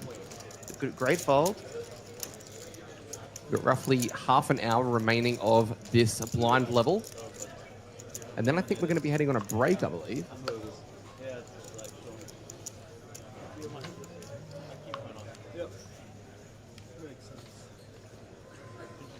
Yep, we are going to be heading to a break at the conclusion of this one. At the end of this hand? No, this level. Oh, this level. Yeah. Okay. So we've got like 28 minutes remaining. All right. And then after that, then I'll hop in. Then he'll go play. Then I'll hop in the main. He'll stop procrastinating. Exactly. He's putting it off. He'll dive in the deep end. That is what I'm doing. I am procrastinating right now.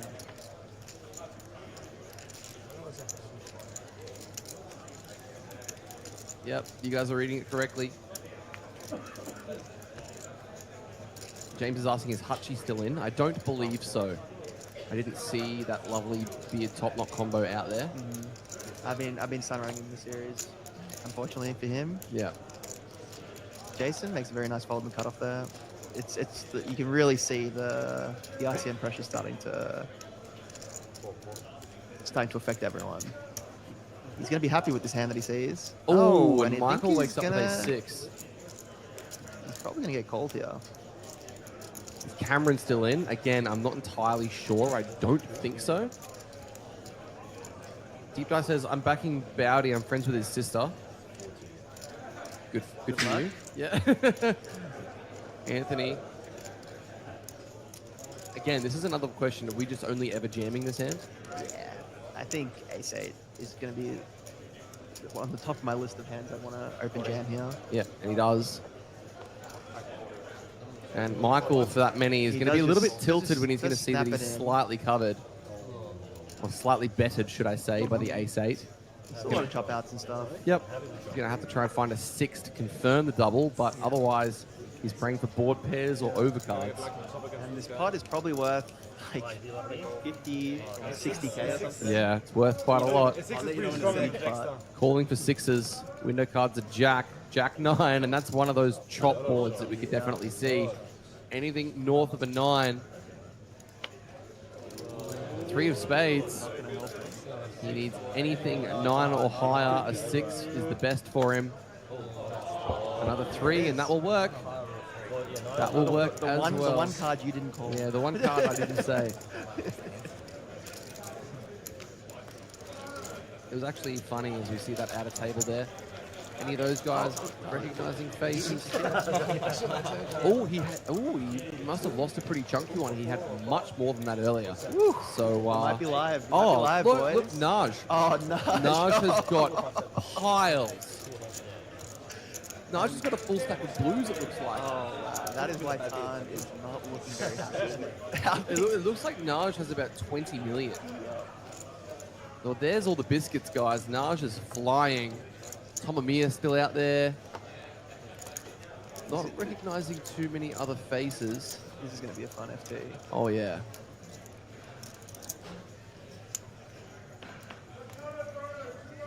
Hopefully my glee didn't sound too unconstrained. Out of curiosity, how close does it get if he comes 7th? If he comes 7th, he's like 10 points off or something. Wow. Okay, so it's going to come Something down the like wire. that. Crazy. As much as player of the series in certain events becomes a little bit frustrating from like the money that's utilized from prize pools to kind of go into it, it's a bit of a topic of conversation that many people have. It adds such an exciting layer to the series overall. Like, it becomes such a big talking point, and everybody like, without really trying, kind of gets sucked into the vortex that is the excitement of the player of the series. Absolutely. Like, you win one event, and all of a sudden you're like, oh boy, like, I gotta go for this. Now I gotta play everything. Yeah. That's what I was thinking when I won that Spud Bounty. I was like, well, I guess I'm locked into the full series now. Yeah. Well, when I shipped the mini mystery, somebody turned to me, he's like, oh, I guess you're gonna want to play everything for player of the series now. I'm like, I totally forgot about that. Maybe, you know. It's really like decent money. You know? I mean, 30k up top for tier 1 is pretty insane. Yeah. We saw Jason fold King Jack suited here versus +1 open. I think I would have liked to have seen a rejam. I think Timon is definitely going to be opening wide enough where King Jack suited is going to be a profitable shove there. But again, it's just that it's a lot of money. Yep. It's a lot of money up top. So it's even hitting the best of us. And I will say that Naj running deep in this Jackstar might actually be a little bit tilting for him. He's not going to be able to fire up every single shell in every main flight. Oh. He couldn't play the flight last night because of this tournament. He couldn't play the one today. So I'm sure he'll live. I'm sure he'll be okay. Moxie says, let's go Ethan, the 1 week bandit. Camilla's asking, is the final table tonight? Yep. We're going all the way down to a winner today. So get comfortable, because I know I'm going to be. Main event flight is on in the background. Started at 11:30 today as well. I think the count for that one's about 550 entries so far, so it continues to climb. What time is don't chastise me fast. What time is max late reg for the main? I believe it's 6 hours. 6 so hours, it'll be 6 hours 5:30 or so. 5:30. Okay. Really tempting myself to spend another couple hours in the booth. Check yourself though. Oh, let me check the website. I think that sounds about right based on the other main event flights. Question from Deep Dive. What is the break and recommence time? I don't want to miss this at the gym. So we're going to be heading on a break in 23 minutes. So at roughly 3:46 local, and it's going to be a 15-minute break. So we'll be resuming just after 4 p.m.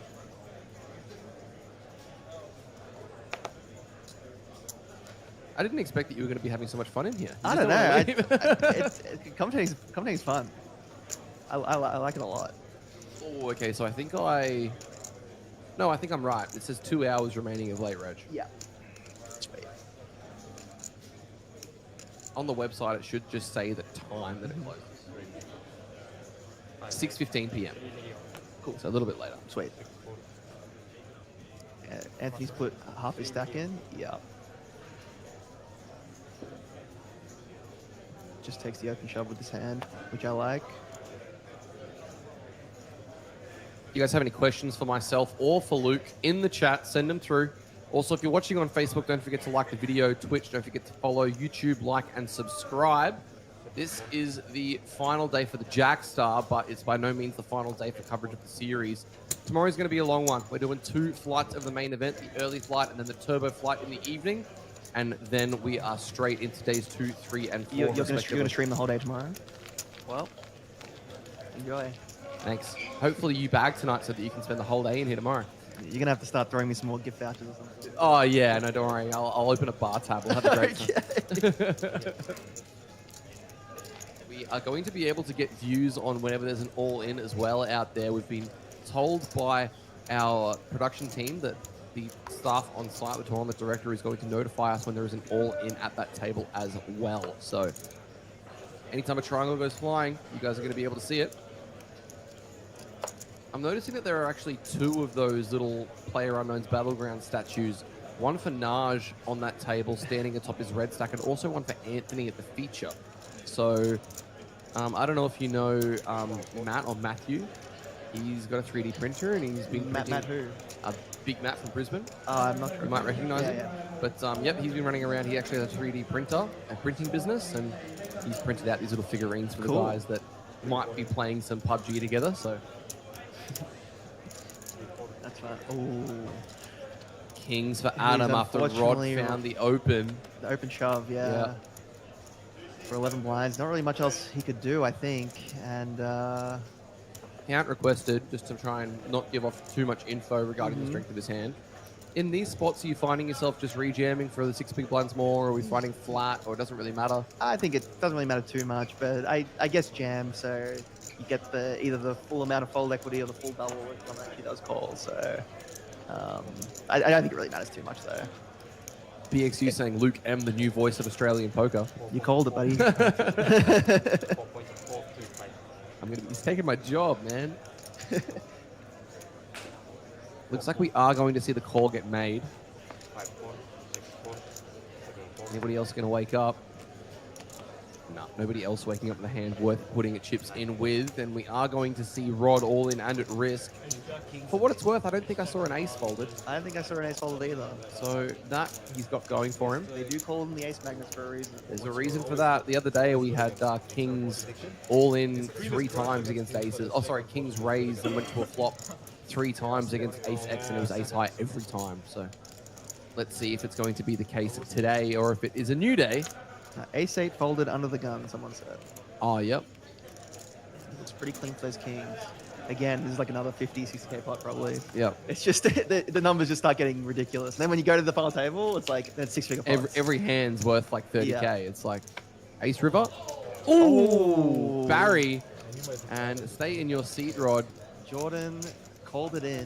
Did I tell you earlier about Nikki calling the board? You did not. So I think I started to, but I think I forgot.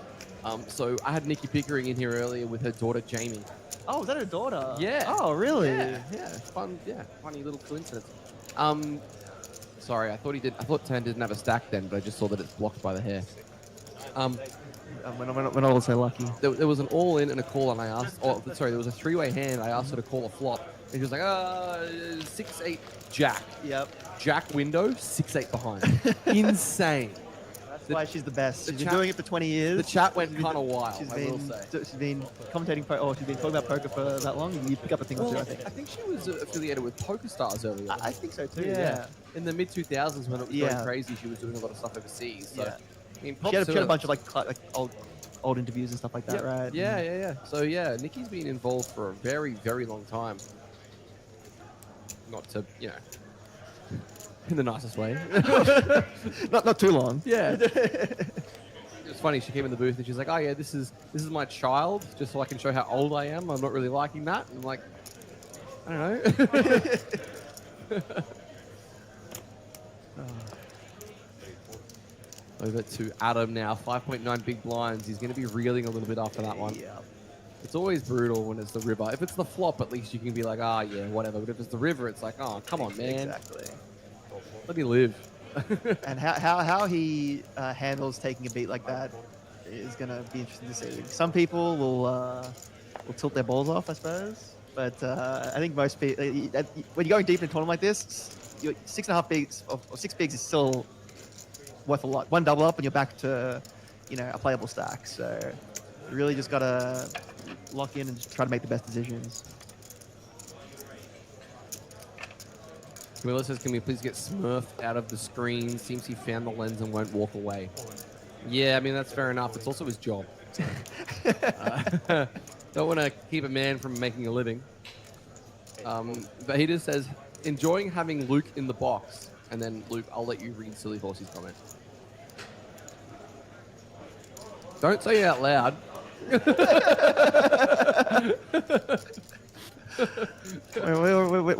got a PG stream here, so Well, I mean, as PG as it can be. I mean, Igor last night was hilarious. I am very glad that we haven't had a few beers, because otherwise I would definitely be bringing that comment out. What does each color chip worth? Good question, Gracie. So the reds are worth 25,000, the greens 100,000, and those blue chips hold the most strength, 500,000 each. And I've received confirmation that for the first time in Jackstar history, we are going to be bringing the plaques to the final table. So the 1 million chip The plaques. 1 million, that's baller. What do you feel about plaques in poker? I haven't had them very often, but Yeah. I think they're cool. You I like them? You just put a whole full stack of plaques out. Yeah, it's pretty gangster. It's pretty gangster, yeah. But with 123 million in play, it's going to be far too many of those blue chips on the table. Yeah. So we're I gonna, don't blame them. Yep. I've told this story on stream earlier in the week, but I remember playing an APL tournament in Townsville a while ago where they used plaques on the final table, but the plaques were thin enough that they lined up with the chips. So you could have a stack of 20 plaques that were the same size as a stack of 20 chips, and it was perfect. Cool. It lined up perfectly. And Could you riffle them? I could, actually. Yeah, I've got ridiculously big hands. I could riffle most. Sick flex. Yeah, thanks. 8-2 soft suit for Jason. under the gun, going to be letting that one go. Adam now with ace 9 and 5.9. This is his moment, and he takes it. Yep. Are they on a pay jump? We'll be able to have a look down the bottom in a moment. I believe there was a page up at 18, so I think we've just gotten through. Yeah. Some if they were on a pay jump, some players might put in maybe 2 million chips to try to tank out an extra one. It's starting to get like, pretty decent money now. Every spot you jump up. Question from Percy asking, where do the dealers come from for a large multi-week schedule like this? Honestly, just like out of the woodwork. I don't know where all of these dealers come from, but and they're all great. I mean, like I haven't had many problems with the mini dealers at all. Yeah. So, I mean, for day 1 of the Jackstar or day 2 of the Jackstar, we had 85 dealers across the 2 rooms. So it looks like Rod's going to wake up with 3s in the big blind, and a 3 is getting killed. An ace and a 3 actually. Yeah. So for 5 bigs, I don't think we're ever folding this pair. I think we just have to call. Yeah. So someone once told me that when you've got a flip like this and an ace and a 3 are folded, apparently that doesn't affect the equity at all. Really? Yeah. As if the ace and 3 were in the deck still. Right. I'm not sure how true that is, but someone did tell me that once. It seems wrong, but it's like one of those things where like, why would he say it unless he knew? That's very interesting. You wouldn't really be able to run it. Most of the stuff where you're running equities, taking out the ace and the 3s, like, I mean, you probably could do something, but like adding it to other players would make the Anyway, the 9 gets flopped. Yep. And only 1 3 remaining. I think a bit of justice for that Kings vs Ace Jack. Yeah, I think so. Let's give him a bit of life. Cool. Yeah, and just like that, he's got like what, 14 bigs? Yeah, back up to 12 or 14. I think it is. An average stack of 17 bigs. Yeah. So.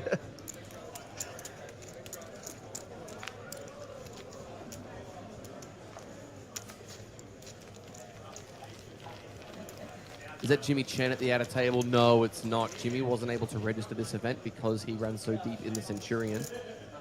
And I'm pretty sure he wasn't multi-tabling when he was heads up in the Centurion. Only 7 away from the final table, Michael Bublé.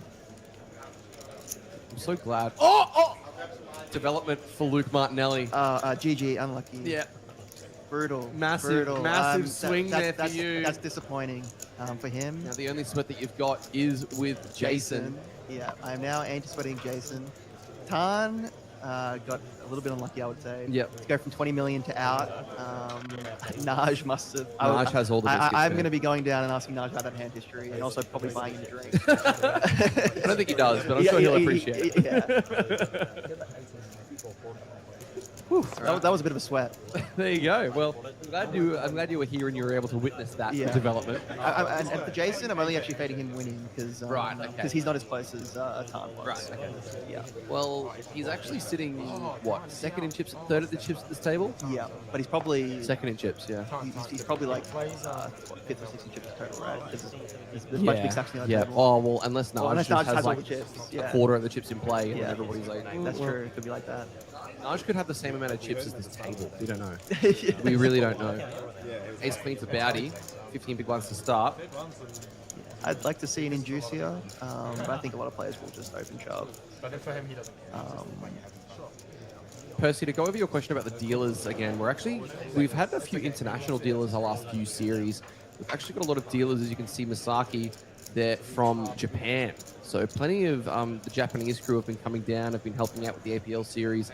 It's actually going pretty crazy over there. Have you got any interest in going to Japan to potentially play poker? I think it's a little bit different, but there's a lot of series popping up, like the Japan Poker Tour, the Tokyo Open. I just got back from Japan recently, right. actually, not to play poker. It was just a bit of a holiday. I just stayed in Tokyo for 2 weeks. Yep. I've heard Japan, it's kind of weird, right? Like you get paid out in things, and then you can trade those things in for cash with and that's how they get around. Like the regulations are very weird. Yeah.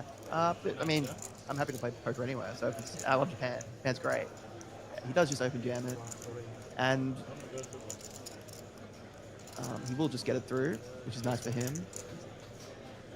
It's kind of interesting for me because I was chatting with a friend of mine in Brisbane last week about kind of their plans for the next couple of years, and they told me that they're looking at buying property in Japan and like renovating it and potentially working in the ski fields as like a retirement plan. Sure. Like, oh, that's really cool. Is your friend Japanese? No. But they've lived in Vietnam in the past. Okay. And I've heard it's really hard to get a residency in Japan if you're not married. I've heard the opposite. Really? Yeah, like apparently it's actually not too bad as an Australian. Really? Yeah, like compared to somewhere like Thailand, where you can only earn like Maybe 41%. I was thinking more socially. Like they're not too happy with they're more happy with people coming in as like tourists, but not really like if you're not respectful of the culture and that kind of thing. Yeah, that's fair enough. 'Cause it looks like we're actually going to lose Adam to the outer table. Good luck, sir. He just gets the double up. And... Yep, gets the double up and out of here. Yeah, but this is like in the ski fields, kind of like that kind of area. But what's interesting is that for Jeju in South Korea, it's like an hour flight from a lot of spots in Japan. So it's like, I'm kind of like, could be fun. Could be a project. That's yeah, dangerous. I'd just be... You'd be in Japan all the time. All the time. You loved it? I love it's the best. Everyone says that, but it's the best. I love the food there as well. Like, yeah. I've never been to Japan and I've never seen snow in my life. Yeah. I know, really? It's crazy, yeah. Come on, man. Yeah, it's pretty hectic. I thought you were more worldly than that. Well, me too, but everywhere apart from snowy places. I guess so. I've seen it like off in the distance at like a peak, right? When I did a trip from New York to San Francisco bus tour, and I saw it like on the peaks. Oh, right? you saw it in the distance. But I didn't. Yeah, I've never like seen it, you know. But my brother lived in Niseko, working in the ski fields when he was like 21. Okay. Swears by it. Yeah. I had a friend who used to do some work in Japanese. He used to be an instructor, I think, as well. Yeah. Ski instructor. He loved it. So he was Japanese, so he could like speak language and stuff. Yep. Jason is gonna run into it. Takes it up to 1.3 million. Can't say I'm disappointed to see this. What do you think you should be doing with the 10-7-0 in this spot, though? It's a good question. I think it's probably just going to be an open fold. It's really tough with these stack sizes, and like the ICM starting to get pretty huge. This hand doesn't strike me as the kind of hand we want to 3x. Maybe limp would also be okay, but you might not want to play too many limps actually. So you might want to just mostly be 2.5xing or jamming. Because it's really quite hard to start balancing that limping range once you've got your open jamming range, your 2.5xing range, and now you're gonna have a limping range as well. And if you don't do that, you can get really punished by an aggressive player. So I think fold is probably slightly better than raise. I also probably would have raised smaller than. Actually, no, sorry, the blinds have gone up, but I probably would have gone 2.5x. Okay, like 1 million instead of 1.3. 1.3. Yeah, it's just to, you don't need, but he's been doing a bit of some unconventional pre-flop sizings, maybe just to like generate a bit more fold equity in his mind. But you got to remember, when you raise bigger, you're paying something to get that extra fold equity, right? Like you're putting extra chips in. So you get, when someone rejams on you, you lose more than you otherwise would. There's a reason why min raising is the play, right? Yeah. Because you're risking the least while generating fold equity. There's been a lot of questions about like simplifying strategies and stuff, and one way that people do that is obviously by just limping almost range in the small blind. Do you think that's a strategy that somebody could kind of implement as an early decision, or do you think that's probably too easily exploited? I think I would rather have like a raise only strategy rather than a limp only strategy. Okay, interesting. Just because you're not getting ISO'd enough by the big blind. Just in general, because so limping the top of your range, you're just wasting so many good hands. Sure. And I don't think people are going to be like properly defending against your raises anyways, or free betting you enough. So I think if I had to choose one, I would probably choose like raise only. Yeah. Particularly like at the stage of the tournament like this. But if you really want to get full exploit with it or whatever, I would be like, I would be limping like a lot more than you probably should be, just because you're going to get away with it a lot more. Yep. Than you're supposed to be. Yeah. You definitely want to be raising it up with the top of your range in these spots because people aren't going to do it for you. Yeah. Unless you think the big blind's particularly aggressive, obviously. Yeah. Message from Vader saying, I cashed the JOPT Millions, which is in Tokyo last month. They paid me out in crypto. Japanese nationals need to take in kind, which basically means repaying costs incurred for going to international events. Fair enough. Sounds reasonable. Is that JRB sitting next to the dealer? No, that's not JRB. What are you talking about? That's a wild take. I was next to JRB 2 years ago in the main event. All right. On day one of the team main. Was he drinking wine the whole time? He was getting good, and there was some dealer stuff happening. Like there was some weird stuff happening on our table, and he was just like getting in the mix with it. It was like really, it was pretty odd, funny. or just funny. Yeah, it was funny. He wasn't doing anything wrong actually. He was actually saying the right stuff. Right. Because He's JRB. Like some other people were just doing weird, like the main event. You get so many different heads. Yeah. I mean, it's really funny that you said it like that because that's like one of the funniest ways recently I've heard somebody describe random poker players is heads. I went to Macau and somebody said it to me. He's like, "Oh, just like if you want to find like what's a really really good table, just go around the room and look at the heads." I'm like, yeah. Huh? It's a pretty good way of telling how good the table's going to be. Yeah. It's just off the. You very often, like I think once you've been playing poker for long enough, you can almost get a feel for how someone plays just by looking at them. Yeah. And then sometimes you're just really wrong. Yeah. Like you look at some old man and he's just like, three betting all the time and jamming stuff like that, but you never pick it. But that's like the exception to the rule. Yeah. Very often everyone plays pretty similarly based on how they look, which is kind of weird. Yeah. Got a message from Silly Horsey saying, if Naj doesn't take this down, I'll eat my hat. Okay. And yes, I'm saying this with 16 players, knowing variance exists. Lol. I mean, get ready to eat your hat, bud. 1 in 16 times. I mean, I want Naj to take it out, to be honest. He's probably my pick to win. Yeah. Mainly because he was in the booth here a couple of times and he was really, really good value, and I've known Naj for a very long time. So he's my pick to win. I'd like him and Tom Amir heads up to be my preference. I agree with that, bro. Yep. Now he says, damn, now I'm craving a hat. Interesting. Well, hopefully he wins for your sake then. Tough spot for Jason here. Yeah, this is pretty brutal. For 8 bigs, or is it 9 bigs? I think you just have to take it. Particularly because the under the gun player should maybe be shoving a little bit wider just because he's about to go through that big blind ante. And that's pretty brutal. When you're a sub 10 BB stack, losing 2 bigs is pretty huge. Oh my God, wow. Michael. Oh my God. Wow. What is this hand? This is where like the average stack being so short gets disgusting. Yeah. Because like if it goes jam, call, and then Michael re-jams, and Nazer looks at the ace king, like, does he run it? Like, I think Michael might be supposed to fold nines here. I agree. I wouldn't blame him for taking it, but you're just going to be up against some pretty tight ranges here. He does fold. That's a great fold. And NASA is going to run it. Yeah, Jason isn't going to be happy when Michael just was like, disgusting. Yeah. And you just have to take this fold. Have to take this, you have right? to take this fold with ace king. Just because if you win here, you're going to be in a great spot. Yeah. If he wins, he's going to be taking himself up to around that 12 to 13 million mark. It's probably second interest for the tournament. Yeah. So this part is probably worth around 6 figures. for NASA anyways.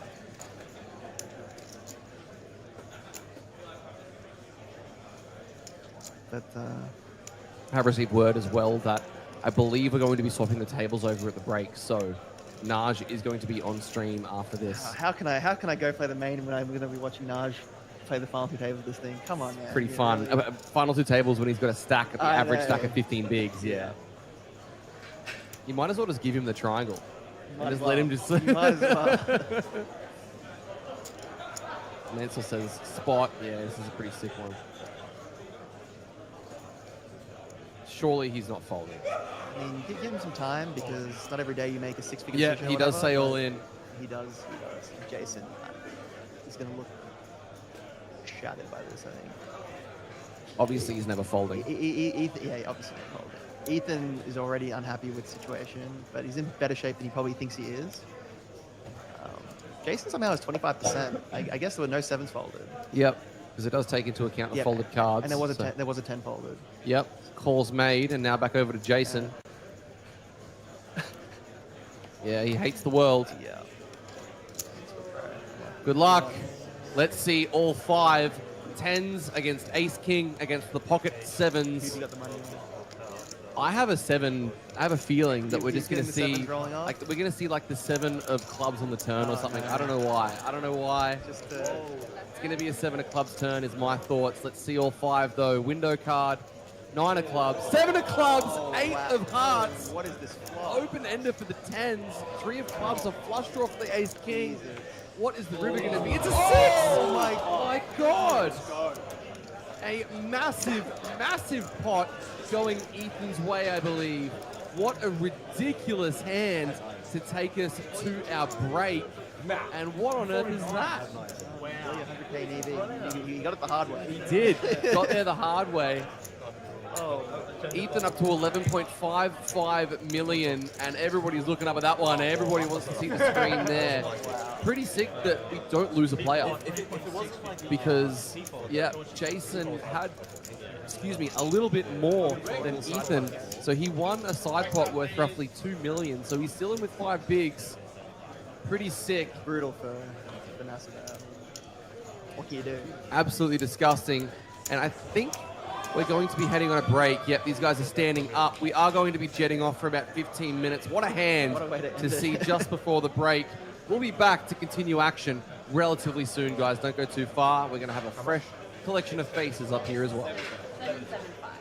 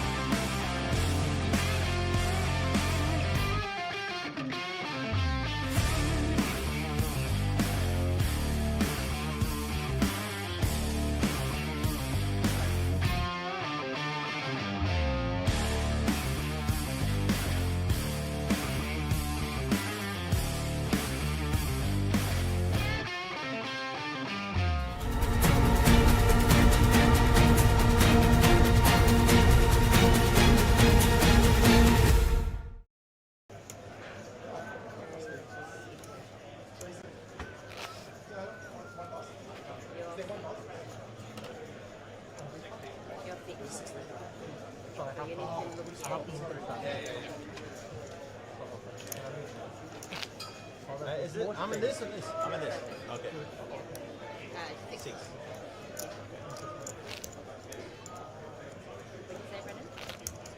Everybody's in.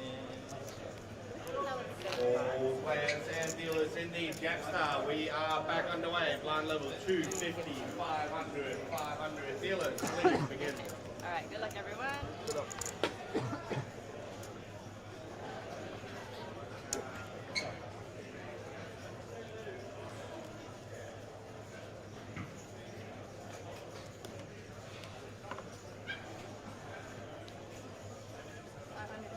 Whoever gets aces on that table, I feel sorry for them. Why is that? Because it's been cracked every time over there. Or fold. Raise to 1 million.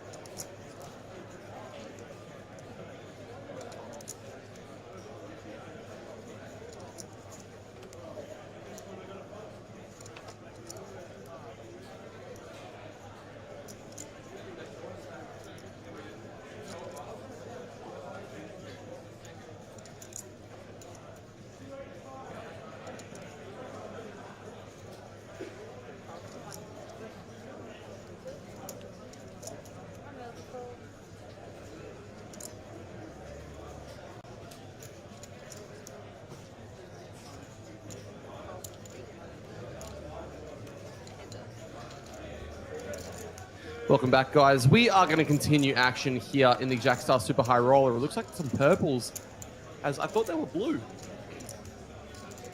Are you a little bit like colorblind? I'm a tad colorblind. Maybe it's... Bless There's you. some sneezing, that's great. Maybe it's like the camera from above is a little bit incorrect. As, oh my goodness, we've got some dangerous men walking into the booth right now. Give us a second, guys.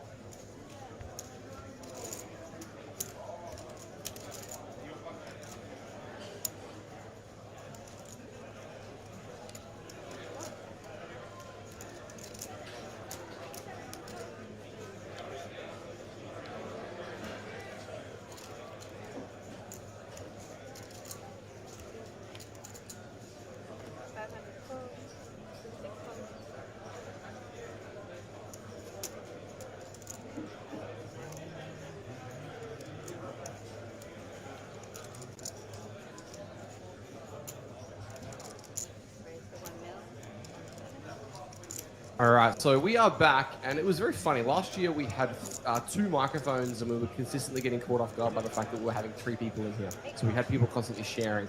This year, it seems like we've fixed that problem, but we've had another problem pop up because more people want to come in here, and all you guys bust tournaments and want to chat. So why can't you guys win stuff so we don't have 4 people in here all the time? We've got Luke Martinelli, Dean Cox, and now Mr. Travis Endersby. Looking like you've got a fresh haircut as well, is that right? Yeah, we didn't have too much to do today, so it's pretty much a haircut and then wait about 4 hours for a seat. Fantastic. And how have you been going so far? We actually haven't had you in the booth, so you're going to hold the mic for a little bit. What's been going on? Tell me. Well, lots of little tiny caches and, yeah, no final tables. Just chilling out, watching everyone else do well. Yeah. Perth crew's doing good, so... Yeah.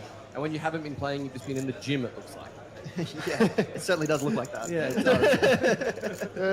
Yeah, not so much. Just hanging out, watching other people do well. Yeah, fantastic. And I've been told that tomorrow is going to be a relatively restful day for you as well. Have you already bagged the main event? Bagged the main event. Got, I think, 4.5 start stacks or something like that. What a So flex, this guy. That's pretty chill. Yeah. It's a bit below average, but a bit above average for me. So. Oh well, nice little relaxing day tomorrow then. What's on the cards for tomorrow other than your regularly thinking of getting a free crew. gym session? Yeah, we might get a crew, go watch a movie, and then go out to dinner, I think. Have we seen the Odyssey yet? I have not. You haven't seen it? Dean has. Great. So You want to see these nuts? Right. So anybody at this table that we recognise, obviously at the outer table, those are the guys that we had earlier.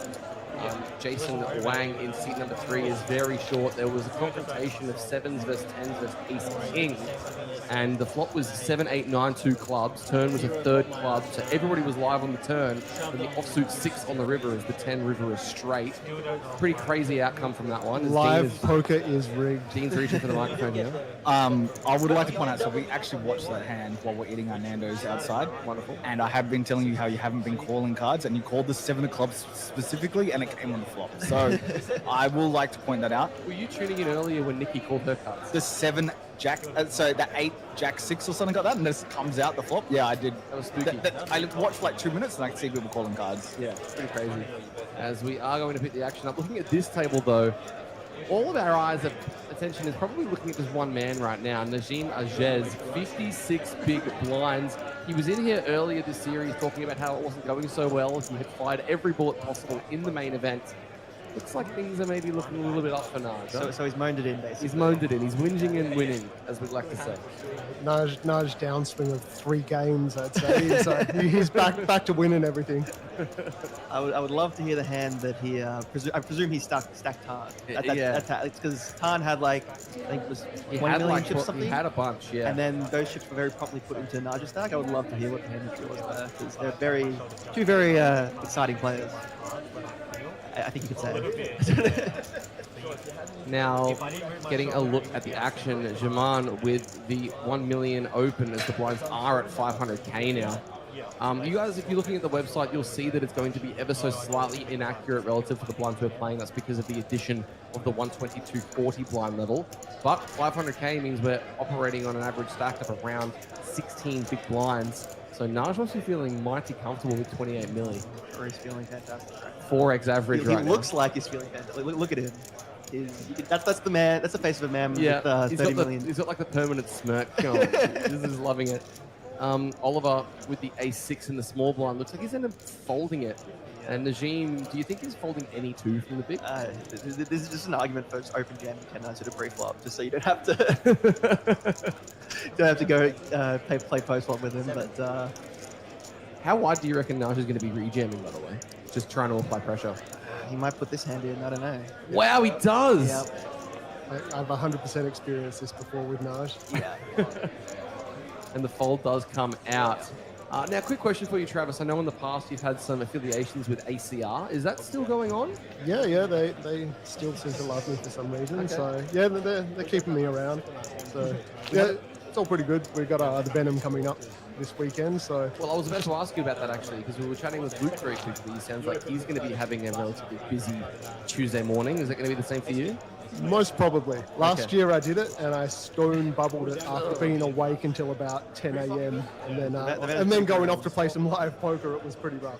Yeah, it's a really it's probably one of the best tournaments online that you'll just straight up. It's a 2650. 2650, 13 mil guaranteed this time. Is there multiple different Venoms that happen? Because I know that there used to be a Venom that was just a regular tournament, and then there was like a PKO Venom. Or has it always been a PKO? They run like 4 or 5 every year. Okay. It used to be a mix. Like they used to do like a regular mystery bounty PKO. Now it seems like they're just doing only mystery bounties. Right. Okay. I guess because they just that's like the flavor of the month type that's tournament, what people, right? Yeah, that's what people want, I suppose. Yep.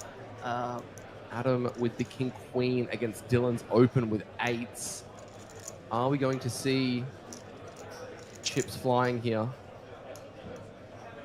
We expect that we're going to see a jam from King Queen for 8 bigs, right? Unless someone's going to open, I don't know. I think he might just fold and wait for a better spot. He's pretty well studied, Adam. So yeah, we saw him do a sick 5-bet jam with Ace 3 suited against Jason Wang. Oh, nice. It was I think it was like hijack versus cutoff. It was pretty sick hand. And I actually we were saying Adam was like impressing us with the way he was playing, because I've actually never seen him. I haven't really played with him that much, but he played a couple of like the Ace 3 suited hand, his other blind v blind spot that he played pretty well. So he did get a little bit unlucky when he ran his kings into Ace Jack, and there was an ace in the river, which Jordan called. I'm pretty good at this. You doubted me. No, I didn't. I just said that you did it against your friend Thatcher. Yeah, I was just calling out the possible out. So I'm not going to go over that again. We've spoken about it enough. So Dylan Keogh is actually, whilst he's Irish, is actually like a WA player as well. So Right, okay. Man, I feel like there's like more WA players here than there are Queenslanders. They're just everywhere. Yeah, however, we are getting out-rivaled, I think, these days by the New Zealand. The New Zealand surge into Kiwis, yep. APM Okay. is huge. Well, we did see Charlie Hawes ship the 600 deep freeze the other day for around 66k. That was a massive result for him. Everybody was pretty happy to see that result. Yeah, everyone loves Charlie. He's such a nice dude. So I think everyone's always happy to see him in the score. As the deuces are going to fold against the C-bet. Chips are in the middle over there. It looks like Jason has put most of his stack in, and Michael Tran, I believe it is, nicknamed Pickle, has put a lot of the biscuits in behind. So action is currently on. That gentleman is seat number 7, I think it is, with a decision.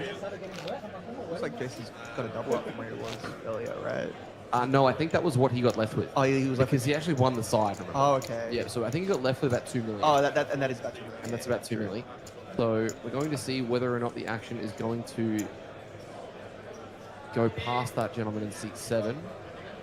Sounds like clock has been called, and the fold actually is made. So very quick folds now. Nass will be really short. He'll be trying to get that page up. That's why. Yeah, because he was left with not much after his ace-king was no good. Round to the blinds. Rob, and I can tell you, if we don't get back to that table to see the action, I will see in a moment whether or not we see the all-in. I'll be able to let you know what actually happened, because I was standing right there. Obviously, the 20-minute delay gives us the ability to be able to see what's going on, just a little bit. Tony there's a good South Australian player as well that was on that table. Okay.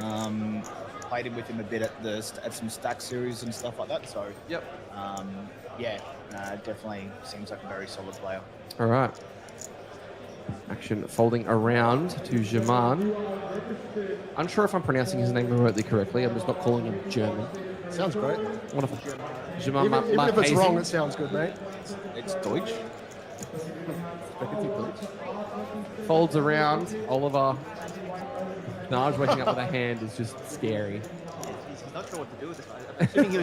I'm assuming he was just going to like open jam every hand. Now he's like, we're going to look down that, but this is a little too good. As I can confirm that all in at the outer table, Jason had ace-4 off suit. Michael had the ace-9 suited.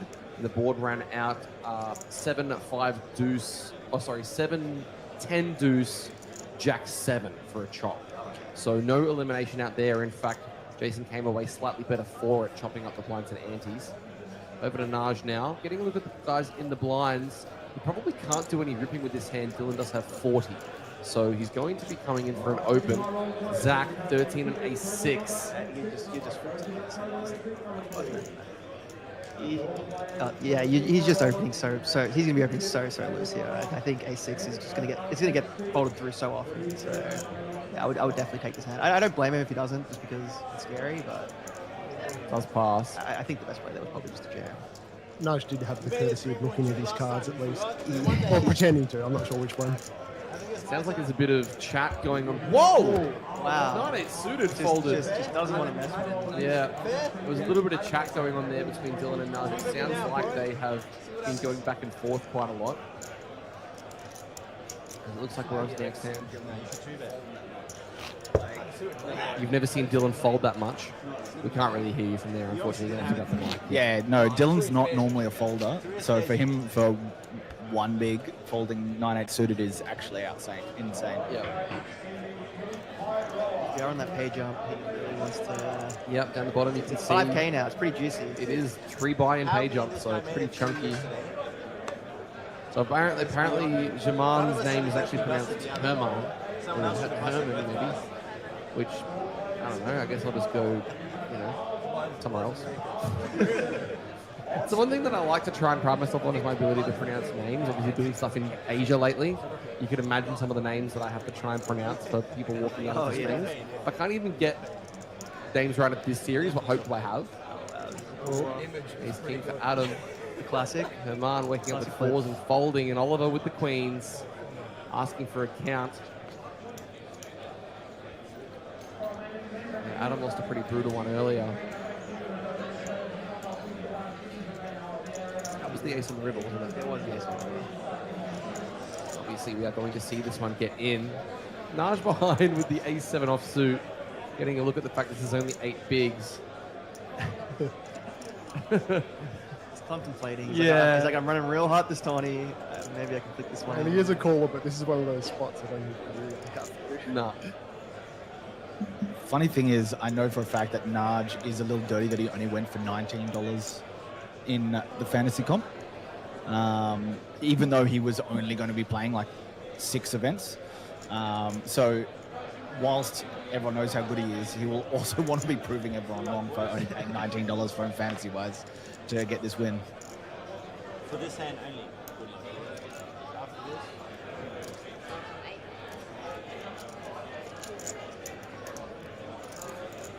He spoke about that in the booth, and then he talked about the amount of bullets he's fired in the main. He's like, probably fair enough. Yeah. But yeah, cards on their backs. Ace, king, and queens. We are getting closer to our FT. Couple of clubs. What are you giggling about over there? King on the turn, and the river 5 is a full double, and Oliver Yu is left with vapor. I think he's out. Well, the ace king was covered. Oh. Interesting. So it's a big, it's a short stack flip, but it's a big flip relative to this tournament, right? You were talking about the value of these pots, and That's 3 million as well. Yeah, easy for an average stack. so what are your plans for the remainder of the year, gents? Obviously, you mentioned that we have the Venom coming up this week. Where are we going to see you? What's the next stop for a live series? Or I think for me, it's probably all the way to APT in Taiwan. okay, that seems to be the next big one that everybody I've spoken to is kind of eyeing off. Can I convince you to potentially come to Jeju on the way through? Ooh, on the way back, maybe. On the way back? No. On the way through, I'm trying to get people there. Yep, it's my kid's exams this year. His last year of school, so I'm attempting to be home a whole lot, and then that's why I haven't been traveling so much this year. Yep. The Taiwan trip is like right after his exams, so I'll be there for the last week and a half of that. Well, good luck for that. It's going to be a stressful period as a dad, I could imagine, but I'm sure it'll be fine. Yeah, my kid's a bit like me. He's pretty mellow about everything, so he's just taking it as he goes. Putting in a good solid 65% effort. Yeah, he's just like you. Runs like shit. Doesn't matter. Just wins everything anyway. With the King 5 suited, gonna let it go. Now with King 9 hit of his own. Still getting a look at Dylan's stack. 37 bigs. There's no surprise Naj has found the V-pip. If you had this chip in this chip stack in this position from all positions, how wide are you going? Like, obviously the 40 big blind stack is still in play, but like, how wide are you opening this box? It always matters who else is at the table, because you know, in a series like this, sometimes you're at a table where you can be fourth in chips and you can just literally open 60% because people will just let you. But there's other times you've got a chip lead and no one cares. Was it you, Luke, that was talking about the assumed chip lead? Where basically if a chip leader isn't really doing too much or utilising it, somebody kind of assumes it. I think I focused on that. Yeah. Let's go. It's like they're only the chip leader actually playing like chip leader. Yeah. maybe it was you, Dean. No, it wasn't. But Mel, in his breakdown of the World Series main event, talked about the difference between being a chip leader online and being a chip leader live a lot, and was talking about the fact that when it was live, he just said that people assumed more that he was just taking advantage of being a chip leader, whereas online you see everyone stats and they kind of respect the chip leader that they can just get away with the whole of this stuff. Sweat for Queen 9 here, needs a queen or a heart on the end. Can he do it? No, he can't. Ace of diamonds, as we will say GG's to Renato Trenton in what looks to be 15th position. And it looks like we haven't quite lost anybody else on the outer table. Jason's still very, very short on the button, so I wonder if we're going to see him request the triangle here. On an Asa is all in, forgive me, yeah. Oh, Jason as well. So now it's going to be interesting. Both of these guys are only jamming for what looks to be around 2 or 3 big blinds. So Michael Tran in the big is probably going to have to run it relatively wide. 2 triangles in play. Unless Anthony Zhu has already acted, but he's going to ask for a count from Jason. It looks to be around 725,000 and similar for Nasser, and he is going to call. So we've got 3-way all in action. With 14 left, we're not going to be able to see the cards as Alex's beautiful ponytail is blocking the way. probably just going to have to gauge it from the reactions of the players. Maybe you can see it on the phone. Yeah, I mean, my eyesight's not that good, boys. What about yours? That is the turn, and what will the river bring? Let's see how the body language experts see these ones. I think Jason Jason is standing up. NASA's not moving just yet. He won. Looks like he. No, maybe he did win. Oh, and he's just saying GG's. Yeah, maybe he is just saying GG's. So GG's to Jason. He gets a triple up there. And yeah, that looks like a big triple up for NASA going into the big blind next hand. Not sure not sure if Michael may have won a small side pot. It looks like that probably is the case, but 13. So yeah, only one elimination. We're going to see what happens now. More abuse from Naj is my estimate. Naj is still the owner of probably the best hand I've seen here before. On the stone bubble of the 5K, I think it was last year. He goes in, I think 6 bets, Dean Blatt, all in. Naj is second in chips in the tournament and Dean is number 1. And Dean goes into the tank for minutes and basically then folds, and Naj flips over a 10 and a 9 offsuit. Just, what did Dean have? We don't know, but I would suggest a monster. Really? But yeah, Naj just has no fear of bubbles, and that's even if he's not in a spot that necessarily other people would take. He's just fearless. It's actually so fun. I believe that year Naj actually ended up chopping it heads up in the 5K. Yep. I'd say well earned, man. He was fearless and got it done. And got Mosler in the chat. I recognize that username from a certain Discord server that Naj frequents, saying PUBG boys represent. There's a collection of guys you might see, the little PUBG figurines. Naj has one on top of his stack. Anthony Shu's got one out there as well. So plenty of those guys. Thanks for tuning in, Moz. Hope you're doing very well. Other questions in the chat. Tommy Amir, let's go from Wayne. Budster says playing ATTP Manila in October. What a 6 spot for Naj, says Brickers, who we've had in the chat the whole time, playing PLO with Naj on the side, whilst Naj is playing tournaments, of course. And yeah, if you guys have any questions for Travis, Dean, Luke, or myself, please feel free to send them through. We'll do our best to answer them. No promises it'll be a good answer, but you know, we can try our very best. We're trying. Yeah! We're trying, yeah. 100%, baby. But it just started, right? And boys, what numbers were we for alternates for the mini high roller? I'll get that clock up as well. I think we had 307 and 308 going, so we got quite a way. Ridiculous.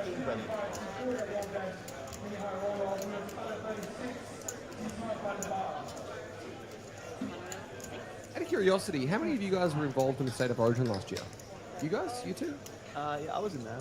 Oh, we were the first one that popped back up.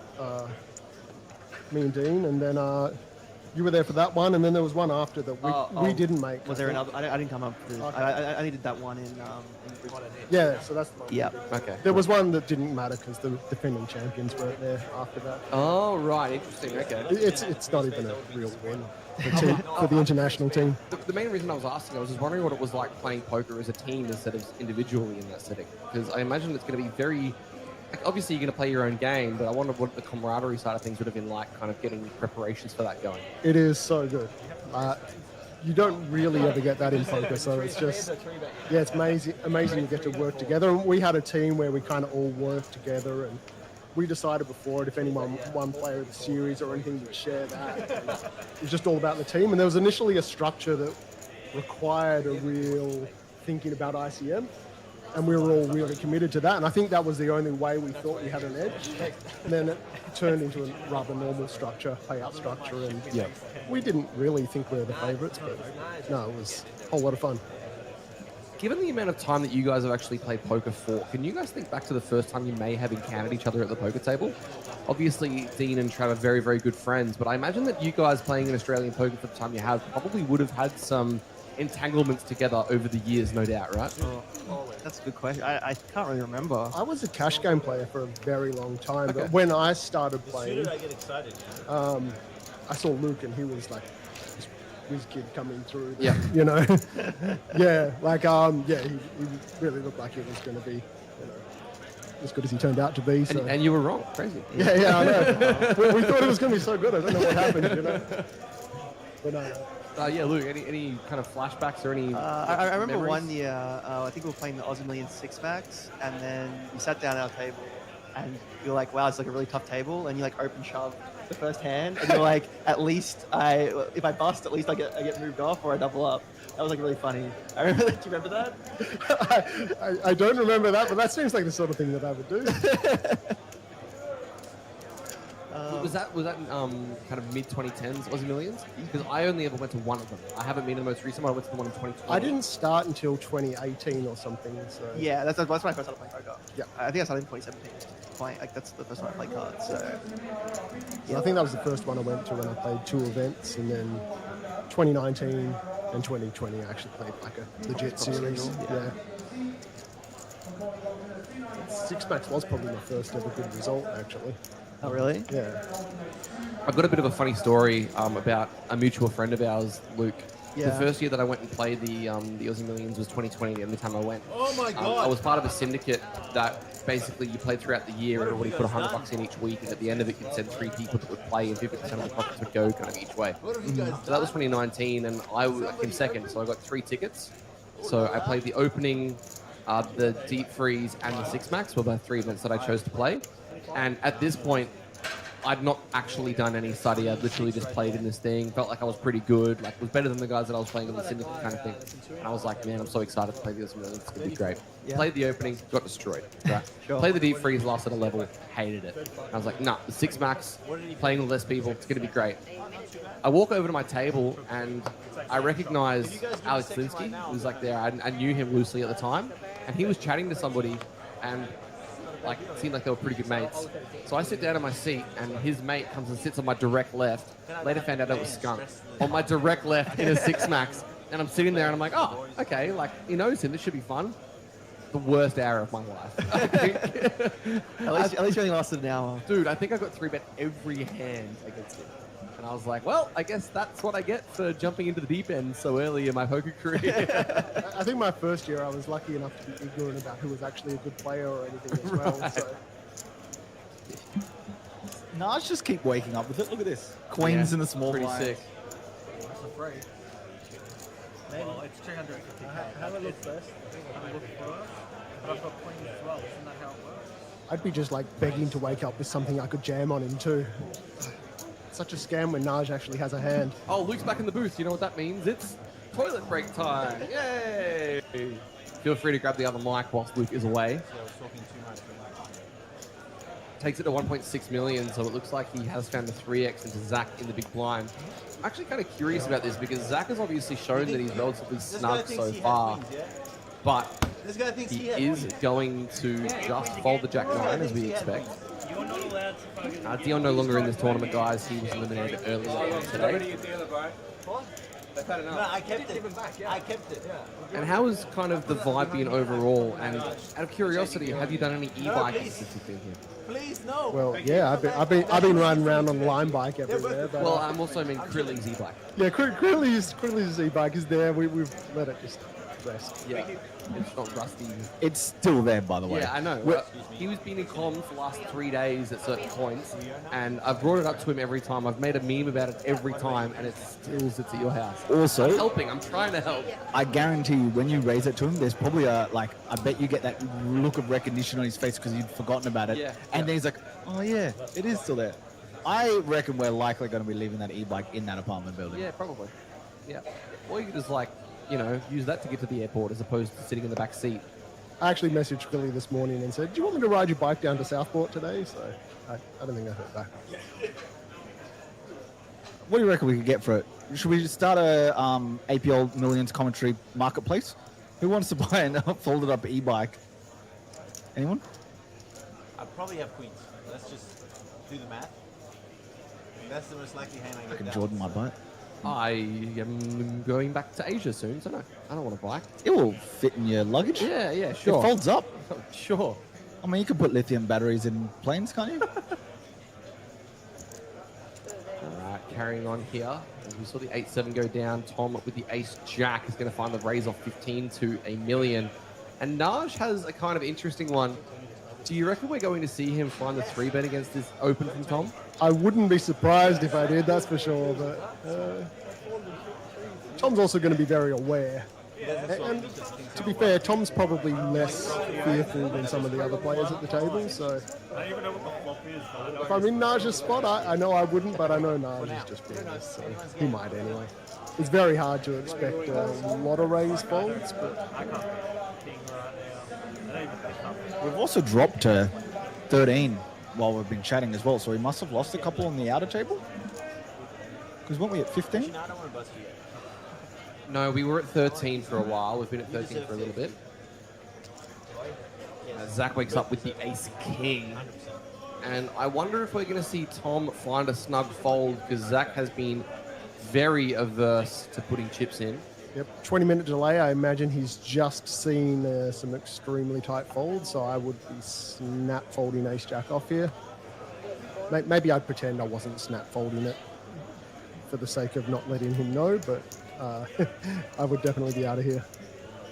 At the conclusion of this hand, I'll cover off the question in the chat, because I really want to make it very, very clear with the gentlemen here exactly how they do that. So the ace jack in the tank, as Naj's yellow jacket is throwing off the color correction of the cameras. I'm apologizing for how yellow that is. Back over to Tom, as Luke wants to make as much noise as humanly possible, getting back to his chair. Thank you for that, mate.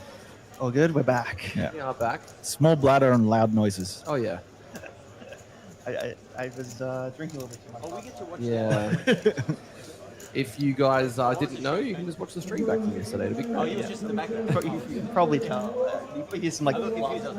No, never, never. What's happened here? Tough spot for ace jack. We were just talking about that.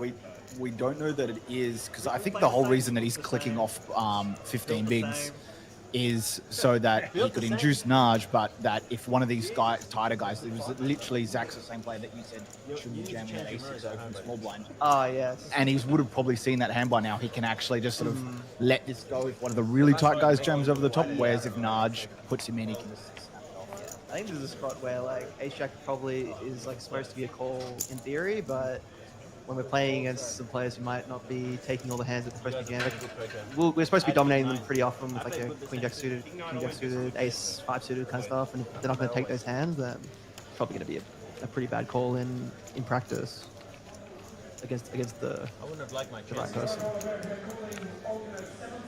Good fold. He was crushed. So we had a question in the chat, which is, how do you guys play poker online in Australia? And the answer that I have for you is, these guys don't. So what they do is, when they get to a Sunday night and they've got a Monday morning schedule for the Sunday, what they'll do is they'll actually go to Sydney, and then there's a direct flight that you can get from Sydney to Christchurch, and they fly in and out on a Monday morning to be able to play the schedules in New Zealand. That's what they do. I should correct you. We actually have a direct flight now. Oh, do you from Perth? From Okay. Perth. Yep, there you It's go. a great one. That Very is quick. what they're doing, yep. So, yeah, in and out from New Zealand. It costs a bit, but given how good online is lately, it's actually worth it. So that is what they do. Yeah, the action is so good on ACR that, it's worth it. Sign up with code Travis and, off you go.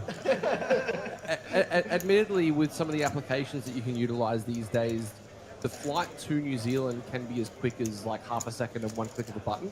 But that is kind of exactly what's going on. I don't want to make anybody unaware or confusing as exactly what's going on.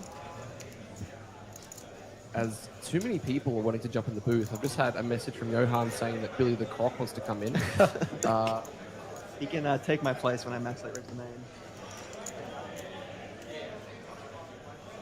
I think we're still in the state that it is legal to play here, but we do still go to New Zealand, of course. But it's still legal for us to play. Yeah, I think it's just illegal to operate in Australia. So yeah, we do the right thing by those providers and go to New Zealand often.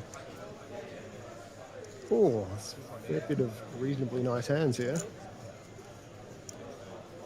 including Naj's beautiful King 7 offsuit. I will say that I was in here with Cooper, and somebody actually went up to Cooper and said, "Is it true that you fly to New Zealand last year?" And he was like, "Yeah, every time." Up it goes to 2.8. Adam with the 6.7 million he's got behind. for reference, guys, there's 123 million in play, so Naj has over a quarter of the chips. It's going to be a fun FT. It's going to be a fun FT.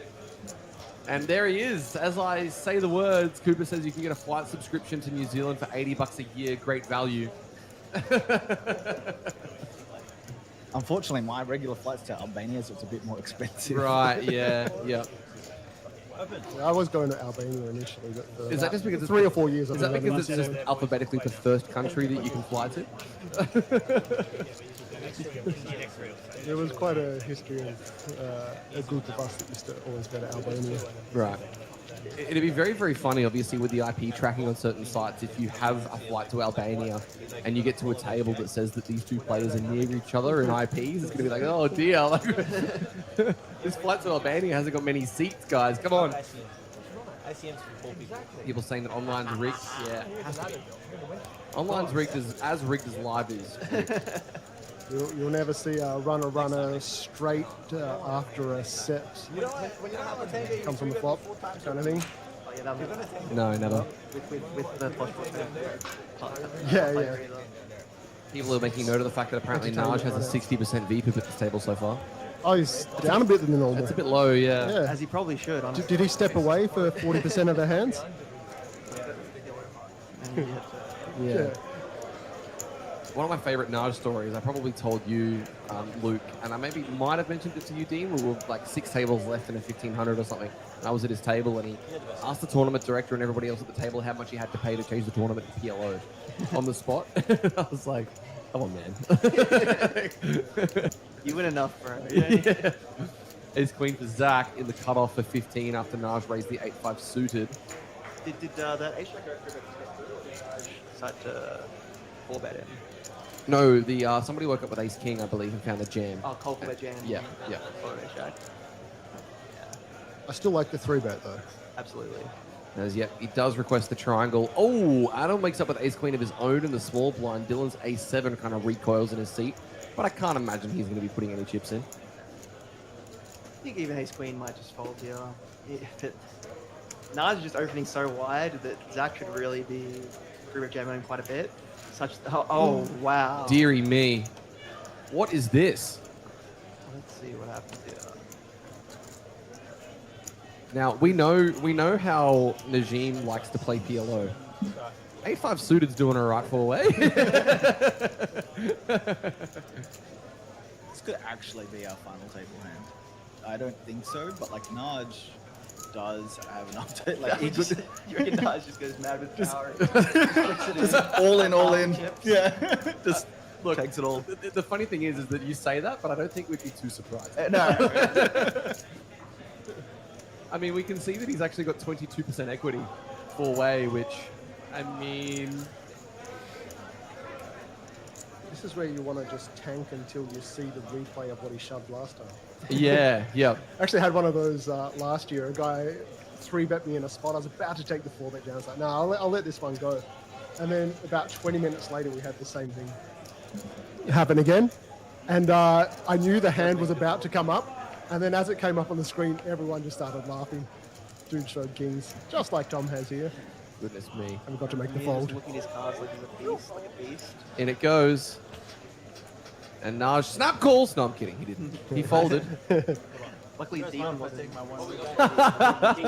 Ace Queen and Kings, and Ace Queen has been folded, and an Ace 7 has been folded as well. So we need a lot of hearts, we need a lot of love for this Ace Queen suited.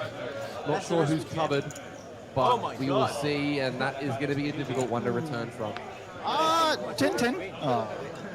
4 of clubs on the turn, and that will be a double up for Tomamia, not GG the other way around. So Tom is going to take himself well north of 13 million, in fact up to almost 14. Naj is still comfortable, but as it turns out the 8-5 of diamonds wouldn't have won after all, so good fold for him. Just a question in the chat. All the final tables at APL Millions are 9-handed, not 10, excluding the 6 match, which would then be 7-handed. Yep. Correct. I'm trying to see if there's any action. Looks like we've seen a raise to $1 million from Alexander, and we actually have lost Michael Tran. So that player in seat 5 is no longer seated. Tony's shipped up a lot. Yeah, and Tony's a raiser here, right? Timon's on the button, which means the blind. So Tony's opened here, and then Timon's folded. We are down to 12, and now around to Rod in the big blind.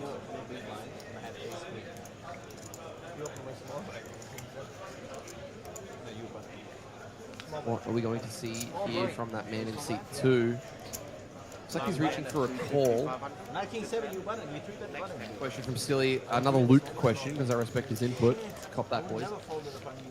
I'll have a 50k bankroll. I want to get back into poker after falling out of love with it. You think just small cash games or small tournaments? What do you recommend? I mean, it's a preference type thing, right? It is. It depends on what you're trying to do and like how you deal with the variance and all that kind of thing. For 50k, if you have 50k, I would say like you probably can't play tournaments that much bigger than maybe like a 1k buy-in, like on average, unless you're like selling action, and that's risk taking. That's pretty risky. So if you don't like the sound of that, or that sounds too small or too big for you, then maybe cash games would be better to start off.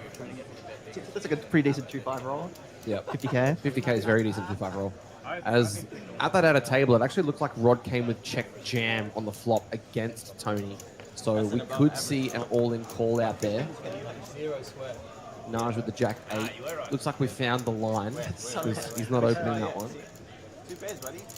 So Silly Horse has come back saying not looking to make piles for so fun. I think if it's purely a fun thing, it just depends on what you find. If it's purely a fun thing, then just play the 50k high roll. Yeah, exactly. I mean, that'd be a really fun 45 minutes for you. 45 minutes. So, yeah, I think it just depends on you as a person.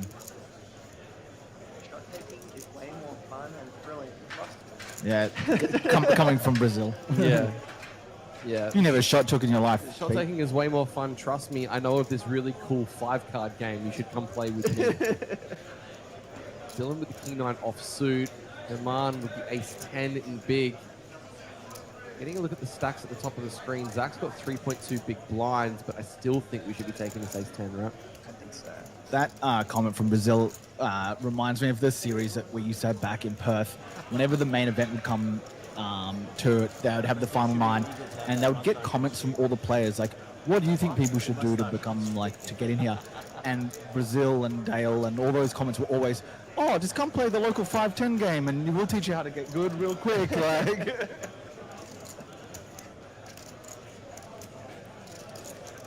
always be suspicious when someone's trying to get you down to a game and you're not too experienced. 4.675. 4.675. King 9 thinking about this. What was that? I love this open, but he should just fold now. 4.675. You're out, Dean? Struggling? Don't fall over, please. Maybe he's just downplaying a little the extent to which he's opening wide. Sure, but I personally don't. But it's going to be streamed. Yeah, and so they're going to see should what you open. Fold faster so they can't see exactly. too quick. Yeah, I mean, I just hope they miss it. If you snap fold it, maybe they won't see that you opened it. Yeah. I mean, don't get me wrong, it's a good price, but it's a good price into a strong range. He could be genuinely considering calling just because it's sub 10 big blinds, but you definitely don't have to call all your hands. Even for the small chips. Jam, I probably fold.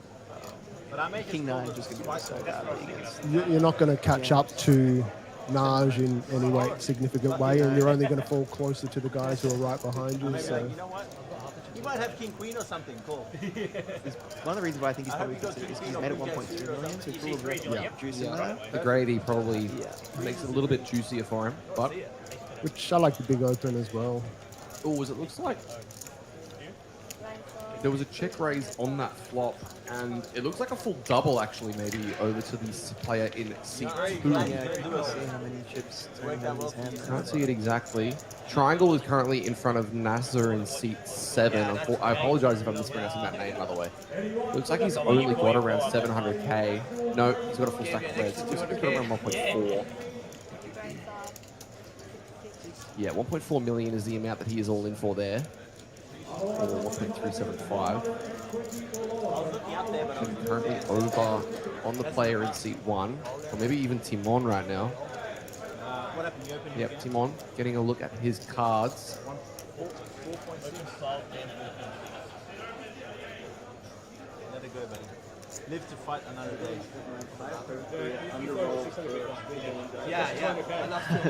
That's like a guaranteed way to go broke. Oh, Literally guaranteed, because if you're underrolled, by definition, you will go broke up a certain amount of time. On that note, guys, do you mind if I ask you a little bit more of a personal question regarding that? I mean, obviously, people say that you're kind of not a poker player unless you've kind of busted a roll. Is there any particular point in time that you can remember that you were a bit kind of misbehaving with a bankroll, that maybe we should have kind of thought about it at the time, or have we gone broke, or like, are you comfortable talking about that stuff? I don't know. I mean, I've never gone stone broke, but I mean, when I was younger, I used to maybe play tournaments that I shouldn't have, because you see some stuff online and you just want to flick it in, even though it's probably not the best to do it, and it can get expensive pretty quickly. But luckily, I've managed to rein that in mostly, so I haven't gone to a complete zero. I'm one of the biggest bankroll nets in the world. I've always been playing way too small, but you know, I maybe missed out on some things, but maybe missed out on going broke as well. So. Yeah, well, looks like we're going to run the 9-5 from under the gun, thinking that he's going to be forced in next hand, or almost forced in. Ace Jack Deuce is no help, needs a 9 or a 5, a 10 would seal it, and that is what happens. GG's to Zach. He's going to be out of here.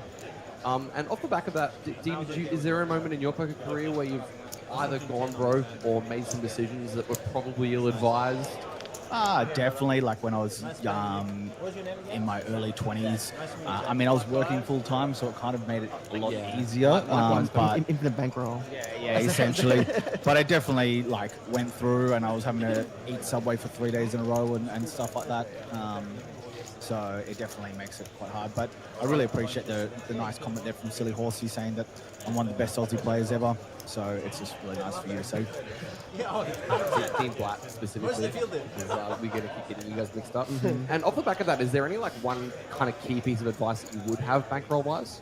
Well, I would say don't go broke, because other than the obvious. Because it almost bears repeating, because with poker, if you have no money, you can't play, and so if you can't play, you can't make more money. So not going broke is literally the most important thing you can do as a poker player. And the way you do that is by being properly rolled for the weekend. So I would just mess around in the tournament variance calculator, or even a cash variance calculator, see what is possible. And also might help your mental game as well. You might be a little bit less harsh on yourself when you go on a big downswing, because you'll see that it's just part of the math and how it works out. So that's what I would probably recommend someone do. Yep. You can even see it with some of the players who I really look up to, like some of the online crushers right now, and they've gone on 2 or 3K, 2 or 3,000 game losing streaks, and yet they are definitely the best, and they're playing the biggest games and winning them at a good rate. But they still go on 2 or 3,000 game losing streaks. So well, we had Naj in the booth earlier in the week, and he mentioned there was a period of about 18 months where he just lost a nil straight and just didn't win. So and that was somebody who was 15 years into his poker career at that point. Obviously, he's playing some pretty high variance games, PLO, 5-card maybe, but even still, somebody of his caliber. And also, we've had Bert in the stream in the past as well, and you guys are obviously friends with him. His downswing that he went on, that he got out of online, is tale as old as time as far as some of the sick stuff that can happen. Have you heard that story of Mike Watson? We spoke about this yesterday. Oh, we spoke about it? Yeah. Yeah. I remember I brought it up. Yeah, sorry. I do remember that. But in case people weren't here yesterday. Sure. I mean, he people who don't know, his online name is So What. He's one of the best players in the world. And he played a full WSOP tournament schedule. He played everything from the 1K binds up to 250Ks or whatever. And he bricked every single tournament, not one catch. And that's the best player, one of the best players in the world. Just playing in the softest fields, by the way. It's not it's not like he's cutting his teeth against these absolute crushers in every tournament. That's just the way that it works. It's hard for the human brain to really comprehend how that can happen. Because you feel like if you're playing good, that you should be rewarded for that. But unfortunately, that's not what Yeah. You're on stream, so you can't even lie. Yeah, I think I've been very lucky in the sense that I've learned most of what I know around bankroll management from Trav. So because he is a bankroll net, and I can sort of see that, it's then made it really easy for me, and I've then been able to put in rules in place even working full time around bankroll management as if I was to be playing purely on for poker bankroll, and just be able to sort of handle that, and then try and be able to sort of teach other people that in regards to how to selection and when to selection and that sort of stuff as well. But yeah, even Brickers is talking at the moment that he's on a 400k downswing at the moment, but it's just swings and roundabouts. It's only a couple of years ago that everyone in Perth was talking about how he's on a 2 mil upswing in PLO cash games. So yep. Getting a look at the action here. Naj with the 9-7 suited as the blinds have ticked up to 600k. Adam with the ace-9 and the big for sub-9 against Naj. I feel like this is a pretty clear decision. But also against Naj, I feel like you're probably going to have to run it a little bit more than you'd be comfortable doing. You can get it in here with about 30% against Naj. Just let it go. Brickers says, yeah, I'm like a 400k downswing at the moment. Swings and roundabouts, those are the days. So what's that, of your 410k roll, or? That's probably just one game. yeah, 400k downswing this session, yeah. When you were playing cash, were you playing Hold'em? Were you playing the 4-card streets? I was mostly just playing the 2-card game. I lived in America from 2004 to 2012, so I was just a very, very bad nut peddler that just made infinite money because the games. I never got good. I never had to get good. It was just all that easy. Oh, as it looks like we actually lose a player, which means that we are on the final table, ladies and gentlemen. So with that, we're actually going to take a half or 45-minute break or so. We'll be back in around that amount of time for the final table of the Jackstar boys. It was short, but thank you so much for being here. I really, really appreciate it. Yeah, thanks for having us. Fun to watch these ones. We did it. We did it. Yeah, thank you. Appreciate it. Thank you very much. Just going to look around and make sure you all say something. And anything you want to shout out before we go? Any Instagram platforms, any Twitch streams that you guys want to shout out if you're still doing that? Oh, yeah, sure. Instagram, Travis T. Poker, and Twitch, this is a Travis T. And we've already shouted you boys out enough. That's all right. What we're going to do is we're going to call it there. We'll be back in roughly 45 minutes for the final table of the 1500 Jackstar Super High Roll here at the 6 8 Are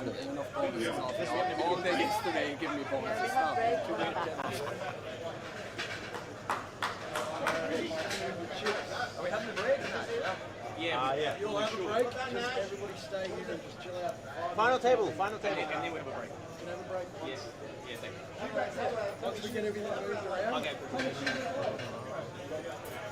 No, I think he said today. Yeah, he said today. Hundreds. I think this is 100k, but it's not. Because red chips is always like 5s. So one stack is like 100. This is 500. Guys, I'll get you to rack your chips up, please. We're going to move into the right seats. 5, 6.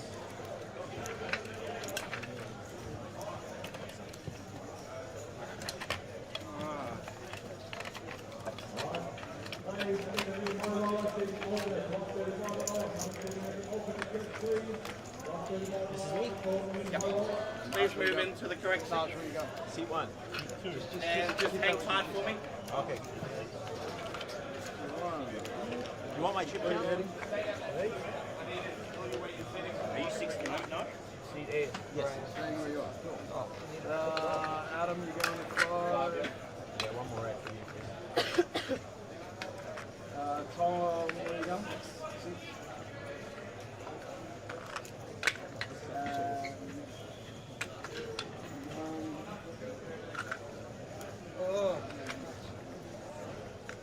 That's how it's pronounced, right? Lamont? Yeah.